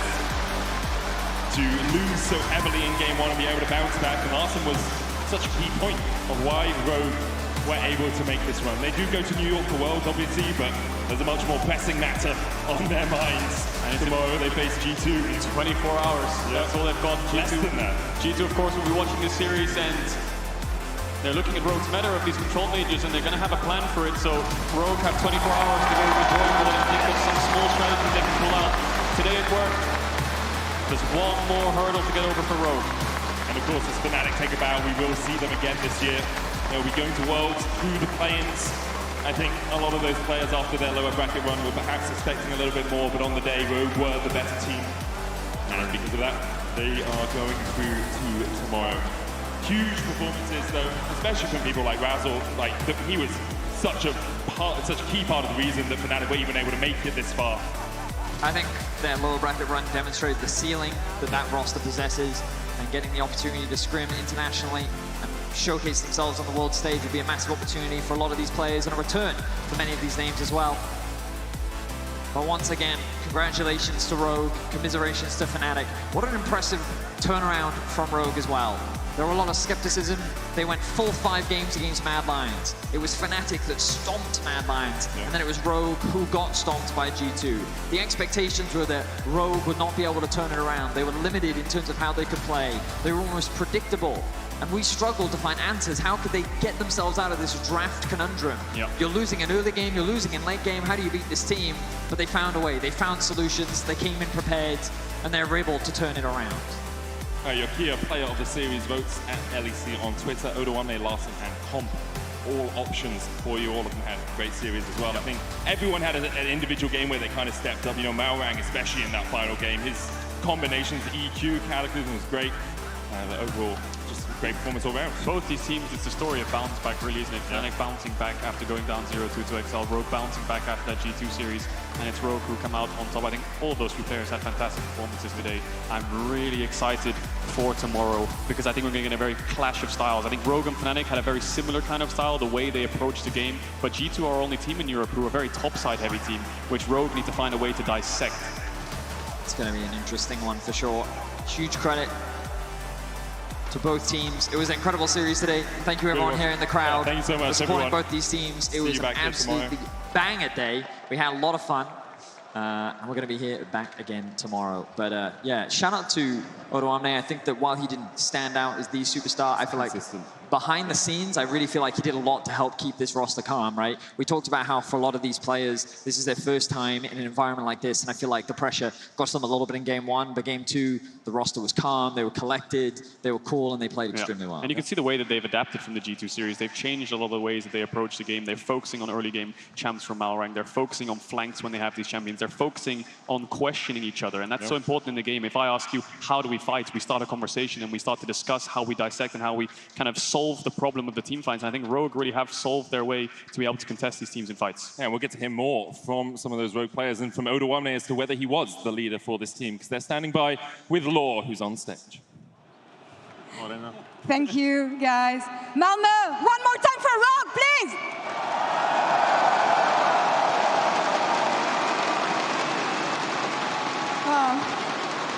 Congrats on winning the series. Congrats on turning it around after a difficult game 1. And Larson, tell me about it, because game 1 was really difficult for you. Tell me about turning things around when it comes to draft, but also in-game to come out so strong in the rest of the series. We usually int like game 1 pretty hard. It's a classic of ours. So we said we're in our comfort zone now, and we'll turn it around. It was amazing played, honestly. And Odo, tell me about your understanding of Fnatic and the prep against this team, because they were ramping up, especially in the last series they played. So how do you prep them? I mean, we correctly identified what's their key picks. I felt like they always put a big emphasis on, you know, having winning jungler, or Razork having a winning matchup so he can kind of run around and make chaos. And also, Upset has been performing really, really well on, you know, these picks that he has leveraged in the game, like the Lucian, the Kalista. And we always felt like, you know, they were kind of bad up until in playoffs when they started getting these champs or these combinations all the time, you know. So for us, it was really important that we take out these champs, or we start making good plans around trading these champions, and it paid off. It was a storm. Yeah, and you figured them out at the right time, I would say. Larson, I can't help but think that when we did the interview in front of the stage at the beginning of the day, you seemed a bit stressed, which is normal given the fact that it was your first time playing here in an arena. So tell me about the experience playing here in Sweden in front of your crowd and how it was for you. It's actually crazy. I play in front of like 10,000 people, but I felt like the most comfortable I've ever been. Like even after game 1, I got solo kill, and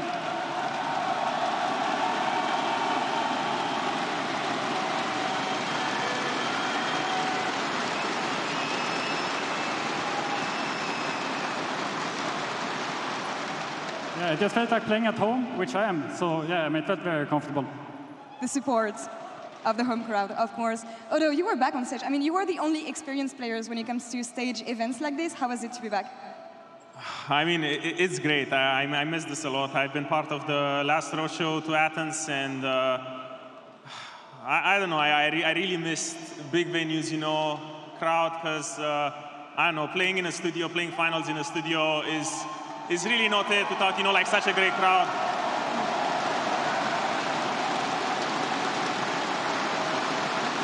This is what pro players dream about, playing in arenas like this in front of an audience. And I talked to your manager during the series after game 2, I think, and she told me you are the one stepping in for the team, giving the speech at the beginning before the series started. Tell me what you told your teammates and how you guided them in this series. I mean, usually we let someone else do the speech because most of the time they're kind of cringe and they're just kind of like, you know, everyone just thinking that he's in the movie and he's going to give like a kick-ass speech, you know, but then I was like, I might as well do it, you know, because I felt like for me it's been a lot of times playing in front of big crowds and big venues, and it was kind of like a first for everyone, you know, and I'm also kind of the biggest veteran on the team, you know, and I don't know, I just told everyone that we sucked in playoffs because we weren't really like, you know, we weren't really like feeling like a team anymore. We were kind of like, you know, arguing a lot with each other. We weren't really getting along so well, and we weren't really listening to each other and what people felt like was important. And I said that, you know, ever since we came here to Malmo, the vibe has been different. Everyone's just playing like a team. Everyone's getting along. It's kind of like, you know, honeymoon phase from back when we first made this team, you know. And I said that no matter how bad the series is gonna go, if we're down 0-2, it's like I have full faith in them, and I just trust everyone. Do you agree on that, Larson?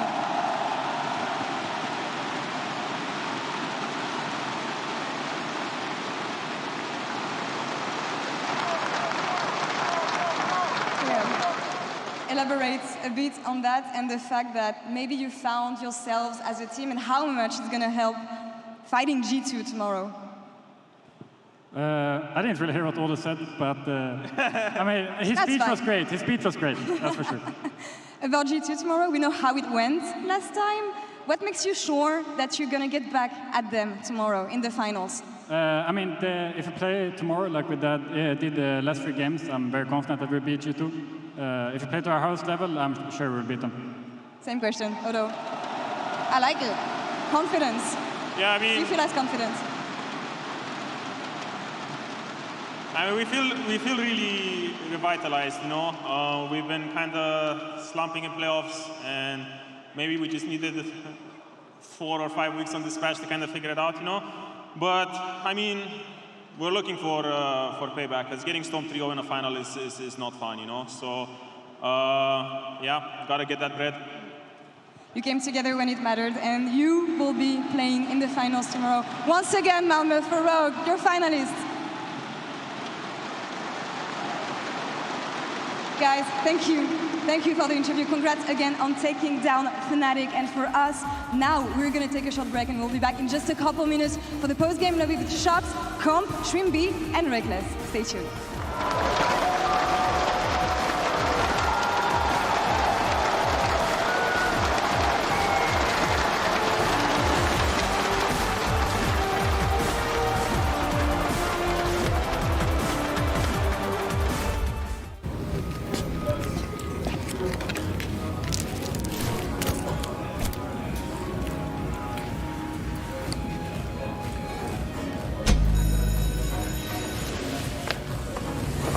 Even the biggest champ needs a break.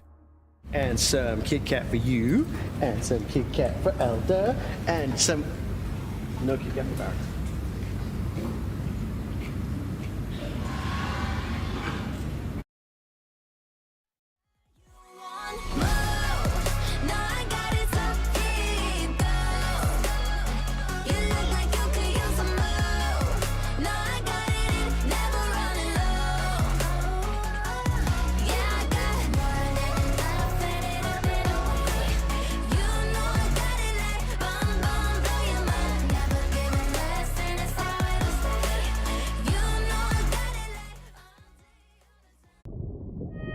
the desire to see and experience more. It's in our nature to seek a wider perspective. Innovation that broadens your horizons. The all-new Sportage. Kia, movement that inspires.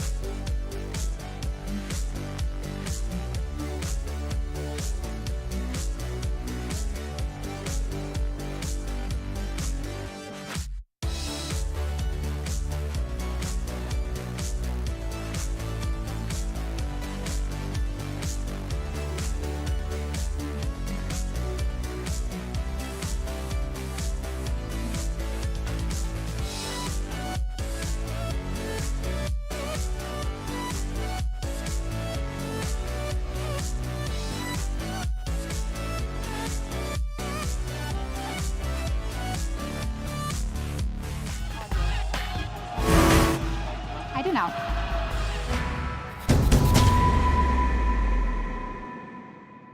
Everyone to the LEC post-game lobby live from Malmö. I'm joined by Comp, Trimby, and Reckless after an unbelievable series from this bot lane.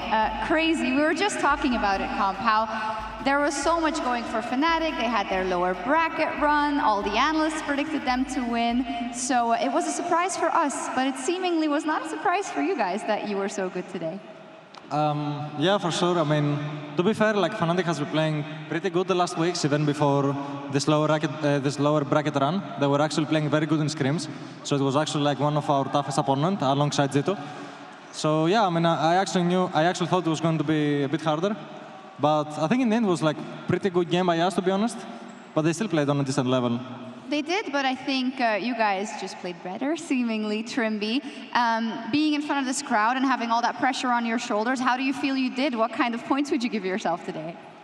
I mean, this series, just playing here, was absolutely amazing. I mean, I was obviously stressing out very much before the game, but then we went on, before the game, we went to set up ourselves, and I don't know, I just felt it, like, this arena is really insane, and I just enjoyed every single moment, honestly. It looked like it. What's pretty cool here is that we have Reckless as well, and he was looking a lot at the bot lane, right? So Reckless, how have they subverted your expectations?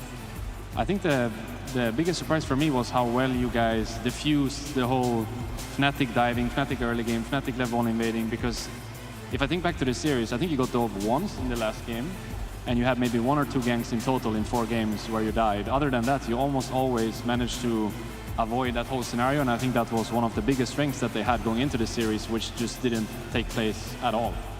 Yeah, that makes sense. Yeah, Trimby, you want to react to that? No, I completely agree. I think first game was a little bit rough from us, even though I still think we played well. They were just doing some stuff better during that game, but after game 1, I just felt like we are always in the driver's seat, and we always knew what they would like to do, so we are pretty much prepared for everything. You guys didn't really hear probably the analyst desk before, but a big talking point was the consensus, I'm not going to put Reckless on the spot, that if it came down to the handshakes, Sivir versus Zeri, Lucianami versus Zeri Lulu, the edge would go to Fnatic, unfortunately. But seemingly that wasn't the case. So you must have also done something well in terms of specifically the ADC role, both in lane and in teamfights, right, Comp? Yeah, I mean, to be fair, like, I think if you don't include game 1, where I think they actually played really well, and I think, honestly, I think we adapted very well because of the Sylas angle that Fnatic has, like the whole series, the whole like lower bracket run and stuff. I think bot lane matchups were pretty chill. I was actually surprised we got so much Lucianami. I think it's actually one of the most oppressive picks right now. And the thing I find really weird, at least, is when I watch LPL, like Lucian actually, Lucians there always play first strike.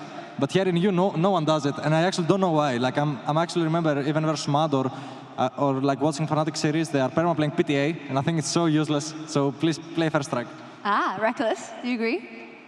Yeah, and I think in game 2 specifically, at some point, it was around 18 minutes, you started getting really aggressive, you're looking for the gale forces, and at that point, it just felt like the whole game turned into you dashing forward, getting the poke down, and the fight starting that way. And I think something going into the series was actually you guys not doing so well in team fights, and that's why I thought before the games that if it would get to that point you would have troubles, but actually looking at the games now, I feel like you won most of the games from the team fight, so that's something you really improved on going into this series. Yeah, I mean, to be fair, what I really like about Lucianami is how much you can play on limits at some point mid-game when you especially have the fire cannon. You can, like, in every wave, I'm like, I say to all my teammates, just look at me, guys, I might like do something stupid. But to be fair, like I was feeling so confident in game 2 because I was perma like poking them and playing at limits, and it was really working out. And then the Orianna incident happened, and like I was actually wondering how the fuck did I die this game. And then after the game, they tell me there is like an invisible ball thing, you know, and I completely forgot about this. Yeah. But yeah, I mean, I really like this playstyle. I think I will actually never stop playing like this because I just think it's the best way to play, right? Even if sometimes it looks like high risk, high reward play. Yeah, I think especially on a stage like this as well, being able to do what you did that game and actually step up and make the plays is the correct way. Like even if you get the 1 death or the 2 death, you still made 8 or 9 positive plays, so that evens everything out in the end anyway. Yeah, and Trimby, it feels like you're pretty comfortable doing whatever. We've talked about this before, right? You can play Engage or you know, tanks in the bot lane, the likes of your Leona or your Nautilus. You can play Soraka, apparently. We'd want to ask about that specifically because the silence just undid everything that Fnatic could do, it seemed like, but you still got to time it all correctly, right?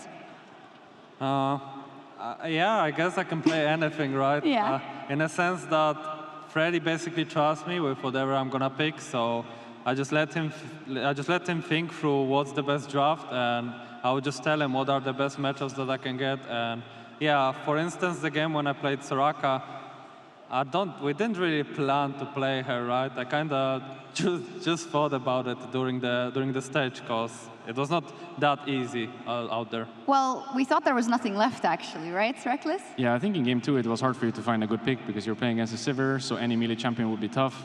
So you were kind of forced onto the Enchanter, but actually thinking about Rogue from Spring especially, I think you were one of the few teams that were playing Enchanters and were playing this sort of bot-centric style. So now that that actually is meta, I think you're like that's showing that you have that experience and that you're really used to playing this way because you can pull out the Soraka, you can pull out the Lucianami, and it looks good all the time. Yeah, I mean, I was really happy to play due to the fact that even though I think Healy is a great player, I just feel like when it comes to Enchanters matchups, I'm a bit better right now, and I always felt really strong about it. So yeah, I mean, I loved the fact that I could pull off like a champ that's Soraka. I mean, I wanted to play something else, but we were first picking Lucian all the time, so I can't really pick anything with that one. But yeah, I hope that tomorrow there's gonna be also angles to play some not weird stuff, but something that you don't usually see. I think it's quite strong. Yeah, we'll talk about it later as well. But food chain, right? Your support, you just gotta pick what's left. Unfortunately, we are gonna get a look in or an interview rather with Yamato, I believe, with Lore. So let's check in. Thank you, Sharks. Yamato, I'm sorry the journey ends like this for you guys today, and thank you for taking the time to talk to me after this series. The casters were saying that this is an upset. This is not what was expected from this series. Can you talk me through your preparation for the series against Rogue and your understanding of the team? I think generally... all good, all good. Hello. Yeah. I think Rogue today definitely played very, very well. I think they improved from their last series against G2. I think the matchup was very different, so Rogue definitely had an opportunity to show very different sides of themselves. I think on our preparation, Malrang is a dangerous jungler that you have to play very specifically against, and we didn't manage to pin him down early. We had a lot of issues with the Rift Herald as well. I think in terms of the list of the things that we can improve and potentially do better is very long today, but just respect to Rogue, I think they played very well and capitalized on a lot of our mistakes. Of course, but after such a strong game one, we thought the series would be much different, and going in Fnatic's way, what didn't work for you guys? I know that in PGL they were talking about how Rogue dismantled the whole diving and early game from Fnatic. What do you identify as the mistakes you made or what you failed to adapt on? I think our fight selection and how to view some of the fights that we needed to take, we approached wrong, I think, in a lot of cases too. They had some tricky drafts that allowed them to be in a death ball, and it was tough for us to crack that. It's not something that we used to. Usually we are the death ball, and I think that definitely put them in some good positions. I think there was a lot of minor mistakes that mattered so much when the comps were so balanced in terms of how they would scale, and it was just hard to bring anything back because we didn't have opportunities to do anything on side with our champs. We didn't have opportunities to do anything crazy in team fights either. I think generally speaking, most of the time there was some minor mistakes that put the lead in Rogue's hands, and they didn't do anything to throw it away. Given the reflective answers that you gave me around what went wrong, I'm super confident when I hear that in your ability to bounce back and get better for Worlds, because the next time we'll see you would be at Worlds, play-ins, unfortunately, which is not what you expected, I believe. But how much do you think the team can grow from this series to be ready for Worlds and come even stronger? I think first and foremost we need to take some time off. These wounds are very fresh, and I don't even know what I'm saying about us and what we need to improve on, if it's true, because I need to look at it again and analyze it, because now many thoughts are racing through my head. Of course, in my mind, I was ready to win it all. It didn't happen this time around, so I'll just take some time off. The boys too, they deserve some rest. They worked very hard to get to this point, and we will reflect and we will make sure that we come stronger out of this, just like anything else. Rest and come back stronger, of course. We want the best version of Fnatic at Worlds. How hyped are you about bringing this roster to Worlds? I'm excited, considering some of the positions we were in the split, we had a very rough time. If I zoom out, there was, we were at one point not going to playoffs, and we were one Gragas barrel away of getting 3-0'd. We could have lost right there, and I wouldn't be standing here today. So I have things to be grateful for, but right now all I can see is red. I feel a bit of pain. In Sweden, I felt like this is going to be the one, and my parents being here, my family being here, I thought everything aligned, the stars aligned, but more will come. Anything you would like to say before I'll let you go, of course? Anything you want to say to the audience, actually, your home crowd? I'm sorry that we couldn't make it to all the Fnatic fans, I'm sure there's a lot of Fnatic fans in the crowd that supported us through and through. I appreciate all of you very, very much. I hope you guys can still enjoy the finals tomorrow, because I'm assuming you guys bought tickets to that too. So I'm hoping that we didn't spoil your plans. I hope that you guys can still enjoy the show and keep supporting us coming into the World Championship. I also want to give a special shout out to my family that came out here, my father, my brother, my mother, and of course my girlfriend. Thank you very much. And finally, Finally, to the team. The staff, the players have worked insanely hard to get to this point. We didn't bring the result that we wanted to today, but I can say that I'm proud with what we've accomplished, and we will become stronger out of this. So thank you.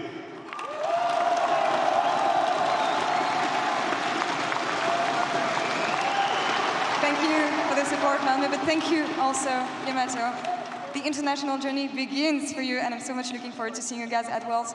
Wish you the best of luck in the rest of the year, and thank you for joining me today. Sharks, back to you. Thank you very much, Laure. Always great to hear from Yamato, and also awesome that he was willing to say a few words. We will be looking forward to Worlds. We can talk about it later, but of course Rogue is now locked into the group stage of Worlds because they made it to the top 2, which is great. First off, though, the Kia player of the series, Comp, with 36% of the votes. That is incredibly close. Thank you so much. Super close, actually. I think this is one of the closest votes, but it was with Odo and Larsen who were also in the vote. You wanted to say something. Did you want to congratulate Comp? No, I think everyone deserved MVP, and honestly, Comp had he had a bit of the hardest job to do stuff, so it's completely understandable that he got it. Reckless, do you think it's deserved? I think it's definitely deserved, especially looking at the task you had ahead of yourself today, playing up against the so-called best bottling we have here in Europe, and all of the eggs that put in that basket now with the level 1 invades and the ganking and the diving. So the fact that you guys actually came out ahead of that is really impressive. I really appreciate it. Thank you very much. So with that and that great performance, it actually creates a wonderful kicking off point for tomorrow. Let's first take a look at the bracket, because Rogue is now officially top 2 of LEC Summer in playoffs. They've got the grand finals to play tomorrow versus G2, which of course is a matchup we have seen already. The hope, the expectation is that we're going to see another Rogue Trimby. We've also heard that G2 is going to pick blue side for the first game. So tell me, what do you expect for tomorrow? I mean, I don't think they will change the way they drafted. Yeah, I guess they're G2 fans, right? Yeah. You can't get away from them, but... But there were Fnatic fans today too, just saying. Yeah, but those already left, I think. I mean, when I would say... that's beautiful, actually. It is. But when it comes to our series, I think we just need to play with it today and maybe a little bit better. And I can guarantee you the series tomorrow will be just a banger. Yeah. I don't know who will win, but I just want it to be a really good series. We want it to be a banger, right? How different do you feel ahead of tomorrow's match versus G2 compared to when you faced them last? Okay, so I've been asked a lot of times about the specific team, what are my expectations. So what I will say is, I can guarantee you that it's not going to be an easy match, and especially this team, they want to win so much, right? So I hope it's a banger, but what I can promise you is that I'm actually lifting the trophy tomorrow. Nice. You also said earlier in the season, you were asked about this a lot of times, you were also asked a lot about kind of Rogue's track record, unfortunately, with not being able to lift the trophy, and you said something along the lines of, I want to do it for them, you know, I want to do it for the boys. So how much extra motivation is that for tomorrow? Yeah, I mean, the motivation is still the same, and I mean, I can also say that, let's say we have an advantage because we also played here today, right? Yes. So we actually already have the experience. So yeah, I mean, I'm just looking forward for a really good match tomorrow. Okay, I'm not going to keep you too long. There's one thing I still want to bring up for tomorrow, and I know you can't say anything, of course.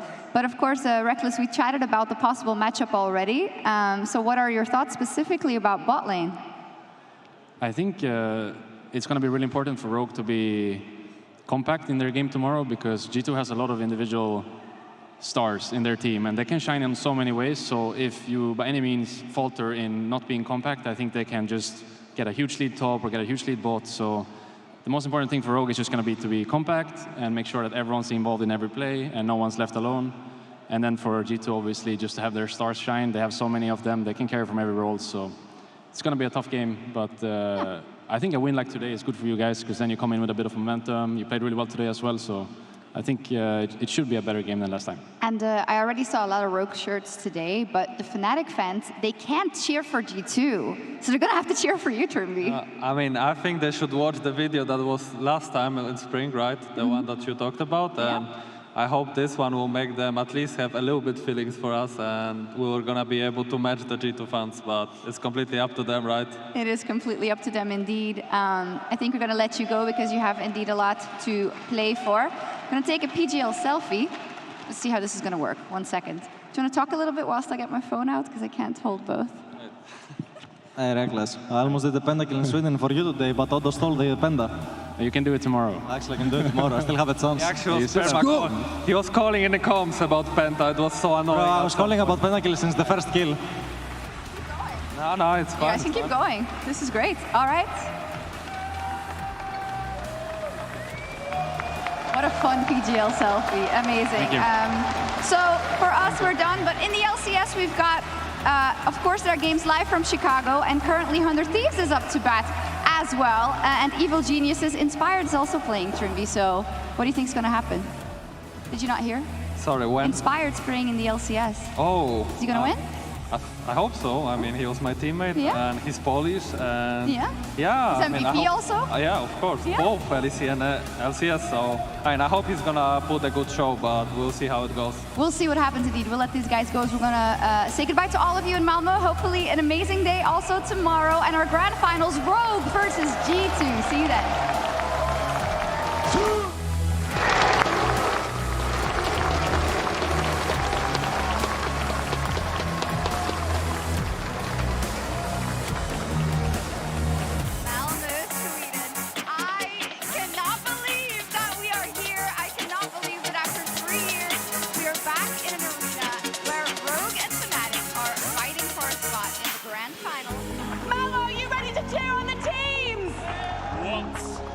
Day of League of Legends we're here for tomorrow. Obviously, the winner of this plays up against G2, and I am so pumped to be back in an arena. Doesn't know one man. I don't know if he has Spirit Rush. Oh my God! Over the chase. Spirit Rush flash.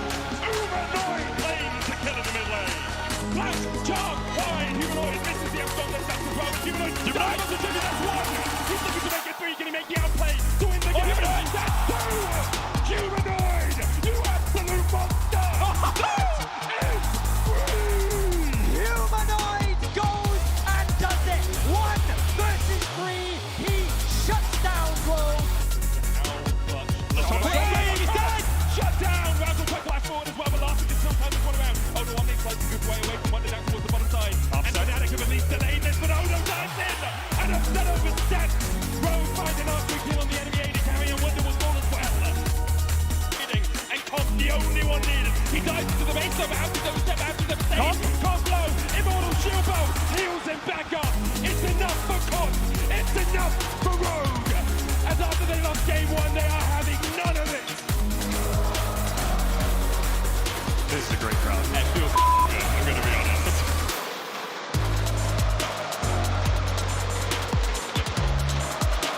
Have a look. See, Flash, Polymorph once again. Hillesang trying to get away from this one. Dodges away from minion shot, chops up so much. That's one. Hillesang didn't tank it up, so that's not two, but still, should be able to take him down.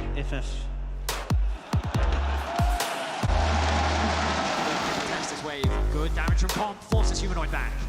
There's the Cataclysm. Malrang immediately pops the stop with the tidal wave coming in as well, and the shockwave just rips Fnatic apart. And Rogue, they will battle G2 in the finals.